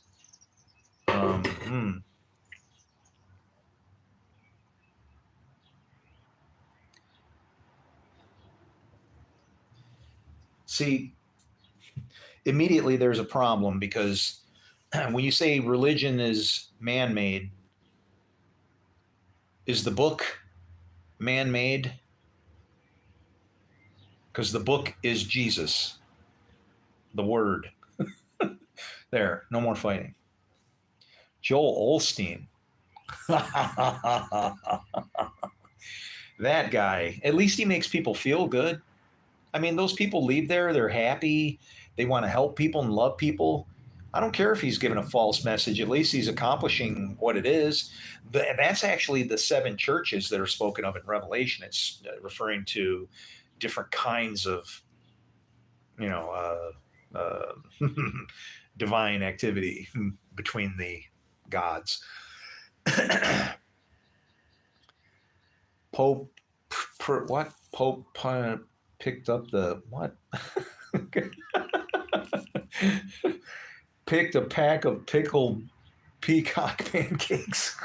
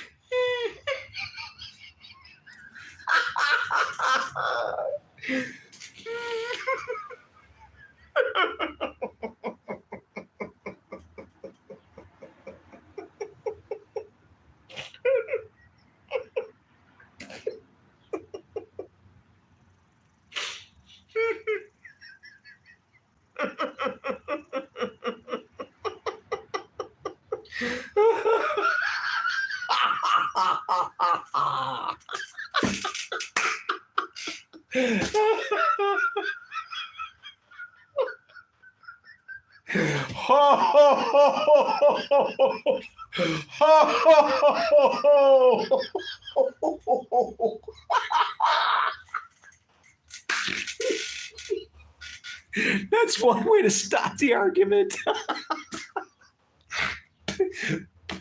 Pope Paraganda packed a pickled peacocks.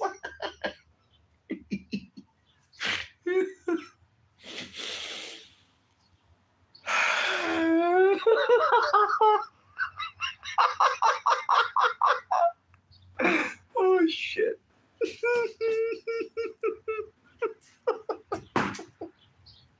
Oh my god, this could last for hours. I'm gonna be dead. This hurts. Oh my god. It hurts so bad. Ow.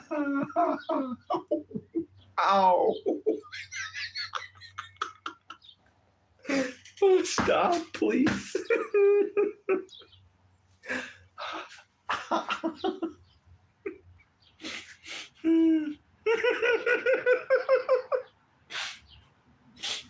No.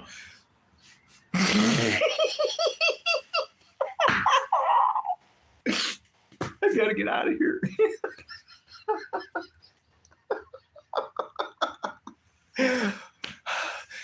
Oh shit.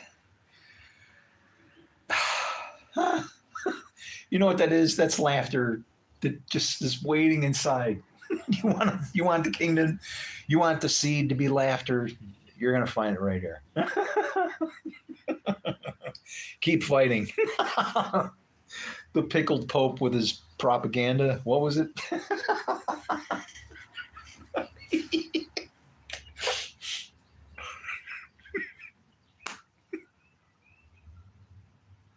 Hi. Oh shit. Look at these guys are still fighting. Do not judge on the outer appearance, but judge with a righteous spiritual judgment. You got to judge by the works, man. It's all you can do. The sons always do what they see their father doing. You have to judge by the works. That's what Jesus said. I don't care if you don't believe what I'm saying. I don't care if what he just judge me by my works. That's the ultimate, the works of the birth. Okay? When the Father knows you, whichever Father that is, the works are the birth. Okay? So when Jesus, now take this in another direction, when Jesus said, you will not see the Son of Man, or some sitting here will not taste death until they see the Son of Man coming in all his glory. That's to say that you won't do death because the Son of Man can do both. So you won't taste death until they see the Son of Man coming in all his glory, not God's glory, but with that power, because that power has been given to us.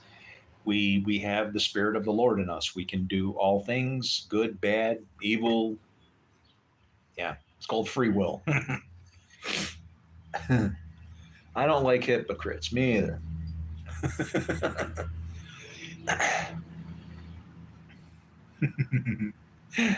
Whoever curses their neighbor is in danger of hellfire. Um, well, yeah, what does that mean? That means they're going to respond. Uh, and not only that, but let's say you cursed your neighbor wrongly. Let's say I look at my neighbor and I go, you're a jerk or an idiot. You're a demon. And instead, I should have been thinking that maybe God has sent a raven in my midst to feed me. And so I start to judge. Your blessing could be sitting right next to you, and you don't even know it because you're judging. You lose your blessing because you've judged the appearance of it, I guess, right? I want one Christian to acknowledge logic. One time, all I ask. Well, I don't want to call myself a Christian because I don't like the things that they believe. Was Jesus Christ our Messiah and the Son of God? Yes. Raised from the dead? I can only assume, barring any possible problems with maybe, stealing the body or something and then made up baloney. I understand what he was teaching. I believe in what he was teaching. And I believe in Jesus, as to say, through Jesus, by Jesus, I don't believe in Jesus. Jesus didn't come in his own name. Okay. He said, if a man comes in his own name, you'll believe him, but you won't believe me, a man who is just telling you the things he's heard from God. That's all. So, the Son of God, yes. And we are also, all of us, we're all sons of God. What made Jesus what he was the spirit that caused him to be able to do what he could do or whatever. And, well, I'm shooting for the same. I want part of those greater works that we're told that we can do. Clark, can I block? Oh man, you guys are bad. Now they're blocking each other. To me, he is a prophet. Oh, to Jesus? Oh, so you must, are you Islam? Um, Ali Qasim. No, Chris, we are slave, not sons of God. Well, we are slaves. You're right. We're slaves to one of the fathers. You get to choose which father it is that you want to serve. So that's where your slavery comes in. That's how Allah was explaining it. You're right when you say that we're slaves, because the understanding should be that the Son of Man is you, but in order for you to have some kind of a life, you got to serve one father or the other. So you, in effect, as a son of man, are a slave, but the chain that you create to whichever master is the works that you do, because the son always does what he sees his father doing. There's two different fathers. You're either a son of God or a son of perdition. You are a son of man right now, but you are also either or of the other two, because it's all determined by your works. So it's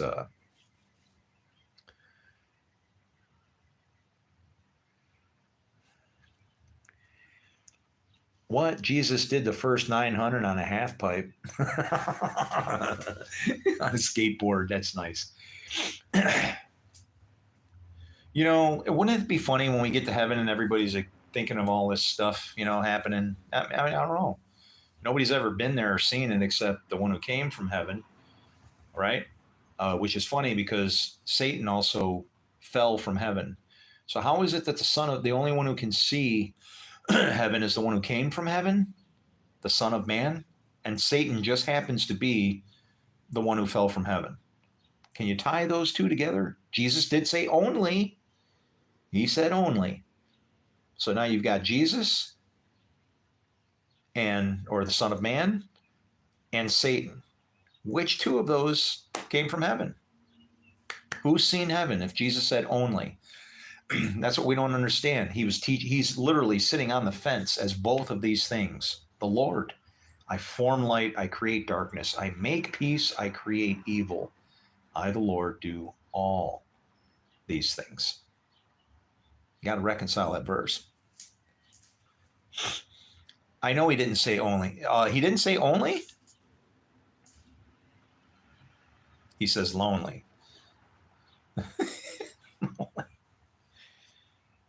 Well, shit.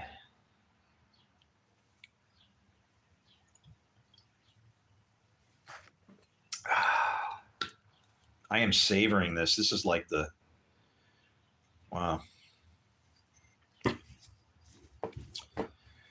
But we got 3 hours and 26 minutes in, and I'm gonna go freshen up. Please like and subscribe. If if you would like to call and avoid the chat war, my phone number is 716 229 1343. Treat that as a copper line, as a non-cellular number. No text messages, no funky, no pictures, just conversation. And a voicemail if you miss me. I'm going to go freshen up. I will be back shortly. There's no concept of time in paradise. That I get. But as humans, we will eventually recognize how long we've been doing something.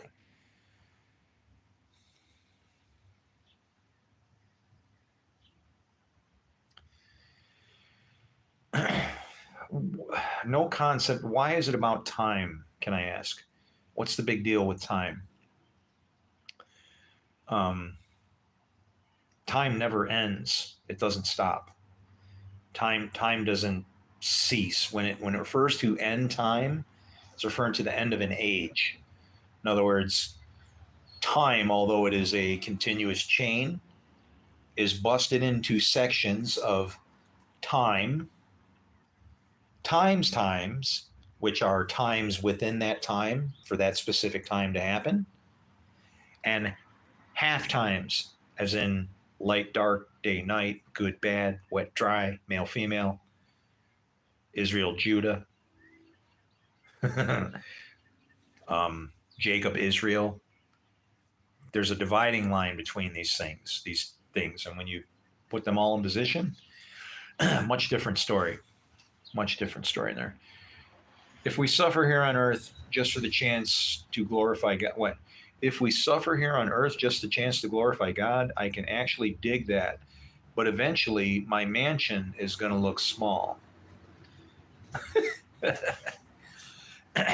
If we're here on earth just a chance to glorify God, let me ask you something. Are you trying to glorify God or the Lord? Are you trying to glorify Elohim or Yahweh Elohim? Because there is a big difference there. Very big. God and Lord God are different. There's a reason why those two words are used to describe the one God. But God and Lord God are very, very different. If you want to glorify God, all you will do will be good and very good. If you want to glorify the Lord, then it will be about righteousness and good and evil. And you will judge between them and you will serve in a war. Because Yahweh is the one. We need to make a covenant with the many, which are us. We are Elohim. In the beginning, God created the heavens and the earth. Now, the earth is darkness and void and formless. After it was created, now the earth is dark and formless and void. Now, Isaiah 45:7, I form light and I what? Create darkness. Darkness was the first thing that was created. All of us are all the same. We're in different stages of evil, trying to get to God.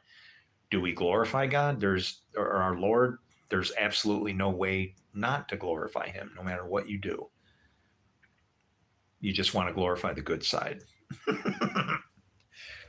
All things are of the Lord. Can't just enjoy existence. Got a purpose in the dunya. Is my point. If we keep our human intuition, eventually we will get bored, even with paradise. Well, I mean, think about it. I don't know about you, but think about even the tree of knowledge, okay? Good and evil. Is there any good reason for that thing, right? Well, if now man knows good and evil, are you saying that he didn't know anything before? Or, was he just innocent of all of his actions? And therefore he couldn't even conceive to have any responsibility. He's just, hey, you created me. I'm out here doing what I do. And all of it is you. And that is the Lord, because he forms light, creates darkness. He does everything. So that's all Lord. So there's no way you cannot somehow glorify the Lord. Though not all actions are glorifying of the Lord. In other words, yes, the Lord can create evil. Does he want to? No. Because grace is evil. Grace is partiality. Grace is you not getting a fair deal because you're not getting what you deserve.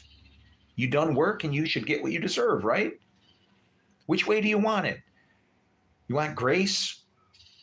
I don't. I understand what grace is, but I don't want grace because grace means I've screwed up. Okay? Yeah. And if somebody tells you that, and this is the problem with Christianity, oh, but you'll never make it to heaven because God only accepts perfection.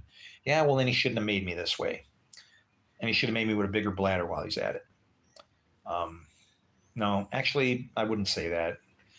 But I will say that then he shouldn't have made me this way if anybody's going to complain about it, because I know I'm perfect in design. I'm exactly as he would have me be. Okay. And I know that everybody else is the same.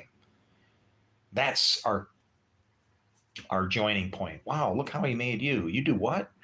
I don't know. It says that's bad. Okay. It's all right. You go over there. I'll go over here. We'll see who lives longer. Survival of the fittest. All based on what? Lady Wisdom. Amazing. Talk about evolution. This place is just wild. Wild beyond capability. I tell you, I don't know what the hell I'm doing myself. Going on to the gym, back in there. Yeah, hello.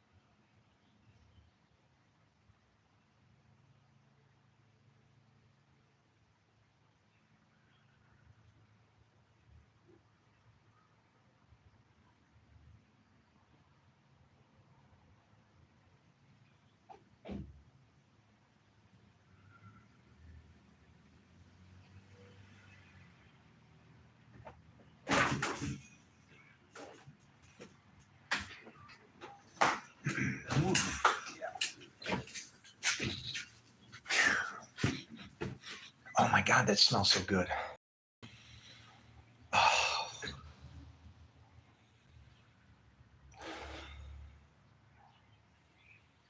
It's like if you were to fall down in weakness and die, just like creeping flocks, beautiful place to rest your bones. It's like, this smells so good. I'm a farmer. I don't know if you know that. I'm gardener, farmer, whatever. I got a little vineyard in the back. Matter of fact, I got a, and maybe I just found my money to put up my wire. I got to put up a wire for my vineyard, for the vines, the trellis.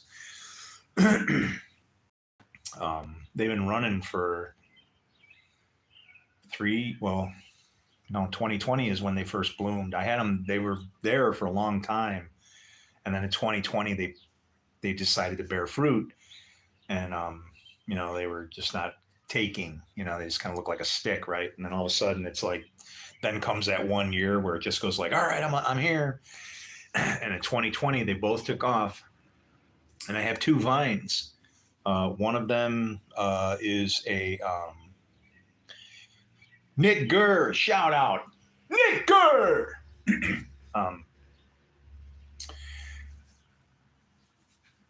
They started to fruit, and there's 2 of them. One of them is a Fredonia, which I just bought it, not even, and I just started to get into high level biblical stuff like when the pandemic hit.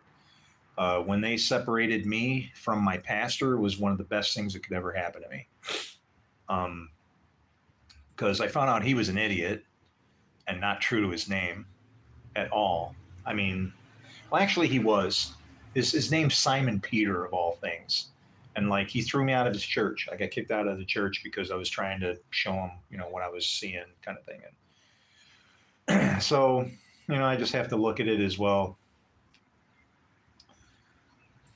I don't know. I feel bad for him, right? I still love the guy. It's like, if you want to just go toe for toe, eye for eye, rule for rule, I didn't run out on anybody. I didn't abandon the black sheep. This guy's over here judging and, heresy, whatever. It's like, dude, I can explain all this to you if you're willing to take the time to just buckle in for a minute. I'll give you a personal. We'll sit down. I'll go one-on-one with you, question for question. Well, then, because I'll give one piece of the puzzle, and then what happens? Well, then how does that work with this? Okay, fine. See, now what happens in that situation? The person I'm trying to teach is driving instead of me just force feeding useless shit that people can't associate. Stupid. Monologues are bullshit. That's why our Bible doesn't work. It only speaks at us in one direction. Do, or don't. But if you can get that, communication link going, well, where 2 or more are gathered, he's there. Guess what happens? Let us reason together. I love that verse in Isaiah. Let us reason together. Come now. Let us reason together. It's funny because in that same section in Isaiah, it says, though your sins are scarlet, they will be as white as snow. And people read Proverbs 31 and they think that's about like some physical woman. But what does it say about the woman? Right? These are like 2 mirrors you can see like this. I got God on this side who is going to make my sins as white as snow. Though they're scarlet, I'll make them as white as snow. What's on this side? Lady Wisdom saying what? She doesn't worry about snow because her whole household is clothed in scarlet. Huh. Is there a connection there? Eye roll. If you couldn't see it under my eyebrows, it's like, Jesus, freaking, are you kidding me? I think if people would actually pick up this book and just look at it for what it is, instead of being afraid to serve God, we could actually serve God. Yeah. It's so afraid that it's turned into, you're doing it this way, and it's okay. It's good that respectful fear, right? Everybody's got their own little pack they can get into, uh, it's no different than what it was back then. You had the Sadducees, the Pharisees, and the Essenes. They were the main groups. There were other little break off groups, but hey, there's always Mormons, Jehovah's Witnesses, or I don't know, Branch Davidians. David Koresh, right? That was a tragedy. That should have never happened. If the guy had prophecy or anything that was anything to do anything with, they should have just left it alone. The same thing that happened to Koresh. I'm sure the government might even be looking at me like that right now. And I don't care because I'm not doing anything wrong. But here's the difference between me and Koresh. I don't have a big army and I don't have a big arsenal and I don't hide and I don't have barricades and I sit down on my front porch and I sit here and wait for anybody to come and just ask. Ask me about what I've found. And just be prepared to have your freaking world rocked. The pillars of heaven will be shaken. Just like it's written. You're going to go, what? Yeah, just like that. And it just becomes and then you know what happens when it starts to sink in? Oh my God, it's crushing. If you have a heart, when you feel the responsibility, right? Like the harvest is ready out there right now, but the workers are few. Oh man, you're just like, I don't only need to work, but I also got to find other workers. I got to do like in Nehemiah. Remember that when they prayed with a hand on the sword? That's what that's talking about. Restoring. That was the first sermon I ever heard, actually, was Nehemiah. That was after I died. I got out of the hospital, and that was funny. Wow, the things I saw in there, because obviously I wasn't all drugged up, Why won't you take medication? Because I don't know. Maybe later on I can tell you about the lady who had, there was a lady in there who had diabetes. And apparently she had a diabetic fit. Okay. Like if you don't get your insulin or something, you can freak. I don't know. I don't know the particulars of it, but I know it can happen, right? Or maybe she needed sugar. I don't know. Well, whatever, because there's different ways it goes, right? But whatever the thing was, she started kind of losing it. And then guess what they did? They put her in a rubber room and strapped her to a damn table. And I could hear that lady screaming 3 doors down, like all night long. And then, of course, you get daytime people visiting and stuff. Well, my wife happened to come by. And then, like I said, my witnesses, they'll either tell you what I'm telling you or they're lying. But I'm prompting you. I'm asking because why would I ask you to ask her if I didn't think it would be of help, right? This is my ex-wife. If she tells the truth, this is what she's going to say. They rolled that lady out of that thing strapped to a gurney, right? And I don't know if she was dead, but we heard the other nurse was yelling at her, and she should have been a little bit more undertone, but she was saying, she's diabetic, you idiot. And I was just like, oh my God, it's like, and they were talking about killing her, could have killed her. I don't know. But when they rolled her past, her face was all covered in like white, like she was a black lady, and she had like just white, like foam was all over her face. And as she rolls by, this is what she does on the gurney, and it was weird. She rolls by, and when I was in there, everybody was like, we can't wait to get out of here, and you're just preaching to everybody. And I'm like, well, I already read it in the book. I'm going to be in here for 10 days. I'm supposed to die.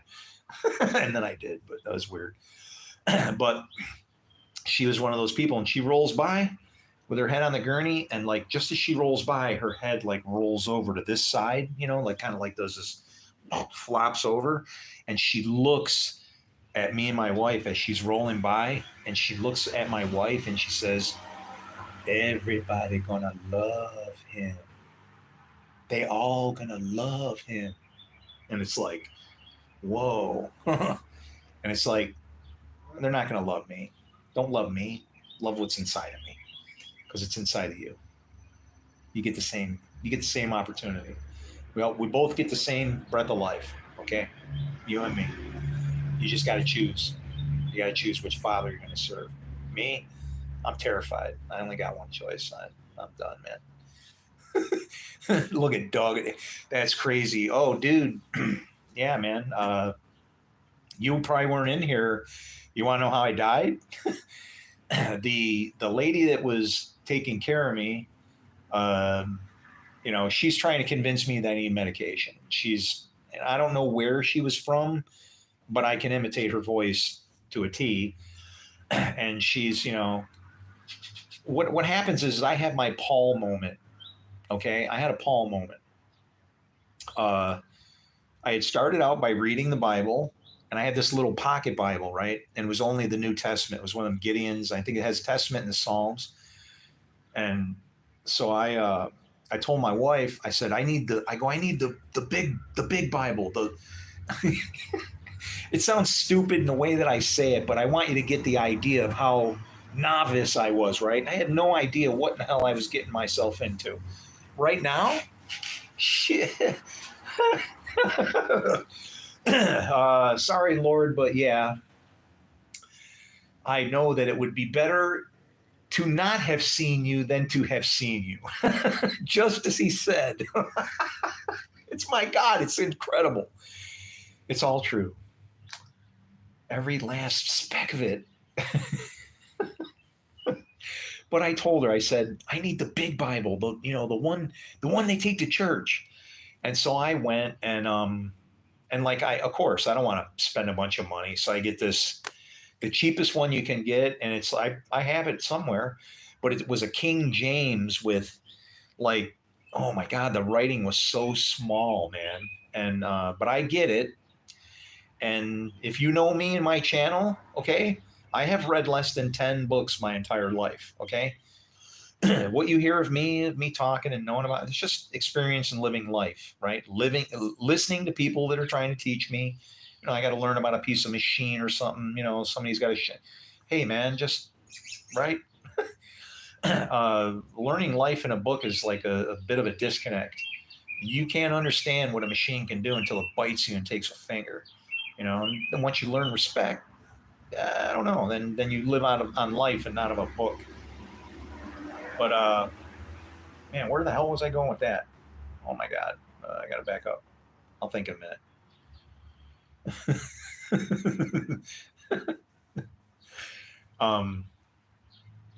So anyway, she's this doctor. Her name's of all things, and I'm into names now.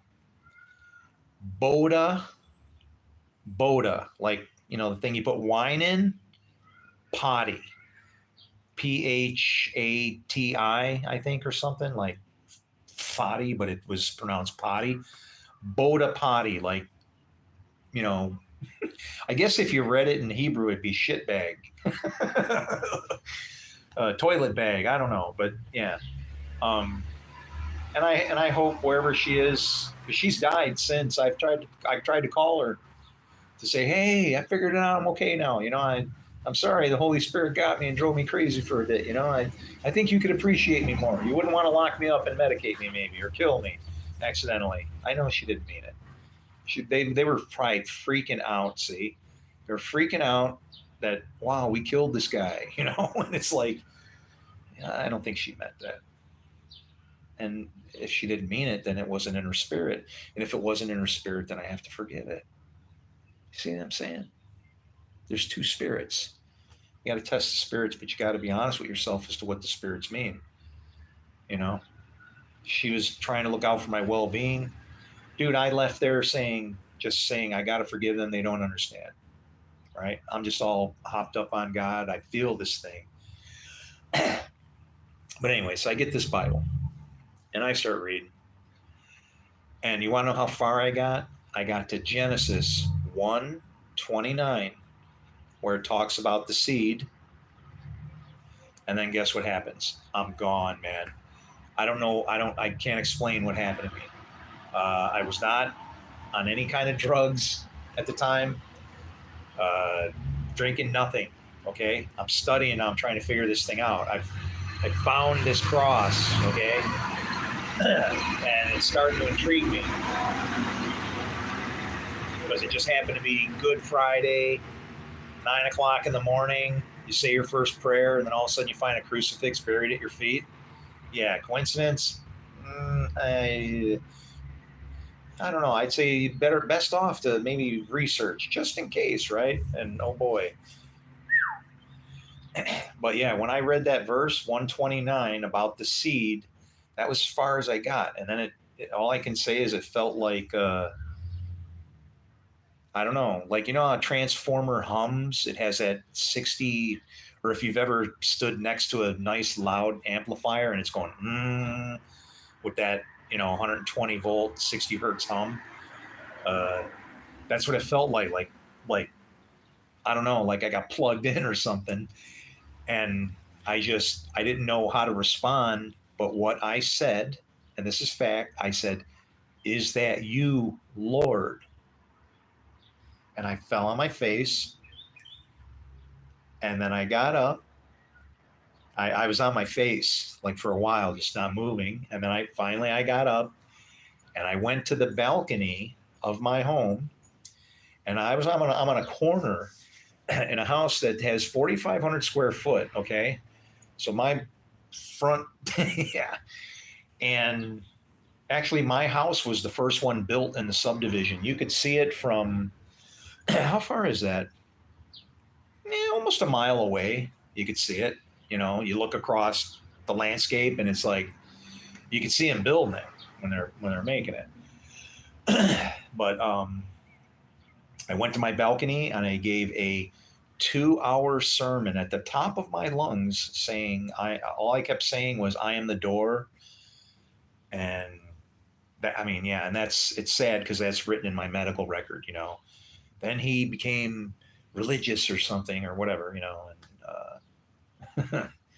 man, it sucks. It's kind of like I can't help it that it came out that way, right? It's not my fault. Shit, you're talking God here.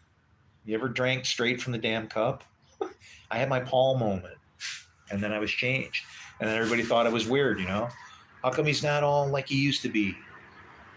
And it's funny, they would, the things. It's weird. If you talk to my ex-wife, she would say things like, she said, "I could tell something was wrong with you. Even your face changed," is what she said. And it's like, now I think of like Moses, right? After he saw the Lord. And it's like, I want to ask her, how did it look? Why didn't you take a picture, you foolish woman? But she wanted to be the thing. There was one time when we argued, you could tell whose spirit was who, because she said this literally. I'm not kidding. This is a quote. She said, "I want you to love me more than God." And do you know what I should have said? I should have said, I can only love you because I know God, but because I had poor Christian teaching. Do you want to know what I said? I put it as close as I could. I said, the difference is like a snowflake in my hand.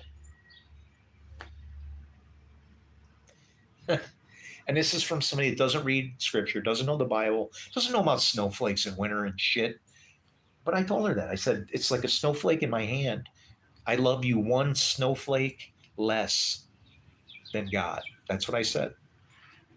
And I figured, is that a big deal? Apparently to her it was. Divide by zero. Spiritually to the bone. You can cut right down to the bone and see who is what when you know what questions to ask and how they feel. The trick is how you're going to respond to it. But bad teaching and proper teaching, look how that could have went. That went from her understanding where my love can come from and how endless it is. I mean, I didn't know at that time. I guess I kind of figured it out that I've never been able to stop loving somebody. I just can't do it. I don't. It's I wish I could just write off like some people do, but it's like I can't. Oh my God, if my penis has been in you, forget it. We're married. you're as good as a wife. You know, I had one woman. Oh man, it was quick. I found out. I was like, wow, I shouldn't have like moved this fast. And she was insane. She was a crazy woman. She still is, but it was because of her spirit.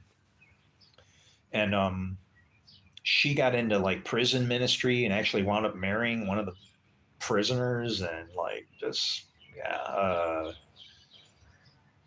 you know, very spiritual person. I kind of wasn't ready for it yet. She was like just wild. But when I tried to break the relationship off, she wasn't happy. And she started to text me bad things over and over and over. And like, I don't know if she worked or took vacation in order to do this.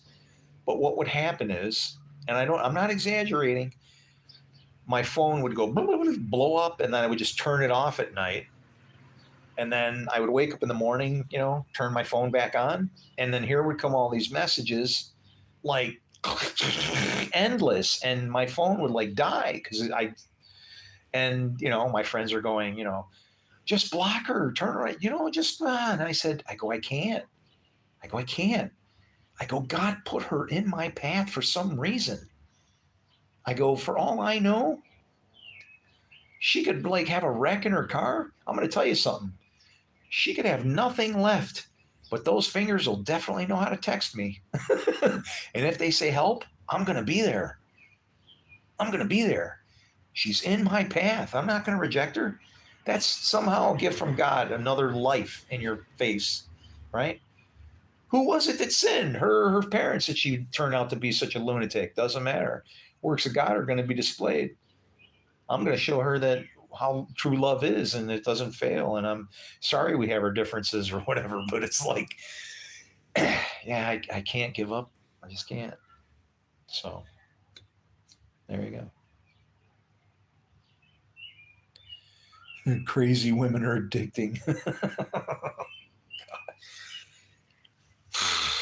Yeah, yeah, for about 30 minutes. Yeah, okay, maybe 20. No, crazy women are bad. I mean, that's what the Bible is talking about, you know?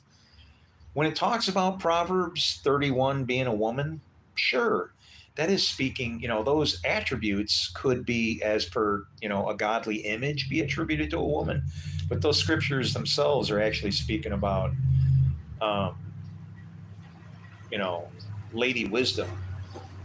It's why it talks about her, you know, planting a vineyard. But the hints are the strengths of her arms.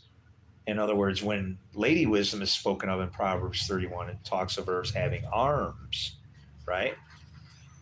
So it means one arm is going to be good, one arm's going to be bad, because they each got that hand attached to them, right? To whom has the arm of the Lord been the right hand, right? Jesus came when he was the miracles, when he was healing the withered hand. What he was doing was teaching that even evil has its purpose. Okay, good, right? The right hand. Evil, the left hand. The idea of left and right is everywhere, including even when Saul was appointed as king. Flat out. Head above everybody else. Okay. I will have my ways above your ways. And then what? Yep. And people don't see it. People can't see it. You have to read the scriptures in a non-biased fashion, looking for a way, instead of reading them to just get like as a part of a team. Like, you know, it's everything it says. It's to rebuke you, build you, help you to be what you can be. It's a training program, if you want to call it that. You know, to think that there's no works involved, I don't know. That's kind of scary. Where in the hell is all this stuff supposed to come from? Right. All right, what's going on? Is she pregnant? Is she pregnant? Who's pregnant? Hello, is she pregnant?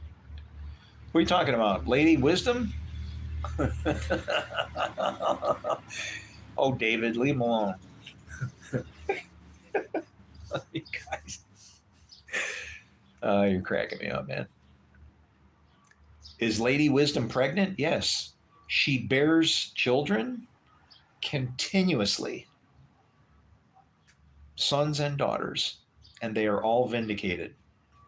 Obviously, sons are the ones that are have not defiled themselves with the woman, Lady Wisdom. The daughters are just the daughters, and they're of their mother. Uh, and this is where, remember when Jesus said that whole layout. Remember where Jesus said, "I come to start a war between a father and a son, and a mother and a daughter."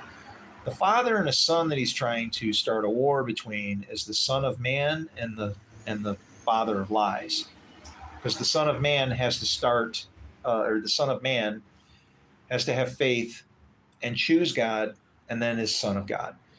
Now, obviously, since Lady Wisdom is bearing children and all of her children are vindicated, Jesus says that, which is just to say that, think of Lady Wisdom as kind of like it's not really a person per se. It's almost like I don't know. How in the hell do you do that, right? Uh, it would be like the sigma of all information divided into good and bad. And then you personify it by giving it calling it Lady Wisdom, and then say, if you do this, you get this, and you get that, you get that. I mean, really. And the children, because in that effect, then are sons, or, sons of God, or daughters, right? The daughters, are then looked at and used by who? The Satan. And that is just simple Judaism right there. That's what the Satan does. He goes around seeking who he can catch in his sin. Why? Depends on what level you're going to take that. You might get a warning. When it says he appears as an angel of light, people take that to mean as if it's some kind of deception, and really it isn't. It would be better to say, can you turn the light on? When he shows up, can you use that evil for good? Like, is to say, maybe he shows up and goes, hey, I don't know, pick your depravity, right? Go do this. And then can you take that darkness and turn it into light by going, I will not, right? Or what if he says, you can't do that. God doesn't love you. You're a piece of crap. And you go, I'm going to try. And he'll go, yeah, but what? Why? It's useless. And then because, if you understand the idea of these two teams, then you understand what Jesus is talking about, for and against. Whoever is not against you is for you. Whoever is for you is not against you. It's just a simple little whoop. But you got to trust in it. The rules are there. We have to manifest that word. You have to live it. It has to become living. Bye. Hey, man, I have to go to dance. What? Dance what? Are you a stripper? I hope you got a sense of humor. Just like, no, come on, tell me, it's ballet or something? You better shoot me some messages, if you're into the arts. That's pretty damn cool. Yeah, I even have God stories about strip dancers, if you can believe it. One time I was out, brother, please give me advice. What do you want?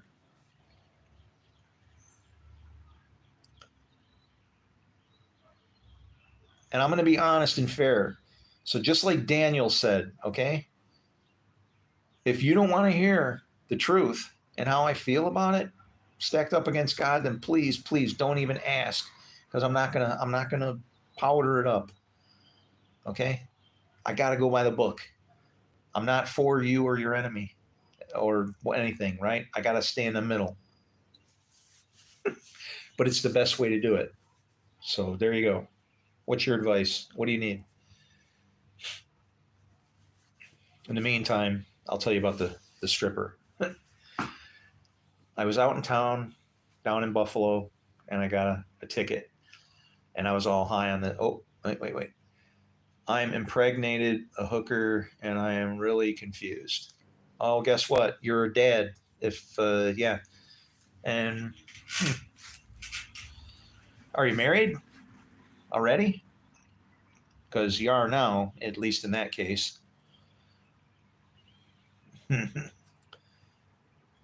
All my family is orth. Oh man.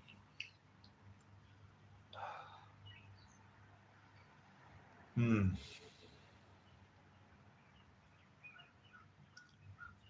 You got to do. Yeah. Okay. How long you been hanging out in here?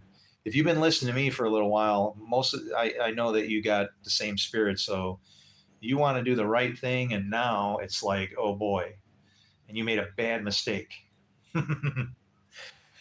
Wow. Well, what can I say? You know, do you want to give her your signet ring and your staff, and then she can come back later and embarrass you, or at what, where do you, how and where do you want to burn it down? I mean, are you married, man? Because that's like really bad.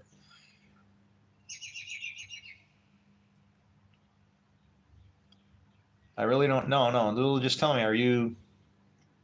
Yeah, serious. Oh, I know that. You just basically, yeah. You were very honest. That's commendable, and I am too. And sometimes people take it the wrong way. They think I'm speaking foul. I just want to show that I don't color things right. But yeah, wow, man. Are you married? Do you have a wife? Oh wow, this is really bad. Please say no. Please. Please. If it's religion, fine. Then but if it's extra women and all this, then it's like, oh.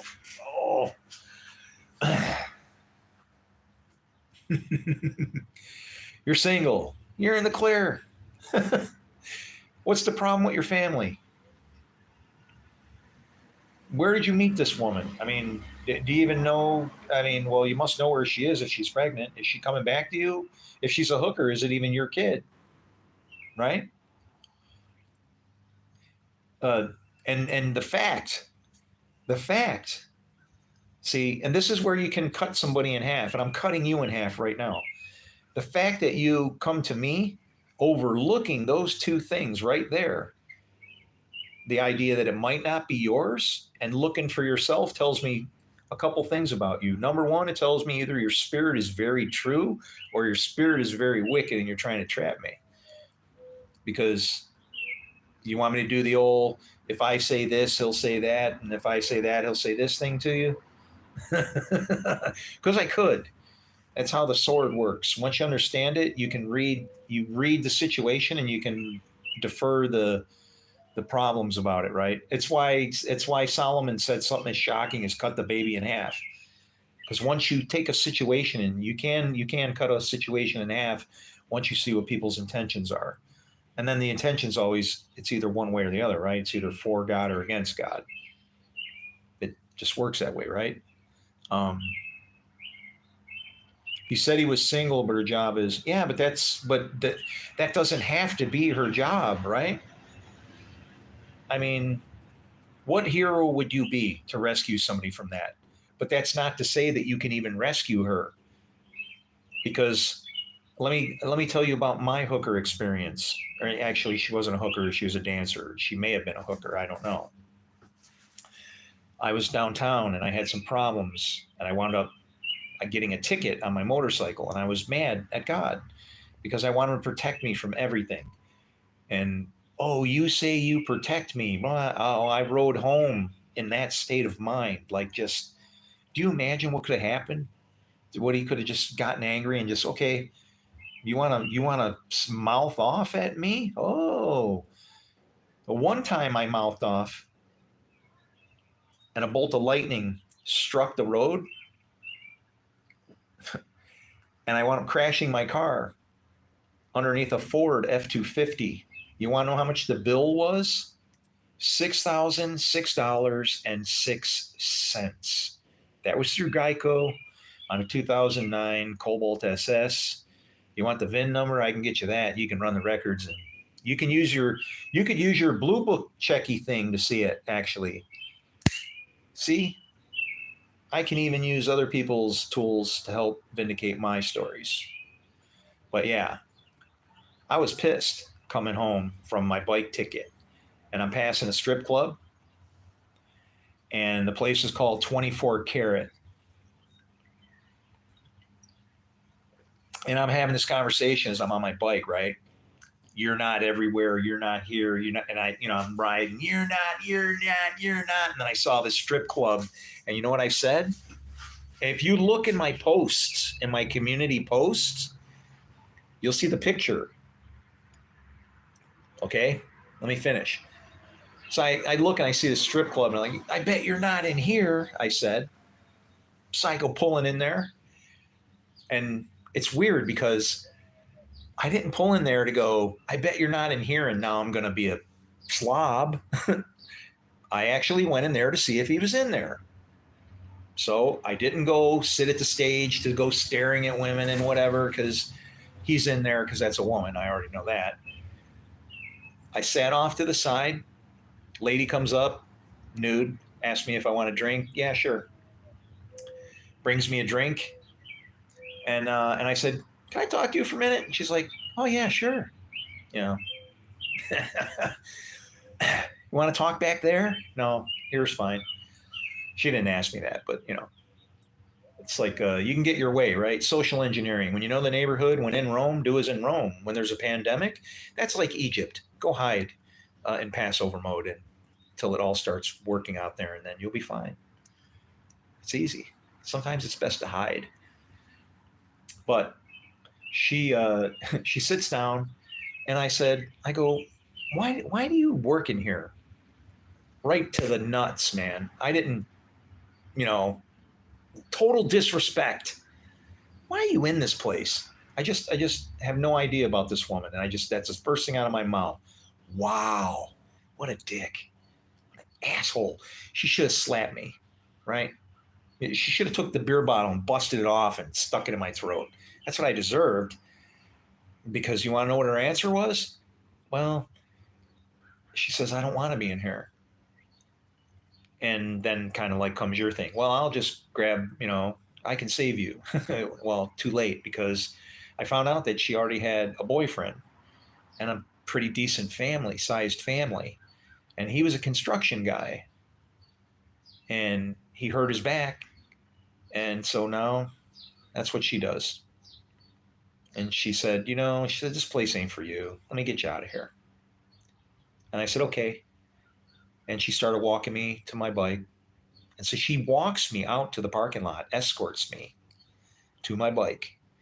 And I grab, helmet, and I'm getting ready and going to take off. In New York State, it sucks. You got to wear a helmet. I don't wear helmets. I don't care about leather. I ride around in flip-flops, barefooted. You know what? If you're going to crash, it must have been on purpose, and the way I see it is my Lord intended it. So I'm not going to prepare for something that he's going to give me anyway. I'll just be careful as I ride, right? But I'm out there, and she turns to leave, and as she starts to walk away, I turn around and look, and I notice that her back looks like, I can't tell what is on her back, but I can tell something's tattooed on there. I can't tell if it's a bunch of leaves or what, but it looks like her whole back is covered in something. And I go, hey. And so she turns around, and I go, wait a minute. And I ran because she had started to walk away. I ran to her and caught up to her. And I said, what is that? And she goes, what? And I go, on your back. And she turned around and showed me, and then looked over her shoulder as I started to read it. And she said, it's the armor of God. And that's, if you think I'm telling bullshit, go ahead and bet me money, and then you can dig through my community posts. I don't talk shit on this channel, okay? None. Zero. And you're going to see she had the whole armor of God tattooed entirely down her back. Was God in there? Sure. How do you know that this hooker might not be bearing the Messiah? Did you ever think of that? Let life be life. You must have been interested in her for a few minutes. I realize her job thing sucks, but maybe you can rescue her for that. The fact that you didn't bring up the idea that maybe it isn't your kid means that your spirit is telling me that it wants to do the right thing. But if this is just to test me, then your spirit is beyond wicked because I don't know. It just depends. Maybe you're just testing me, which is okay. I've asked for it, haven't I? But that's how I feel. I just want you to do the right thing, man. I just want you to do the right thing. You don't know. And your beard is badass. Oh, man, please. I would love to get to sing bongs to the streets. Hey, that's a great idea. You know, in New York, cannabis is legal now. And yeah, um, my experience with it much different than probably most people because I started out as a kid, and then as I became an adult, it was like, okay, you want pain meds and opiates and stuff, or do you want to try medical cannabis? So yeah, hey, CBD, no effect on your. It has no psychoactive effect, and it'll kill the, do a good job at killing pain. And then if it really gets bad, well, then you can go to the good stuff. But it's like, yeah, just I just remember saying back when I said someday weed will be legal, and I'm going to sit on my front porch and do a bong rip in front of my neighbors. And it's kind of like I didn't realize what I said. It's like, well, if it's legal, what difference does it make? Right? All I was basically professing is someday I'm not going to have to be a hypocrite and hide. And then it wore off, and it wasn't that big of a deal, and I grew out of it. And I was just grateful that as a kid I learned, okay, this stuff ain't going to kill me. I know that. And then I could, as an adult, enjoy those benefits without being all, oh, I'm going to try to fly off of a building or something. I mean, dude, I don't know what the hell those people smoke to get that, but like, can you get them my number and tell them to send me some? It's got to be pretty amazing. It's all I can figure. It's like, hey, don't be laughing now. Hey, Jorah War, what is that? You know what I call that? And you're never going to, you can't unsee this. All right. If you guys don't like unseeing things, because now what's going to happen is I'm going to know you if I do this, because I'm going to affect your spirit. See, I'm going to affect your thinking process up here. I'm going to know you.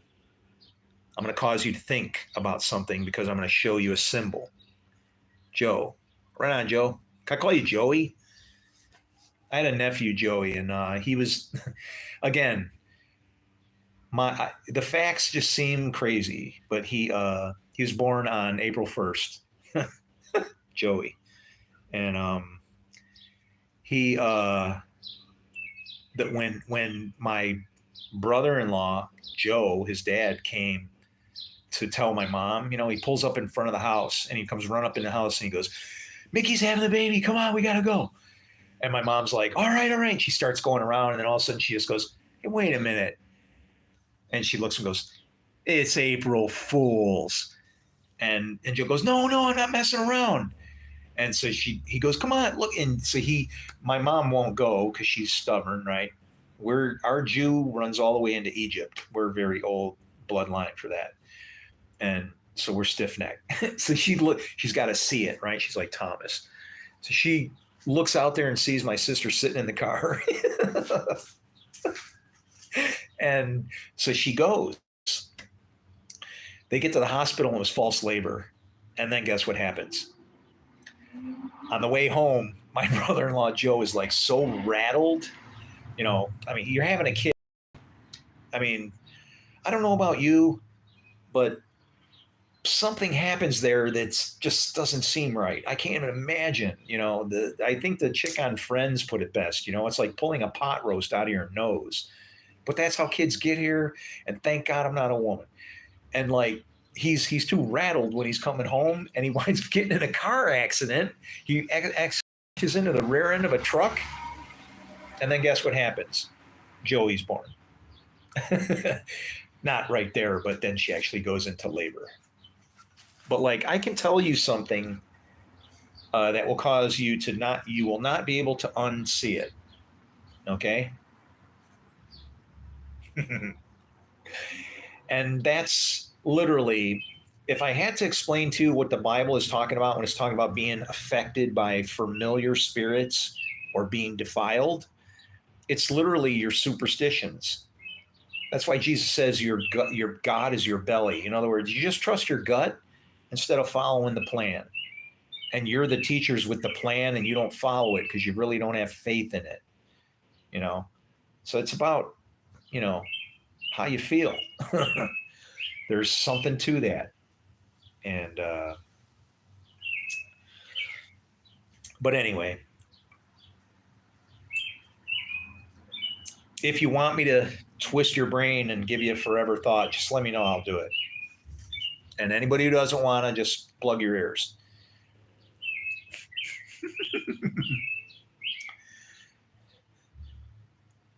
type LOL space LOL space LOL. You seen me on Grinder? You did not. Did you? Oh, I was in better shape, wasn't I? That's got to be an old video. Grinder's the sex thing, right? I didn't have a pink wig. Maybe somebody was blessed with the same eyebrows, man. Not me. Hey, Joey, go get them. Type LOL. Do it, and I'll unsee you. You'll never be able to unsee this.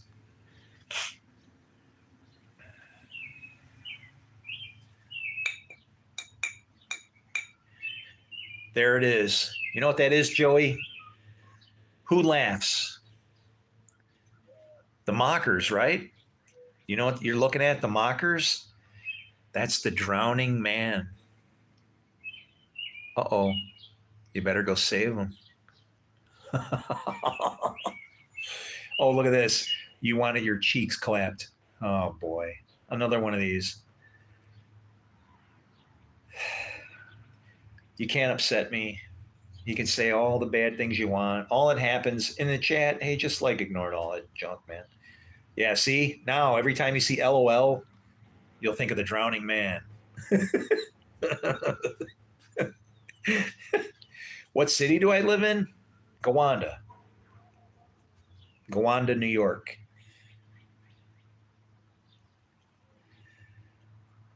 I'm on Grinder. Well, I don't know, man. Yeah. I don't want anybody to clap my cheeks but I think Grinder's like don't they have like adult films and stuff on there? You might have found me in one of those, maybe. Yeah, sorry. I told you I'm not going to hide things when if anybody wants to question me on my life, nobody's going to come back and say you hid this, you did that. I'm going to go, oh yeah, I already talked about that back on I don't know, whatever today is, and actually longer time ago, because I'm freed from my problems. I don't have any problems anymore like that. So now I just got to help other people to see what the problem our book has created. So there you go. The drowning man. Yeah, that's when you type LOL. The drowning man. Loving his way. Amen. Amen. Amen. And why? Perseverance, man, what's it going to take? I mean, I don't create any enemies, I don't think, but it's hard to get these people that could lend me their soapbox, like these doctors. Like there's a doctor, Dan McClellan. He's becoming very popular within the Christian education book people. And I finally found something we could connect on completely. And it was because of what he said about Lady Wisdom. The thing is when he spoke his thing about Lady Wisdom, I had typed it about 2 days earlier, or spoke of it 2 days earlier. So I'm not going to say he got it from me. He's a scholar. He gets it. But I need somebody like that with their soapbox that can talk to these other people. I need my Aaron. You know what I'm saying? I need somebody who can speak for me. I don't have a voice because I'm not a PhD. To me, BSMS and PhD is bullshit, more shit, and piled higher and deeper. You don't need that to understand God. That's our problem. We've turned what a child can understand into a damn circus. And people are dying over it. And it's not right. And I can't accept it. I can't accept it knowing what the truth is. I got to do something about it. So I need to find that person that just breaks under pressure and goes, "You're right. Let's burn it down," or whatever it is that we do. I don't know. People need to know what I found. And then again, there's a part of me that feels like, well, am I showing them how to touch the tree or something? Do they need to just learn it on their own? You know, blow themselves up, nuke themselves.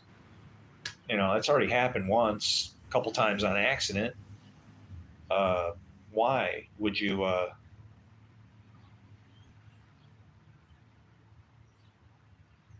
It's like that's the difference between knowledge and wisdom, right?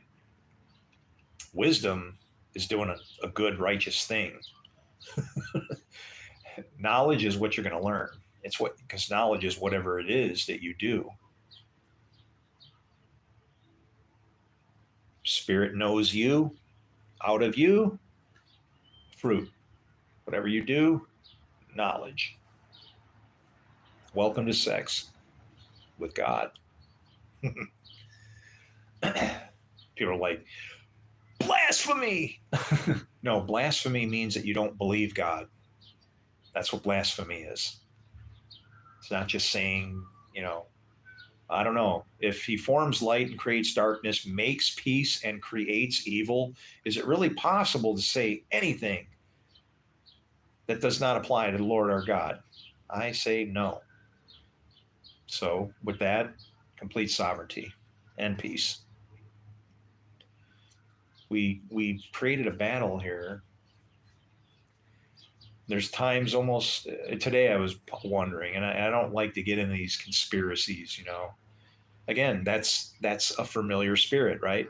It says don't involve yourself in the conspiracies of man. It doesn't only mean that's not limited to, you know, hey, give me $5 and we'll choke the Pope, and altogether, you know, and we'll get rid of the Antichrist from Rome. And you know, it doesn't mean that. It means don't even think about it. Don't even ponder those kinds of thoughts, because you're inviting a spirit to what? Defile you and go, yeah, hey, wait a minute. And it's hard, you know, it's hard at first, I should say, to detect that. But once, remember, it's two teams, for or against. So once you can get yourself firmly on one side, you feel it when you're getting yanked to the other side.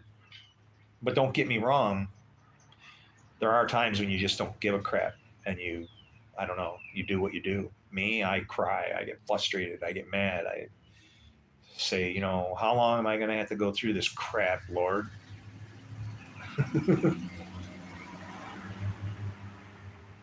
You know, I say terrible things like, is it right that they don't know? Why would you prevent me from them seeing? Right? Is it because they're supposed to be seeing and not seeing and knowing?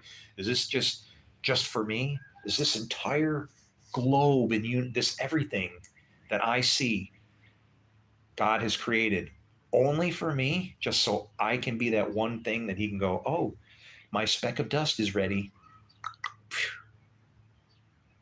And then he does it again for the next guy. And one by one, he's just selectively choosing, right? Am I wrong to try and give shortcuts, shorten the time for the sake of the saints? I don't know, man. I see a lot of saints hurting and dying. It seems like it's the right thing to do. And it's why I am in the mode I am, and why I don't shut up, and why I've been talking for 4.5 hours straight, plus probably an hour and whoever on that one, and I just can't shut up. I love our Lord, and we're screwed in the mode that we're in. We don't realize what Jesus was teaching, and we're going to kill somebody.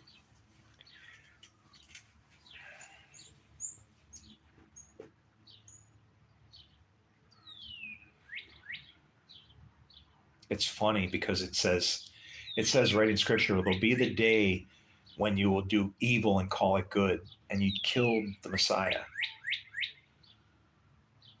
What? Hello?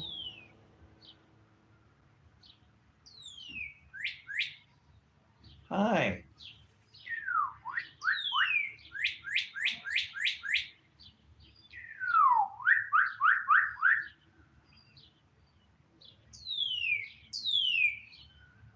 He's testing frequency now, so you don't like that.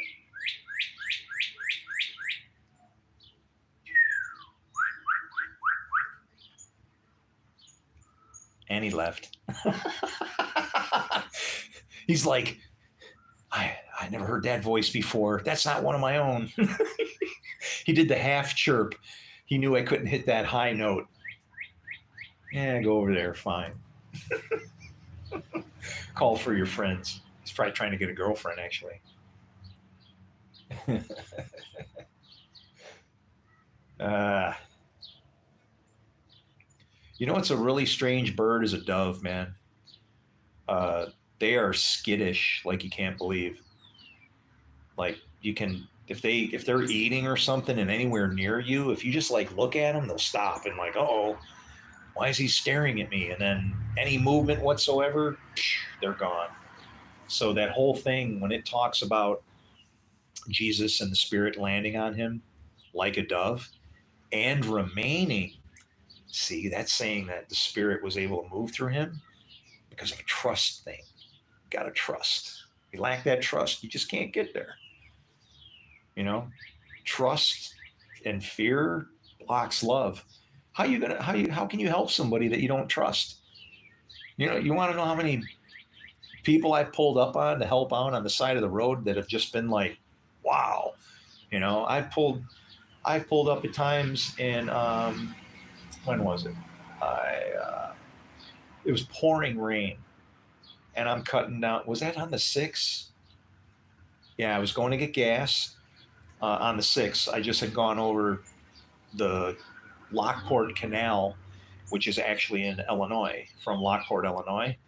Um, yeah, I spent some time in that area. That was where I had my first church, was Parkview.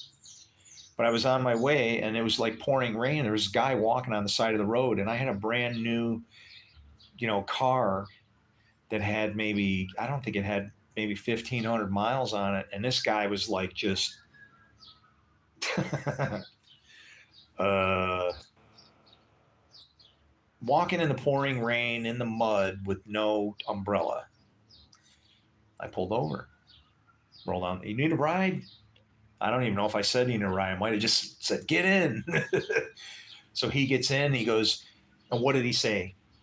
Immediately, that's the opportunity that gets presented to us at times, and the fear will chase you away. And if you're brave enough to go for it, easy as ego.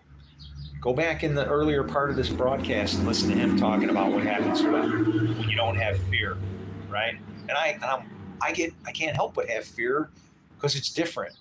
He's the one who is to be fearless, but I have my concerns for him. He's the one who's saying, I'm going to Rome.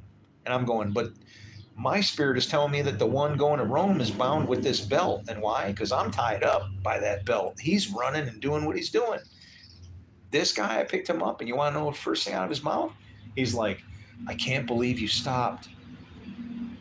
And then he just starts telling me about all this just bad stuff, man, happening. Like just, and I was like, man, I go, and I took him right to his door, right? It was bad, but it's like that's the how opportunity will come to you. If you're afraid How many opportunities do you miss because of fear? Right? That's the point of, the garden in Genesis, when they could see what life was composed of, good and evil, they were afraid of it. Because they knew that in that day you'll die. And when you know the difference between good and evil, there's good reasons to die and there's bad reasons to die. And in fact, you can't even show the greatest of love unless you die.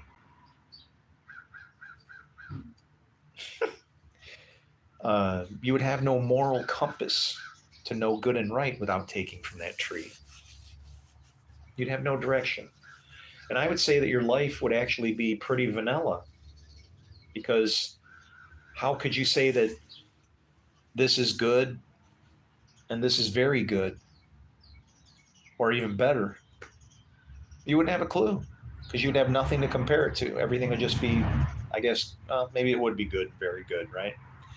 You'd get to skip the other side, but when you know what the other side is and the purpose for it, it means something. And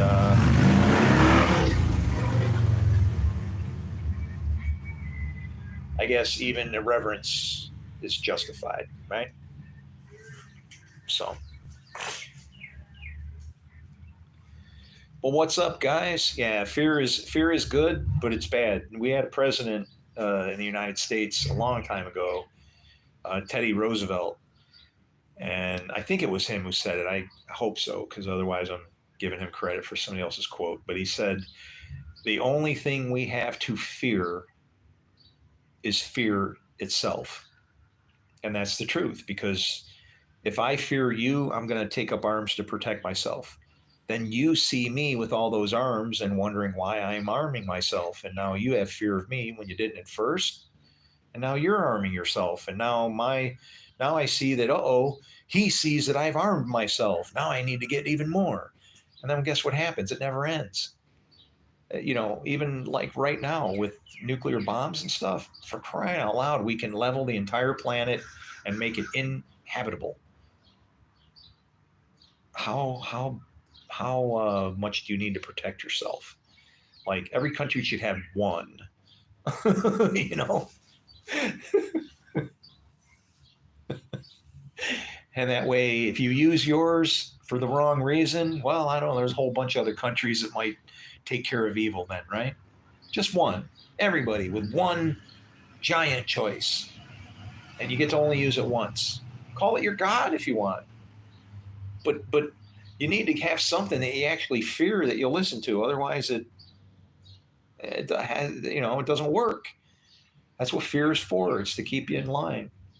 It's not a bad thing. It's a very good thing. You know, um, I don't know. It's a very good thing until people get lazy, and then it's just like I don't want to do any work anymore. I'm too afraid. I'll just wait. Boy, is that a mistake?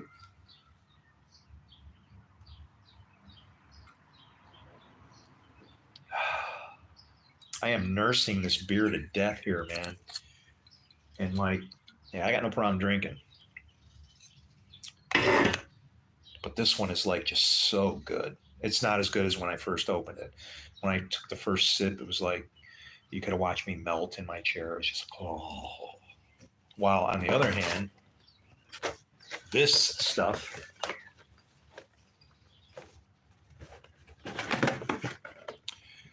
from Hamburg Brewing Company, oh, it's awful. And it says expertly crafted for those who love beer. And the only thing I can think is that must be so that they can forgive the multitude of sins that were done when creating this, because it's really not good at all. It's crappy. It's okay. It's probably just not my style. Maybe that's what it is. So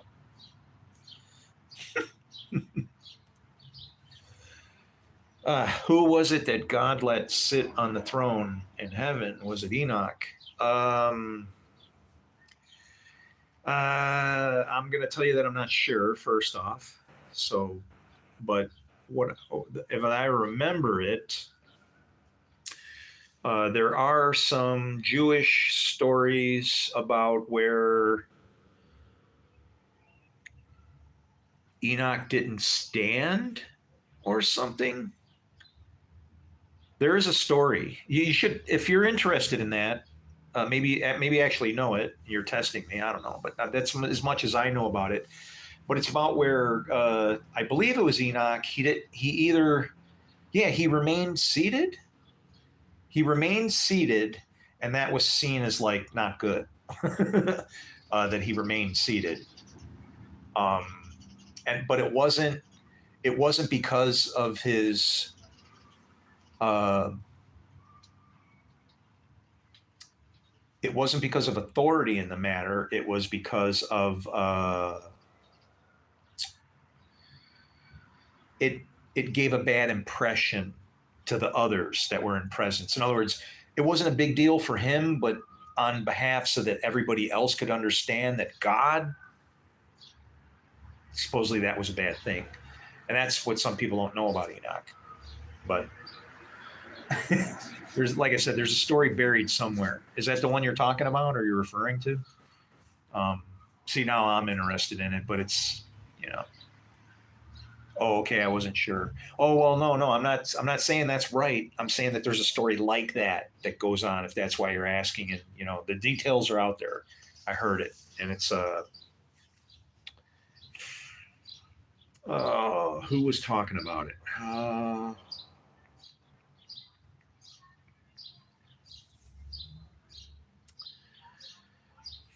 I'm only going to be able to get close, but it's something like, I remember there is an E in his name, like Earl or something.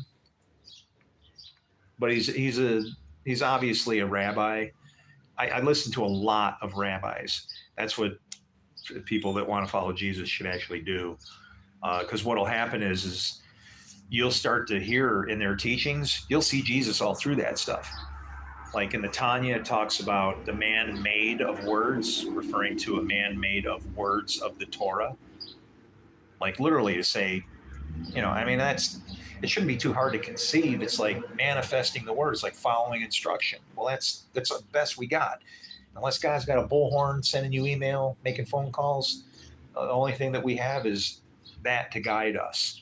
And so the Torah speaks of that, though, the man made of words. And that's literally what John was calling, right? The word made flesh, you know? And so, and so then you start to get into the idea of, how deity was Jesus, right? How much? And I would say in the least, the same deity that he was, in the least, is the same deity that we are automatically. Because if he had the breath of life in him, we have the same exact spirit. Uh, there's not this, what do they call it? Multi-god thing where there's all these different spirits, the spirit of the sun, the spirit of the tree. No, there's one spirit of life, period. Within that spirit come all the spirits, all of them. That's how they have to obey it. I don't know, it's kind of like the Lord of the Rings thing. Maybe that's why he wrote that book. Tolkien, C.S. Lewis, those guys with all these wild stories, they hung around with each other, and they tried to use that as maybe an outlet or something to show their vision, like of religion, right? Like the whole. I just watched. You guys are gonna laugh at me, man. I should make you pay to know this. This is worth money. Do you want to know what I just did, like recently? You're gonna go, what?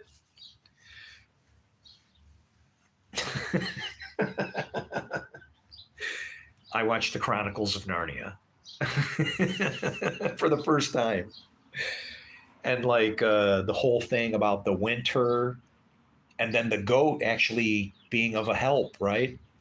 Man, there was so much good religion stuff to be that you could well, I could use that story as like a means of explaining the Bible because that was the spirit behind it when he wrote it, right? All of these stories are, you know, Star Wars is terrible like that, right?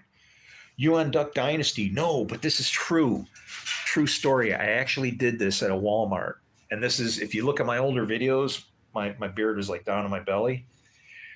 So I walked in, I had a just had a duffel bag on my shoulder. I think I did like a cami duffel bag, and I walked in, and there was a manager walking by, and hey, I go, where you got? And because I used to work at Walmart, so I know their lingo, social engineering. When you know how to talk to people, sorry, and that's what Paul was talking about. When Paul says, "I became all things to all men," he just had the voice of many waters. He could speak to a lot of different people, including the Greeks and their unknown God. They didn't say, "Hey, come back." They were wanting to. They were wanting to test. Uh-oh. You okay? Yeah, I'm sorry for calling late. No, are you? I've been sick for a few days. I'm better. Can you take me to general store so I can get some Excedrin? You need Excedrin? Yeah, I just think, and I need a quart of whole milk and just one thing of dairy. I need it. I'm gonna have another system. All right, I'll take care of you. Or you can come and hang out with me on the porch, and you can watch me while I do my broadcast, and you can hear how I talk to these people. Okay, I'll throw my clothes on. I can't sit on your porch in my PJs. I get you. Or if you don't feel like getting dressed, I can just run to the store and get you some Excedrin and whatever you need and be done with it and bring it back to you. Is that what you want? Do you just not? Would that be better? If do you want? I'd like to listen to your broadcast, but I don't know if I can. Yeah, that's okay. That's okay. No, I'll hook you up. So you need. All right. So. Extra strength. Oh, okay, wait a minute. All right. It's either get extra strength Excedrin or Yeah. No, I know which one you get because I got it for you before. I brought you 2 bottles. You went through those already? I just finished it 2 days. You brought me those 2 bottles a long time ago. Was it? Okay. Yeah. All right. And I need a quart of whole milk and just one thing. A quart of what? Quart of what? Milk? Whole milk. Yeah. Oh, you need milk. I'm so used to saying no because Dave always drinks skin. All right. Okay. And, I'll hook you up. Just you got to give me a few minutes because I got to like dry out a bit because I've been sucking on some beer. So, but I will go and I will deliver. Don't do this. Well, I don't want you getting in trouble. Well, I don't either. Well, I'm trying to get you out of trouble. and I'm trying to take you out. Are you drunk? No, I'm not drunk. I'm just crazy like normal, but you know how it is. You drive, they see people they don't like in their town, prophets and so on, you know, want to falsely accuse, throw them into jail for things that they haven't done. You know how my life is. Oh, yeah. I'm a freaking hunted man here. I'm hated because I speak the truth and I'm not going to bend. All right, I will take care of you. Nobody won't bother you tonight, trust me. It's just kind of night. They're all home. I'm sitting on the fat asses and eating cake or something. Yeah. I'm no longer. All right. I need the money, Dave. You want me right through that? No, I don't. You're good. I'll take care of you. Okay. All right. I'll talk to you later. Love you much. Okay, love you too. Hey, What? tomorrow Dave's going to sign the paper, And I get to, they're going to let me live here for 3 months until I can sign the paper. so that thing went through and they're going to do the house and then sell it? No, Dave has to sign the paper. He's doing that tomorrow. No. But you're going to be hooked up, so now you got a place to stay? No, that's what I got to do next. I got 3 months. Okay, so you're good. Okay, good. Okay. Then when I find a place, I'm signing Dave out and bringing him home. What if you sign him out, bring him home, and then you can make money for taking care of him from New York State? I can assist you with that. And then you can make money and you can you keep your house or do you got to lose it?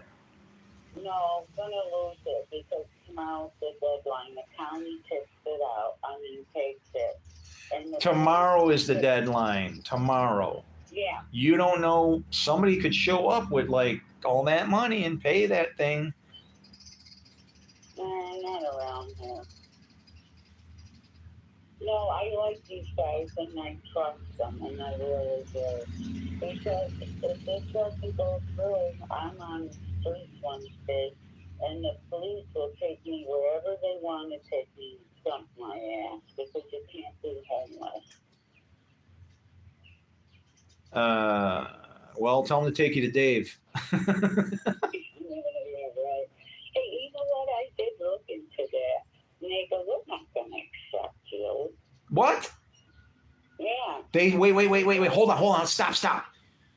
You asked for a medical facility to take care of you, and they said we will not accept you.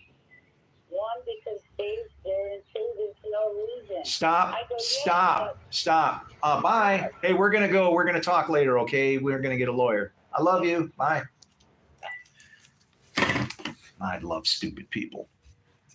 They make my job easy. You make a mistake, I'm all over you like stink on shit. No. That woman has been through enough.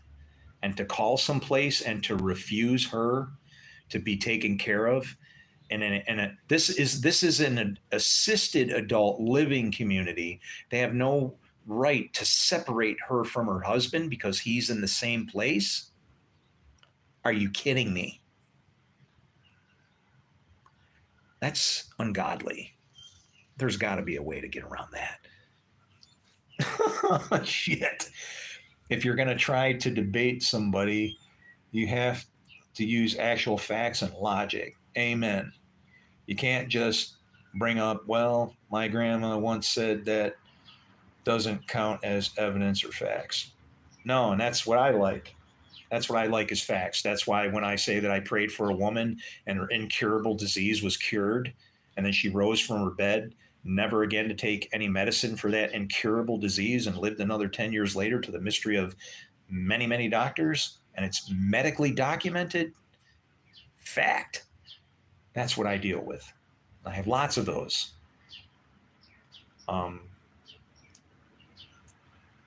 We have no power in this place because we don't serve our God the way we should. He can't bless us if we're pieces of shit. I'm sorry. The rain that falls on the good and the bad is the scriptures. What do you do with the water? Many people run it in the gutter. Some people won't even let you collect it. Or are you watered from below? Ouch. Watered from the face of the ground. The face of the ground. Sweat of the brow. Face of the ground. Dirt. You and I. Only animated because we have a spirit inside. Figure it out. Why do these people need to go to doctors? Why can't they just pray to Jesus? Well, that's it depends on the person. If the person is okay with dying from a disease that obviously God allowed them to have, then fine. If you want to go to a doctor and save your life, and this is what I struggle with, so that you can do more ministry or whatever, then fine. But if you're trying to save your life just for the purpose of saving your life, oftentimes you're going to find out you're going to make bad mistakes based on advice and all kinds of different things. Like the advice I got to cut my belly open for a hernia that I have. Okay. When they started blasting me to jumpstart my heart, when I died in the hospital, my turkey button popped out. Okay. My belly button popped out from me going, ugh, when they're blasting me. Okay.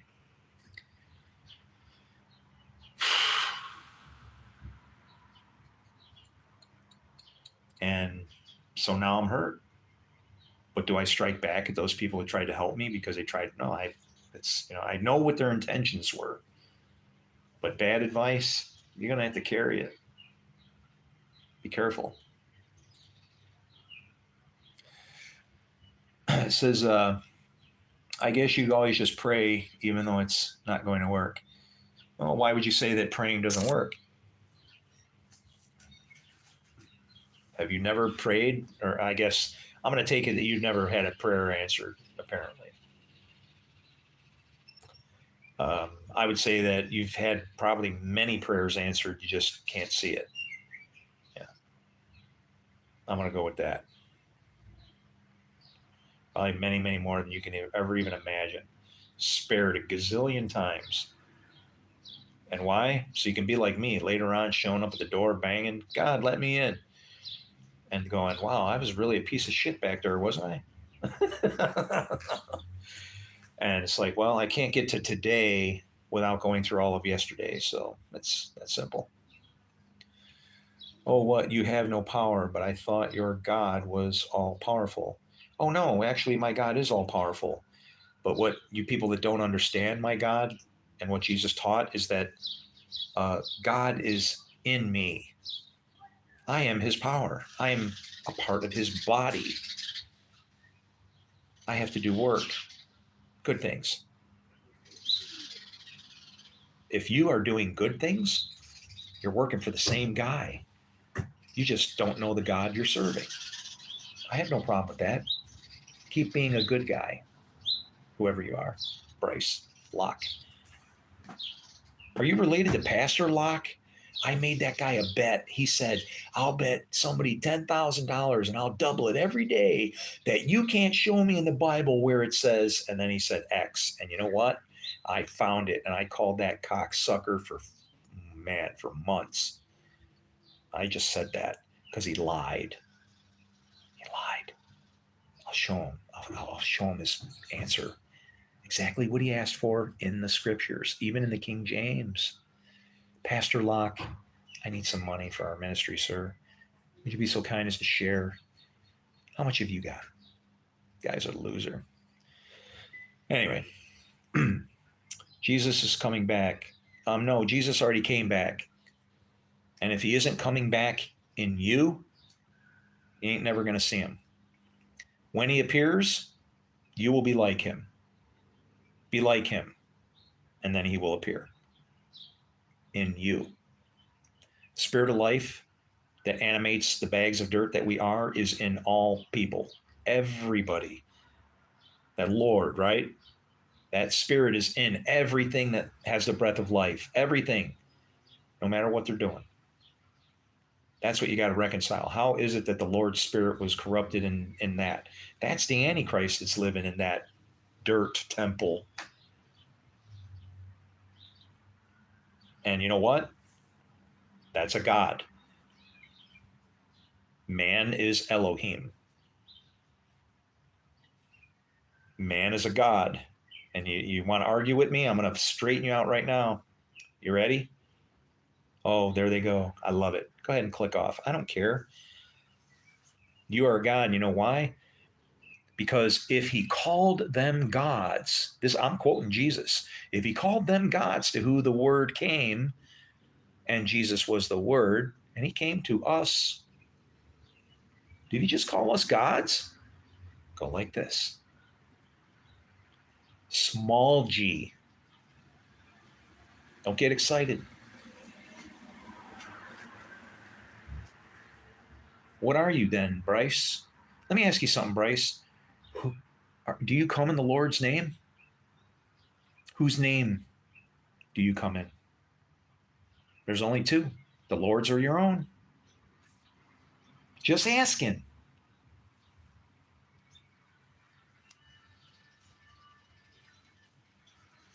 What a bitch knowing the truth, huh? You can just chop people to pieces. Oh, they must have hated. And I know exactly what it was when they were saying we knew they were with Jesus because of how they were talking and what they were saying. It's literally, I can show you the sword. You want it? Come get it, man. It's a great and terrible thing all at the same time because it's going to allow you, you want to be all prideful and powerful. Good for you. I would hope that by understanding it, that you will see that the position and the situation that we're in, where our world is headed and why, and hopefully the inclination, spirit, uh, oppressive, destructive force, fear of God to cause you to feel that you need to do something about it, like I do. That's what I need. Wow, man, very educated. Who's that? Me? No. Sorry. Budweiser. Do you know what it says on a Bud? This is my memory. You ready? Uh, this is the famous Budweiser beer. We know of no other brand produced by any other brewer which costs so much to brew and age. Our exclusive Beechwood aging process produces a taste, smoothness, and drinkability that you can find in no other beer at any price.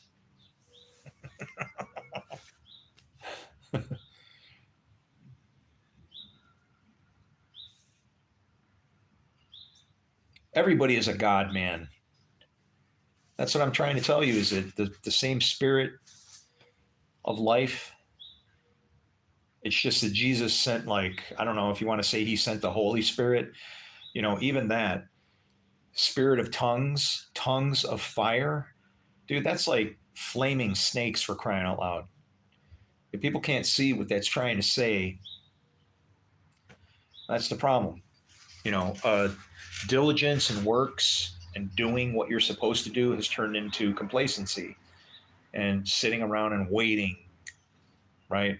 And trust me, I don't have to believe that Jesus is going to fly out of the sky in order to be saved. Okay? Believing supernatural acts is not what is required. Miracles and all of that stuff. That's not what's required.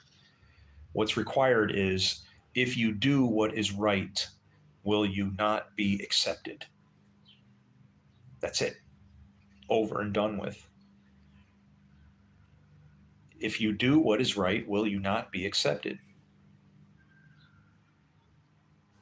You got one choice or the other.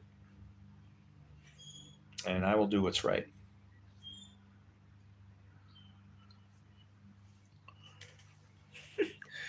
What the heck is going on in here? I can create a simple argument between you, Christians, and it's funny. Don't call me a Christian, please, if you think that I think it was okay to kill Jesus, all right? Because I don't. That is the mystery. I can explain the mystery that Paul talked about in 1 Corinthians 2:8, where it says we should not have killed Jesus. Okay? When you're saved by his blood, the life is in the blood. You're saved by his life. You're saved by what he did. He literally laid down his life to teach. And it's funny. You guys cannot agree whether Jesus is God and Mary, the Holy Mother, are one or three separate. What? I don't know what part of Christians you're talking to, but yeah, dude, where the hell is that coming from? Jesus, God, what?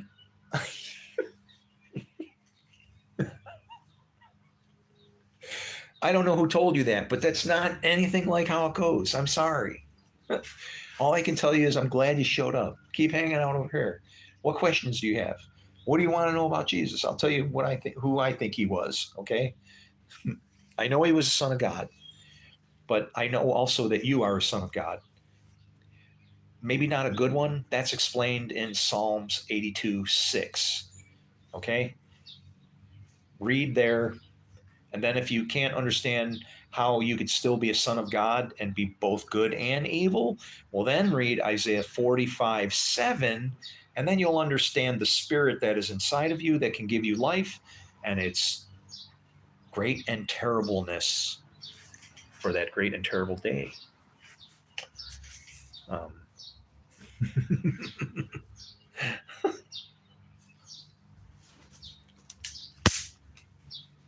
He wanted blood. Sorry, he ain't getting any. I come in my own name. I think, therefore I am. Okay, so you are your own God. You're a God. Every name is a God. Are you with the one? Are you with the many? You're part of the many.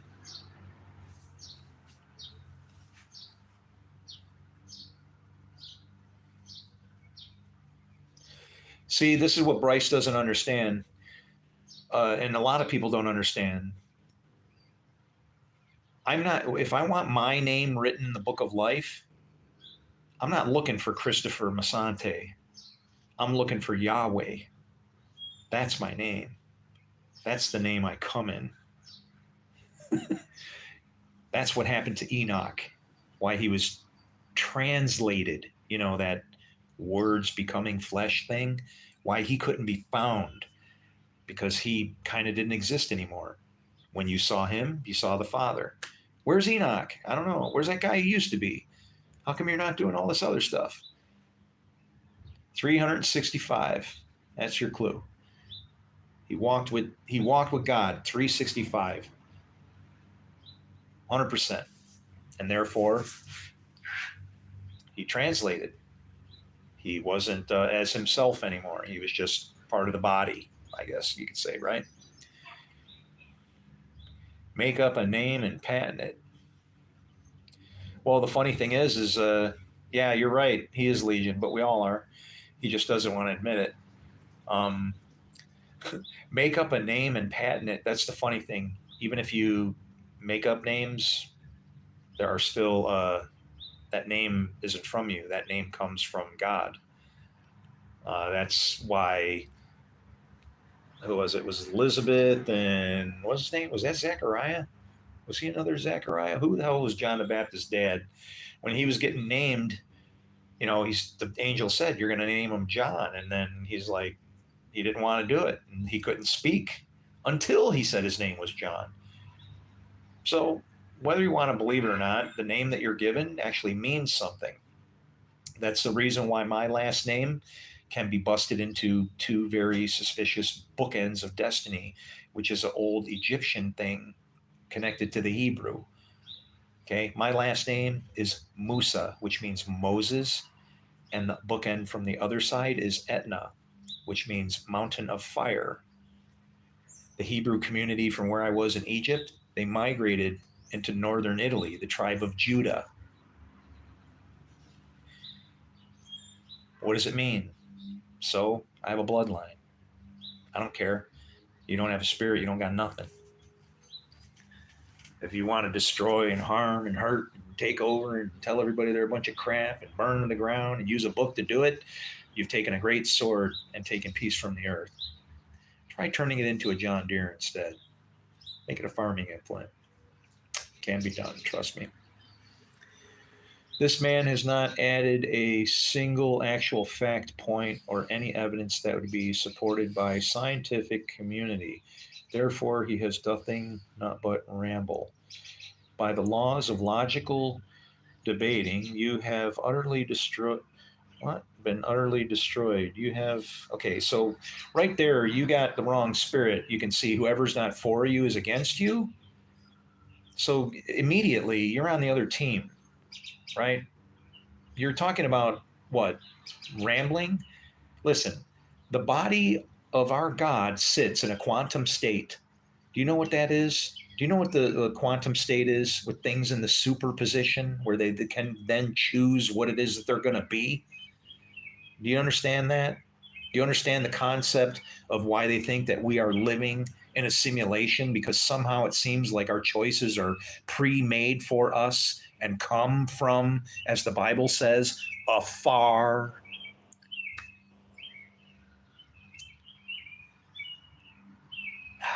You are drinking milk. By the powers of debating vested in me, I proclaim that I am God. Good for you. You're the Antichrist. You're the opposite of God. You are your own God. You're standing in your own temple. And that's why you get the number 6 for you as man, 6 for your father because you're your own father, and even 6 for your spirit. All of them, just like that. 666, the mark of the beast. What is the mark of the beast? Well, I don't know. Did make skins for us from beasts when we sinned the first time, but that's only so we could feel. You see, skin can feel. God's laws, they don't feel. They're bones, they can't be broken. What gives those laws life is when you cover them with skin so people can feel, but you don't have any feelings except for yourself, it would appear. I would appreciate it if you'd kindly leave, sir. We don't desire your company here.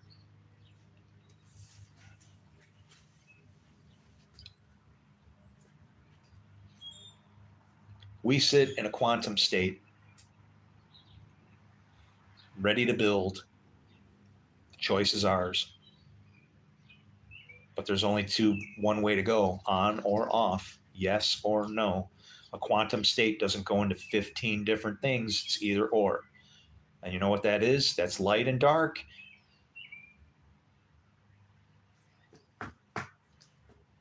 It's crazy. Where two or more are gathered, I am there. That is ECMC squared. It's just an equation of power. You want to call it science? I'll call it God. Do what you want. It's cause and effect. I believe in survival of the fittest as a man of God. My instruction manual, which I'll call my E-manual, well, it has safer things to do than you. So go enjoy science. If God wants you to find him, you will. That's all I can say. If he doesn't want you to, well then, I don't know. I don't care. I don't have anxiety over it. Go live. If you're doing good things, you're still working for the God I believe in, because all good comes from my God. So if you want to serve a God that you don't know, I don't care. You'll figure it out.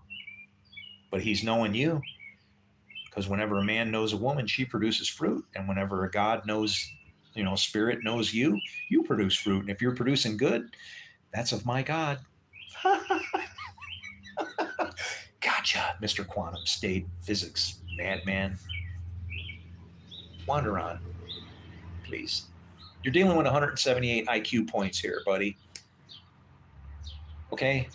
I don't brag about it. It sucks. It sucks because I could repair this whole entire freaking place like that with a crew. Instead, I got pieces of shit showing up and antagonizing people and causing trouble. That's why our world is like it is, because of people like you. Do you realize that? You're no better than a Christian.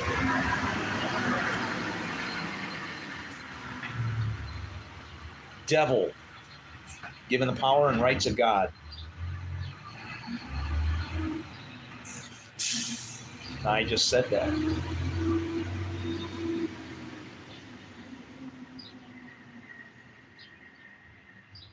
Gandhi said something profound. He said, this Jesus I like, it's these Christians I worry about.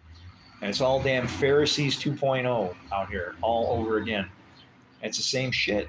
And we're blowing it up, and religion is at the backbone, and you got a guy over here that wants to show you, and you're not going to see it. And when it all goes poof, the only thing I'll have to say is, shit, I tried, Lord. I tried.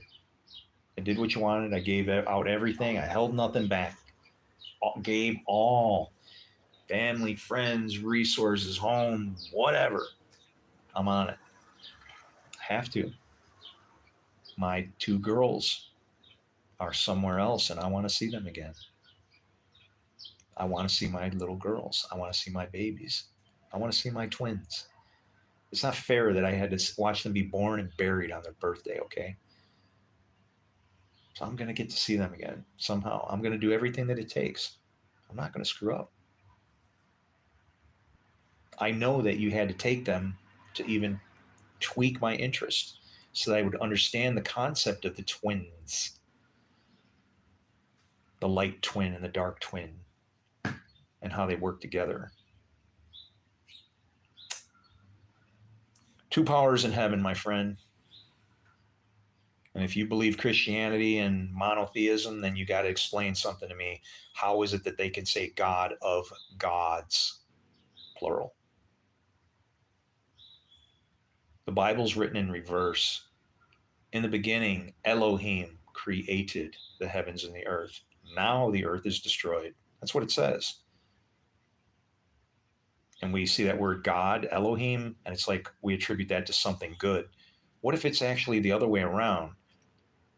And if you called them Elohim, to who the word came, and Jesus came to us, which makes me Elohim and you Elohim, and any swinging sucker around here that has a spirit inside of him, a pile of dirt, Elohim, guess what?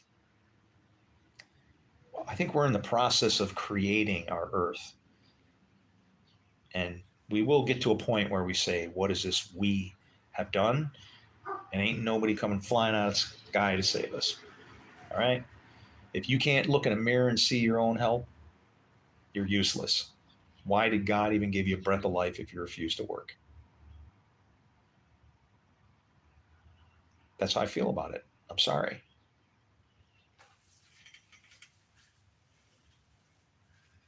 I've been working since I've been 7 years old.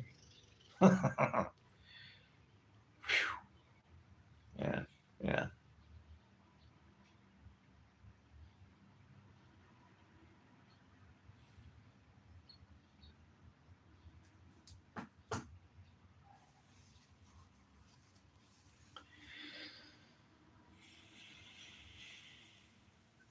Chris, we're trapped inside the ice wall.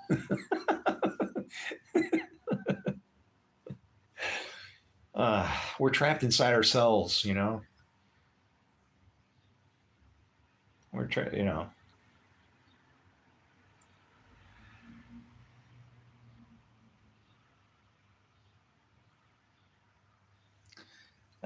Look at this. I'm worried. I didn't even drink a half a beer. Jesus, I'm fine. I need to get to the store. I gotta take care of my neighbor. Man, I wish somebody would just.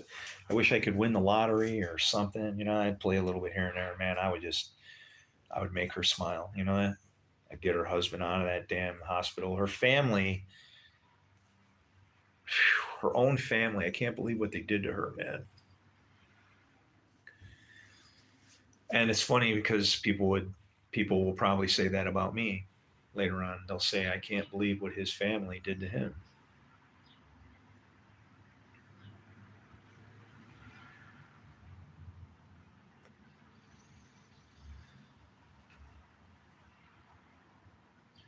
Smiling is always a good first step. But when you're talking to your sister and you find out she might be your mother, that's when it gets pretty hard to smile. I come from a weird family, man. There's some bad shit going on in there. You want a man born of sin? Wow, man. You want to talk of a root out of dry ground? Wow. Nothing but, yeah, man. Oh. That's the only thing I can figure is I don't know. My mom must have sent me away when I was 14, and then like where I was supposed to go and live didn't work out, so I wound up living on the street. But it's like she must have just been like, he's been good up to this point. Maybe I should just get rid of him so I don't have responsibility. Because all of her other kids, oh boy, man, like just wild men. I'm not kidding. My brother, my brother Frank. Wow, man, he he fired the first rubber bullet, and he did it by dropping his wife at about 200 yards, who was at the mailbox checking the mail. He put a number 2 eraser inside of a 22 round and shot her in the butt. Took her out at the mailbox, left a big giant bruise. I mean, I got, all my brothers bad as much as I knew of them. I had brothers that got scattered everywhere though. Like I said, my father had 27 kids. I had a brother Michael, but I also had a cousin Michael that really looked like us. And then later on, I found out that he was actually my brother, but got given to my aunt. because my mom had too many kids, and my mom also gave out at least two other kids. Um, there was Richie, he got adopted out, and there was Bruce, and then yeah, and these people like showed up later. Hey, I think I'm related to you. It was like, that's the funny thing about the boys in my family. You can pick us the eyebrows especially, right? We just have all the boys all look exactly the same. Like you can just look and go, like the teachers used to do that actually, even with the girls. When my sister Mickey went into high school, her music teacher was my music teacher, although she was quite a bit older than me. But Mr. Preza Plaza, and she walked in, and as soon as she sat down, he looked her in the face and goes, "You're a Musanté." He just picked her off, and she's like, "Yeah." And so he looked in his thing. He knew who was going to be in his thing, and he could, as soon as he saw her face, he saw the name, then knew who to associate it like with. But my dad is the one who, this is fact, and I'll argue this. Remember, I don't talk no bullshit. My dad says he is the one who started the buffalo chicken wings thing at the Anchor Bar. He worked there in the 50s, and he said that Teresa had the chicken wings that she had cut off the chicken, and she was going to throw them in the garbage. And she came outside, and I hate to think that I have even family within that family. My dad was bad, man. He was like a he just went wherever he wanted, right? But she came out with the chicken wings and said, "I want to throw these in your trash." And he goes, "You can't throw those out." And she goes, "What do you mean, Tony? We can't sell these. There's no meat on them." And he goes, "No, no, no. You just fry them up." He worked outside in a little, like a screen porch area that was called the clam stand. And, because they didn't have air conditioning and stuff back then, when it was hot out or whatever, you didn't want to go into some steamy building, out in the nice, cool night air, little lit up kind of food, I don't know what you'd call it, like a gazebo kind of thing or whatever. And he sold clams and corn on the cob. And he said, "You bring them out here and I'll fry them up and put the hot clam sauce on them." The mosquitoes are starting to come out. And I'll sell them out here. So that's what she did. And that's where buffalo chicken wings came from. Now, here's the thing. If you do your research, and you're going to have to go back to they have like a Wayback Machine on the internet or something like that. If you do your research, what you're going to find is you'll get to a certain point where the story that the Anchor Bar said was that they were in their because they had to explain, why were you selling chicken wings when everybody else was throwing them out? That was a restaurant thing, right? They didn't care. They threw them out, sell the rest of the chicken, right? Get another chicken, throw the wings out. So they had to explain that. So what they said was that they were trapped in the restaurant in a terrible snowstorm in Buffalo, New York, with nothing to eat.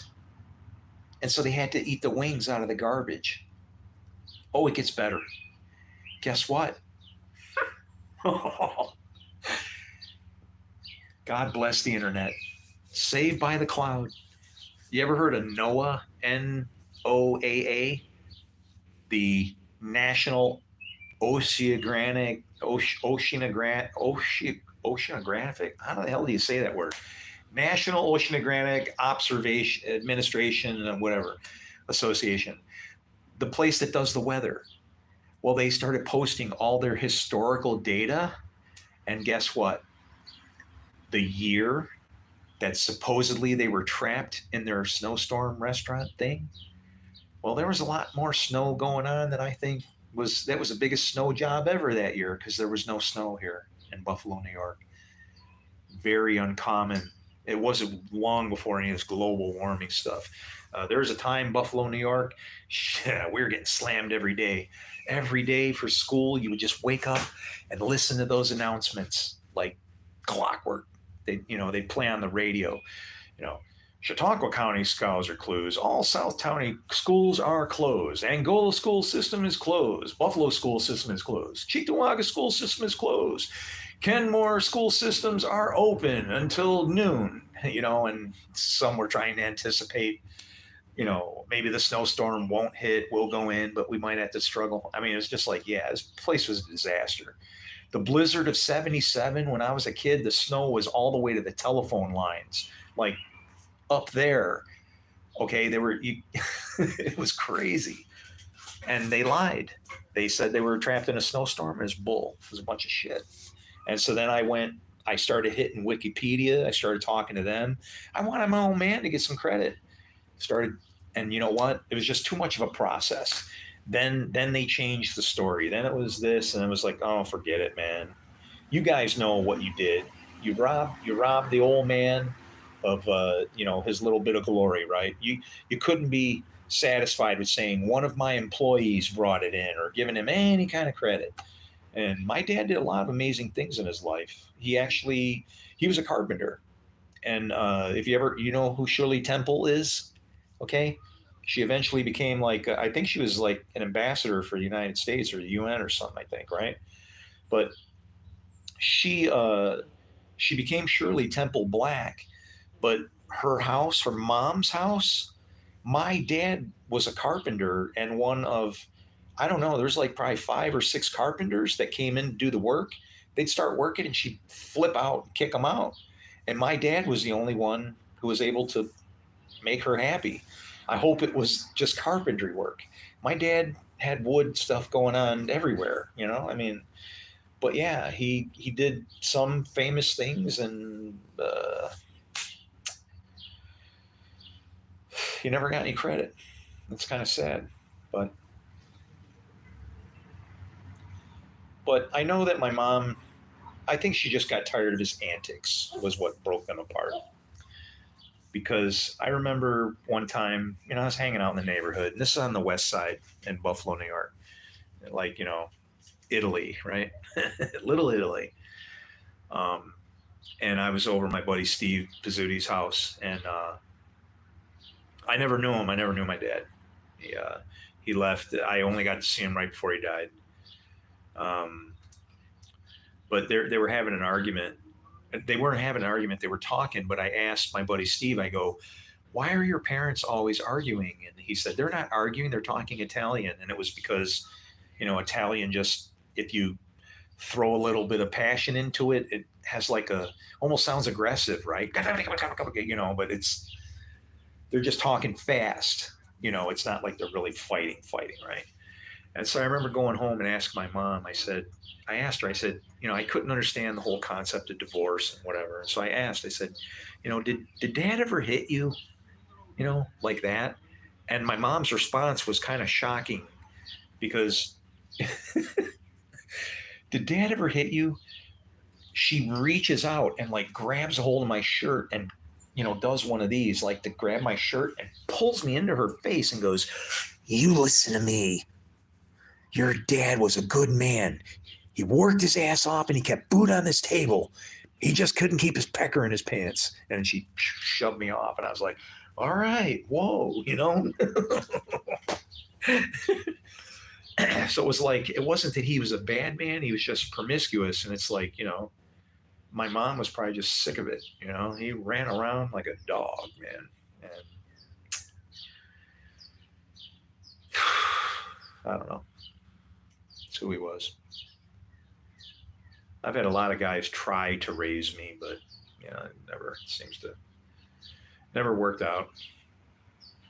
Like I said, at 14, I wound up living on the streets on the south side of Chicago. It was a few, not very long, a couple, 4 or 5 days maybe, eating questionable resources. But I was smart. You could go into the school on a Friday night when they're having like a swim meet or something, and you just head up into the music room or somewhere else. Go find anywhere to go crash out. You could go into the showers in the gym or whatever, get cleaned up, take a shower, go raid the cafeteria, see if you can find some anything in there, locks, doors, things were a lot easier back then. They have security cameras and all that stuff. You could kind of survive, even in McDonald's. And I hate, I'll bring that up for a reason. They didn't lock the dumpster, okay? And well, guess what? You just collect a bunch of newspapers. You open up the dumpster. You throw all the newspapers down in there, and then at the end of the shift, when they come with all that food that's perfectly good, and they dump it in the dumpster, it lands on all those papers, and then guess what? You now can eat McDonald's every night.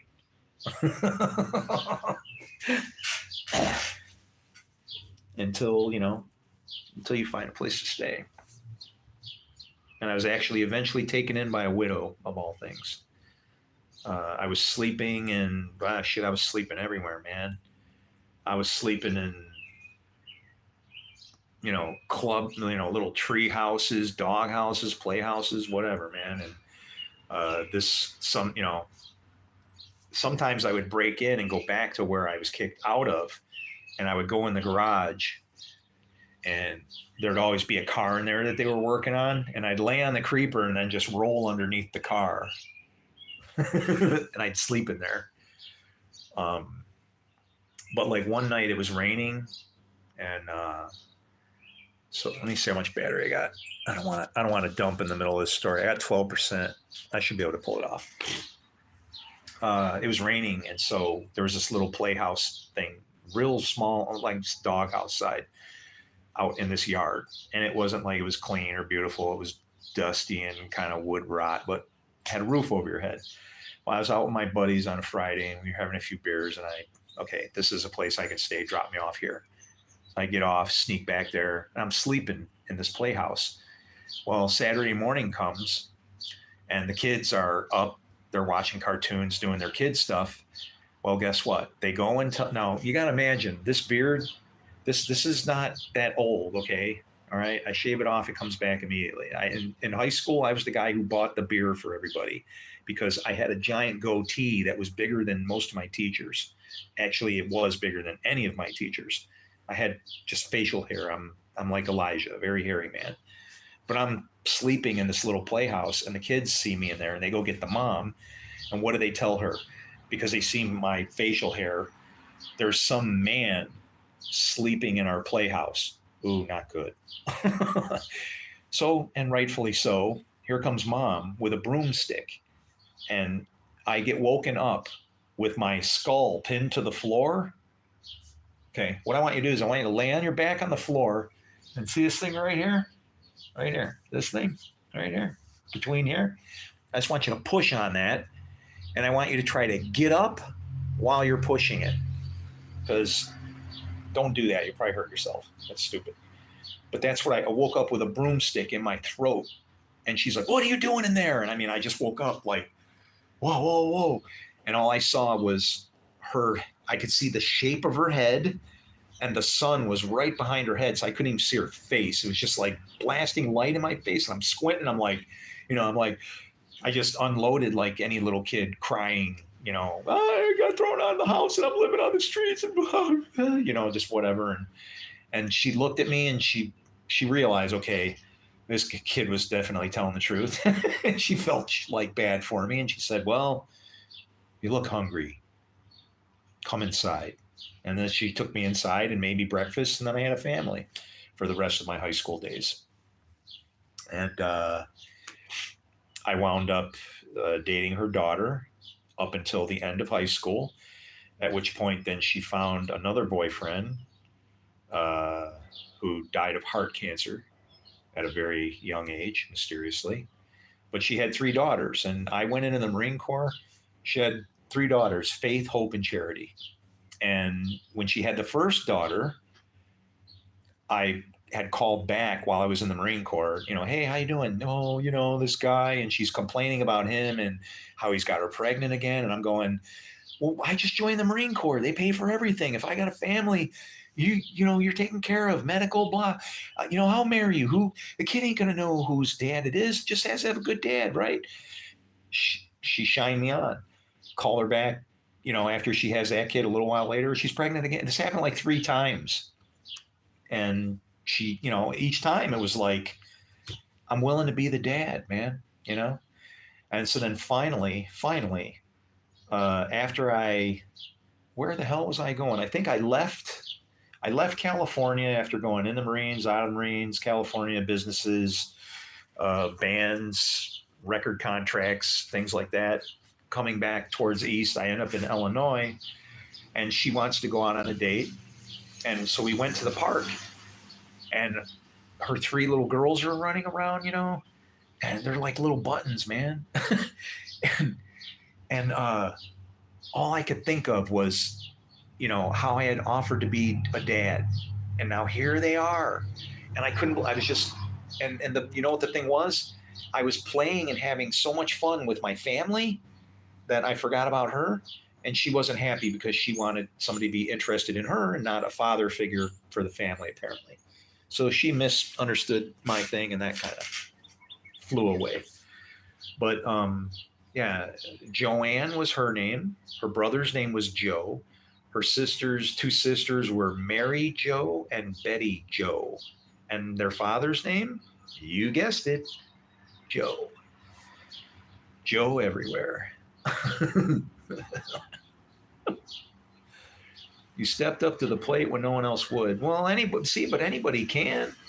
And thank you. God bless you too, Willie. Willie Wanker. Willie Wanker. Oh, what a mess, man. Funny name. I hope it's not your real name. It might be. Oh, man. What did I do? I'm sorry, Willie. Parents, they always pick on the kids, ain't it? Name him Elmer. Yeah. I've had a full life. Very, very, extremely, very. It's not like I regret anything, It's not like that. I guess there's things that happen that I wish, could have maybe happened a different way, but I can see purpose and even usefulness in just about everything. Like, everything, Can you imagine how it would be useful to encounter a child with an earache? I saw that child and I couldn't imagine it. She was screaming. She's reaching out to me with a hug, and she's got tears in these blue eyes that are like, oh man, her eyes are like purple and filled with tears. I'm like, what's wrong with her? And her mom says she's got an earache. I grabbed that kid and I prayed. I said, Father, this child doesn't even know what this pain is about. Why? Give it to me if it has to be given to anybody. She doesn't need this. And you know what happened? Very strange thing. The next morning, I woke up with my first earache ever in my life, and it felt like somebody sticking an ice pick in my ear. Oh, it's a prayer you regret saying. And then I was like, oh, and then I was like, oh, MJ. Jump on the phone. Hey, Michelle, how's MJ? Well, I don't know how maybe I was using speaker. She says, oh, she's fine. It went away. And I'm like, phew. And it's like, yeah, that's how you're supposed to pray. That person's suffering, give it to me. I'll do it. I'll take it. Give it to me. I'll be the nobody that'll go. That's the kind of love we're supposed to have.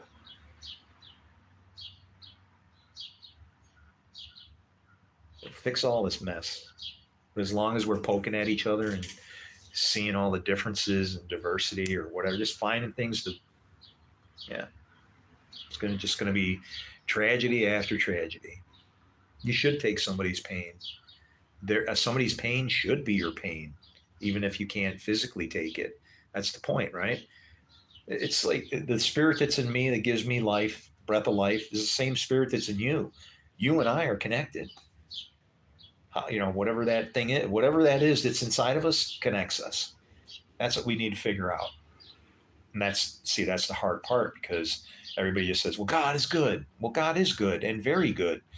But the Lord, God, on the other hand, you have to have a component for that too. And that's where we don't understand our God.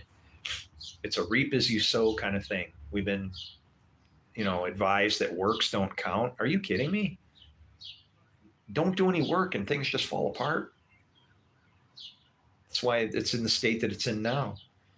We're waiting for any time, you know. And it's sad because Jesus said any time will do. And it's like, that doesn't mean wait for him, you know. Yeah,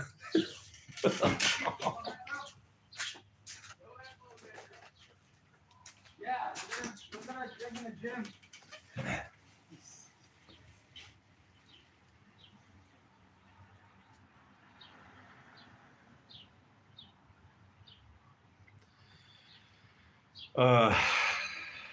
Man.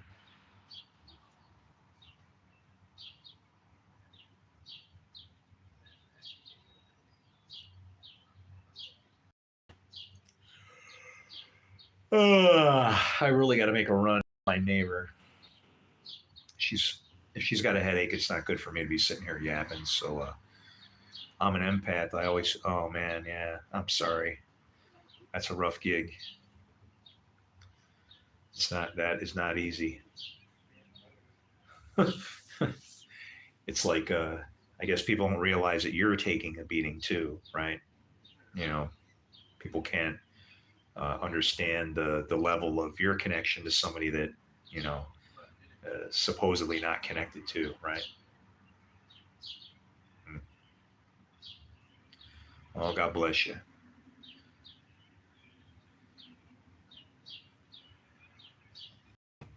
I hope you never feel my pain. I don't know if you can handle it.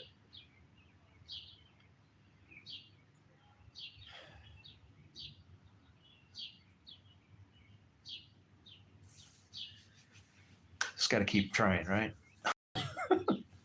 The family. Oh, man. What? No.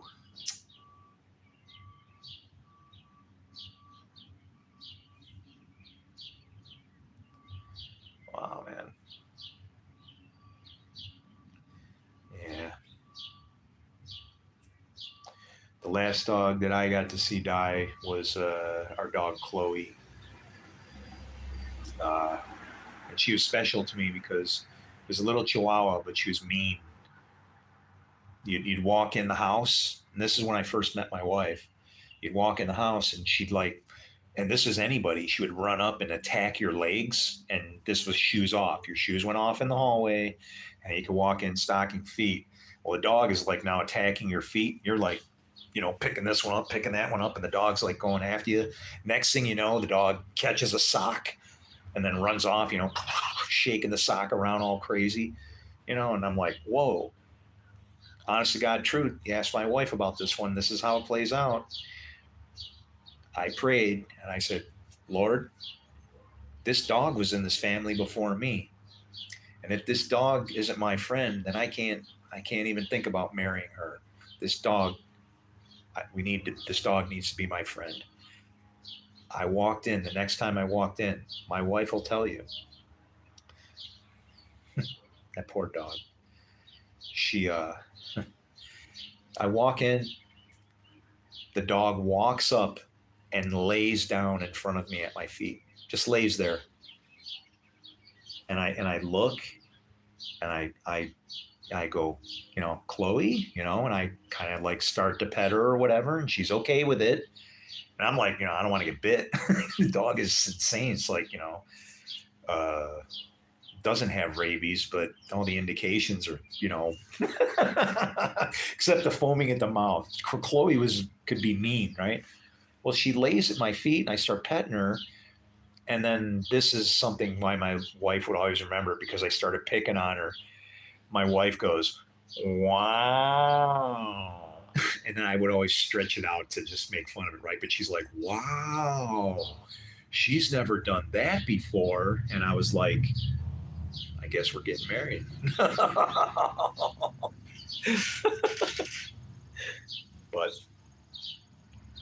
yeah. And then when Chloe died,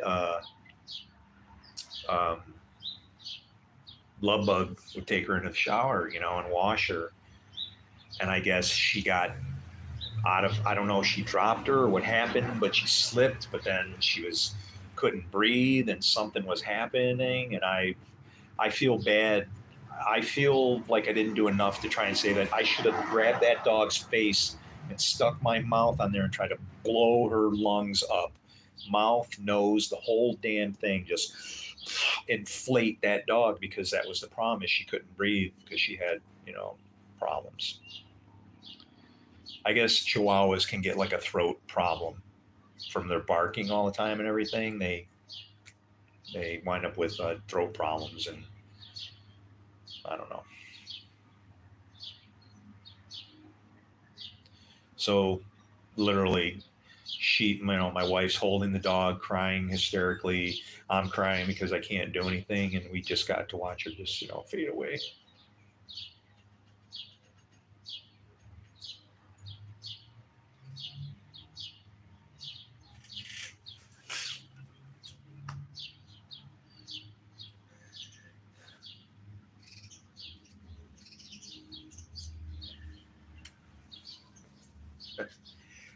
This shit I hate, because then you get pulled over, like right now. Why are your eyes all red? Because I'm crying, and prick. I have a life. It's like, yeah, it was a good dog. I couldn't believe she did that. I mean, it's like, I know Spirit of God is real. It depends on how much you really believe. There are people out there that believe like that, and they watch amazing things happen all the time. I found out things about my family that I never even knew. Like, I had an older sister. Actually was my dad's first daughter. She had a weird nickname, Nitnaboo. No idea. But I found out that I guess she used to carry like a little Gideon's Bible in her pocket all the time, like kind of like I used to do, which is really weird, because that's my dad's first child and I'm my dad's last child, and we both kind of wound up doing the same exact thing. She I have a nephew that's black.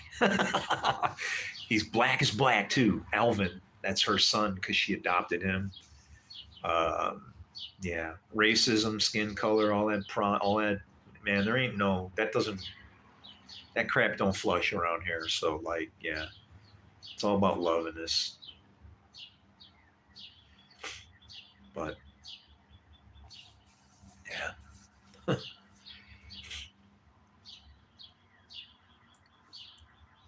Dead rabbit. I never understood how anyone could put their own dog down and just drop them off at the vet and leave. Like, oh man, I don't want to see that. Shit. I would rather die myself than watch somebody else die. I don't want to see that.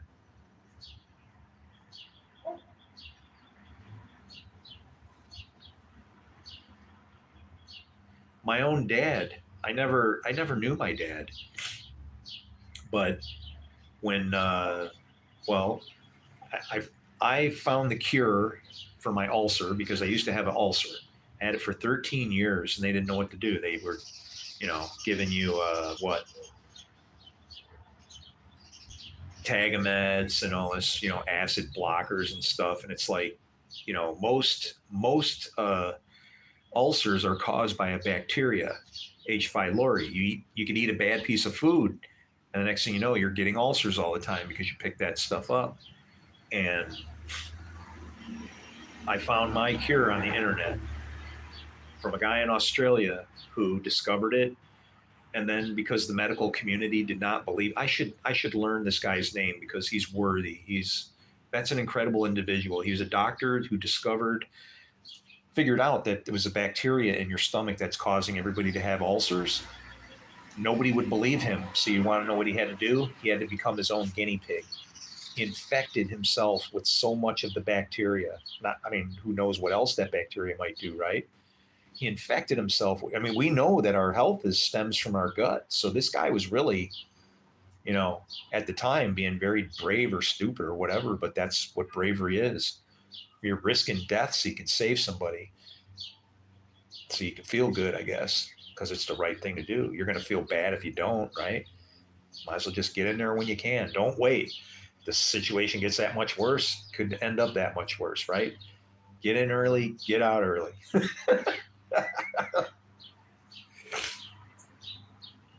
But don't mean this bad, but you look like Charles Manson. Yeah, I get that. But at least that's what you said. See, you said I don't mean it bad. And I have had people say it, but you know what it is? It's the square face and the eyebrows, you know? I don't know, man. I hope I'm not related to that guy. I don't think so anyway. But knowing my dad, you know, there's no telling. It could be anything. But what's this? Owner too big a coward to hold his paw as he dies. Give you 10, 15 years of his life and you'd abandon them. Yeah.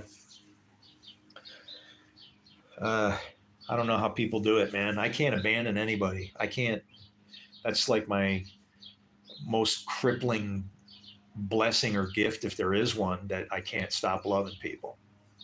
I just don't know how to do it. You know, all the women always run away for whatever reasons. You know, not good enough. Whatever. I don't know. Find other guys.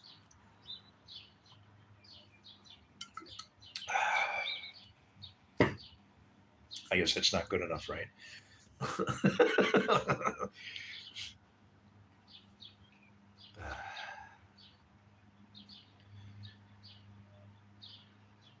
I think everybody's a blessing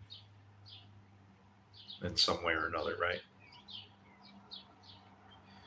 Some people are looking at the outside, you know, looking at looks like Susan Boyle, right?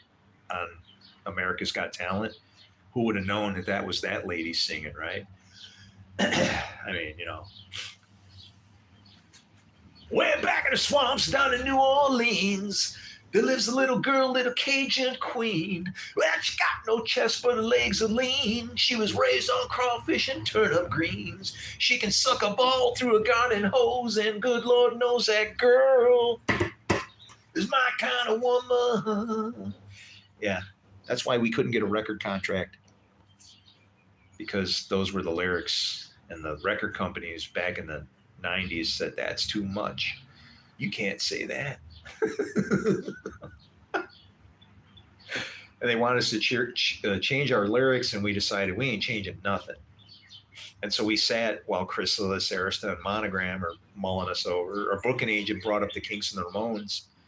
The drummer, Jason, his mom knew him and got us in. And then from then it was keep your heads clean, don't let women screw your thing up, play wherever I say. So what tickets I say to sell, do what I, you know, and you'll make it. He just explained it to us and made it really simple. He said that a lot of people want to have bands and stuff, but he says just because you have a drummer and a guitarist and whatever, he says it doesn't work. He goes, it's about the timing, and there's a like almost a mood that you guys are in all together. He says it's like a, you know, just because you have 5 pieces of a puzzle don't mean that they're the right pieces. And he says, but you guys got it. And so we opened up for, you know, Bobby Allman, Greg's brother, Commander Cody and the Lost Planet Airmen, which is, you know, kind of out there. A lot of older bands, right? I mean, when we're talking in the 90s, so there you go. And yeah, we were going to get close, and then it all fell apart, just like he said.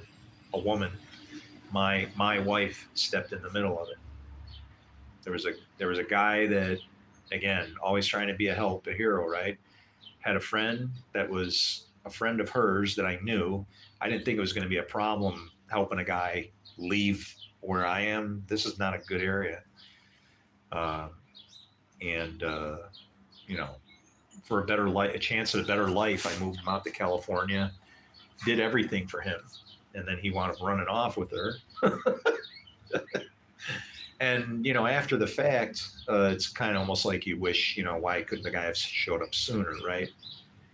But yeah, when everything fell apart, when she ran off with him and all of that, you know, the band, my life fell apart. You know, my wife left.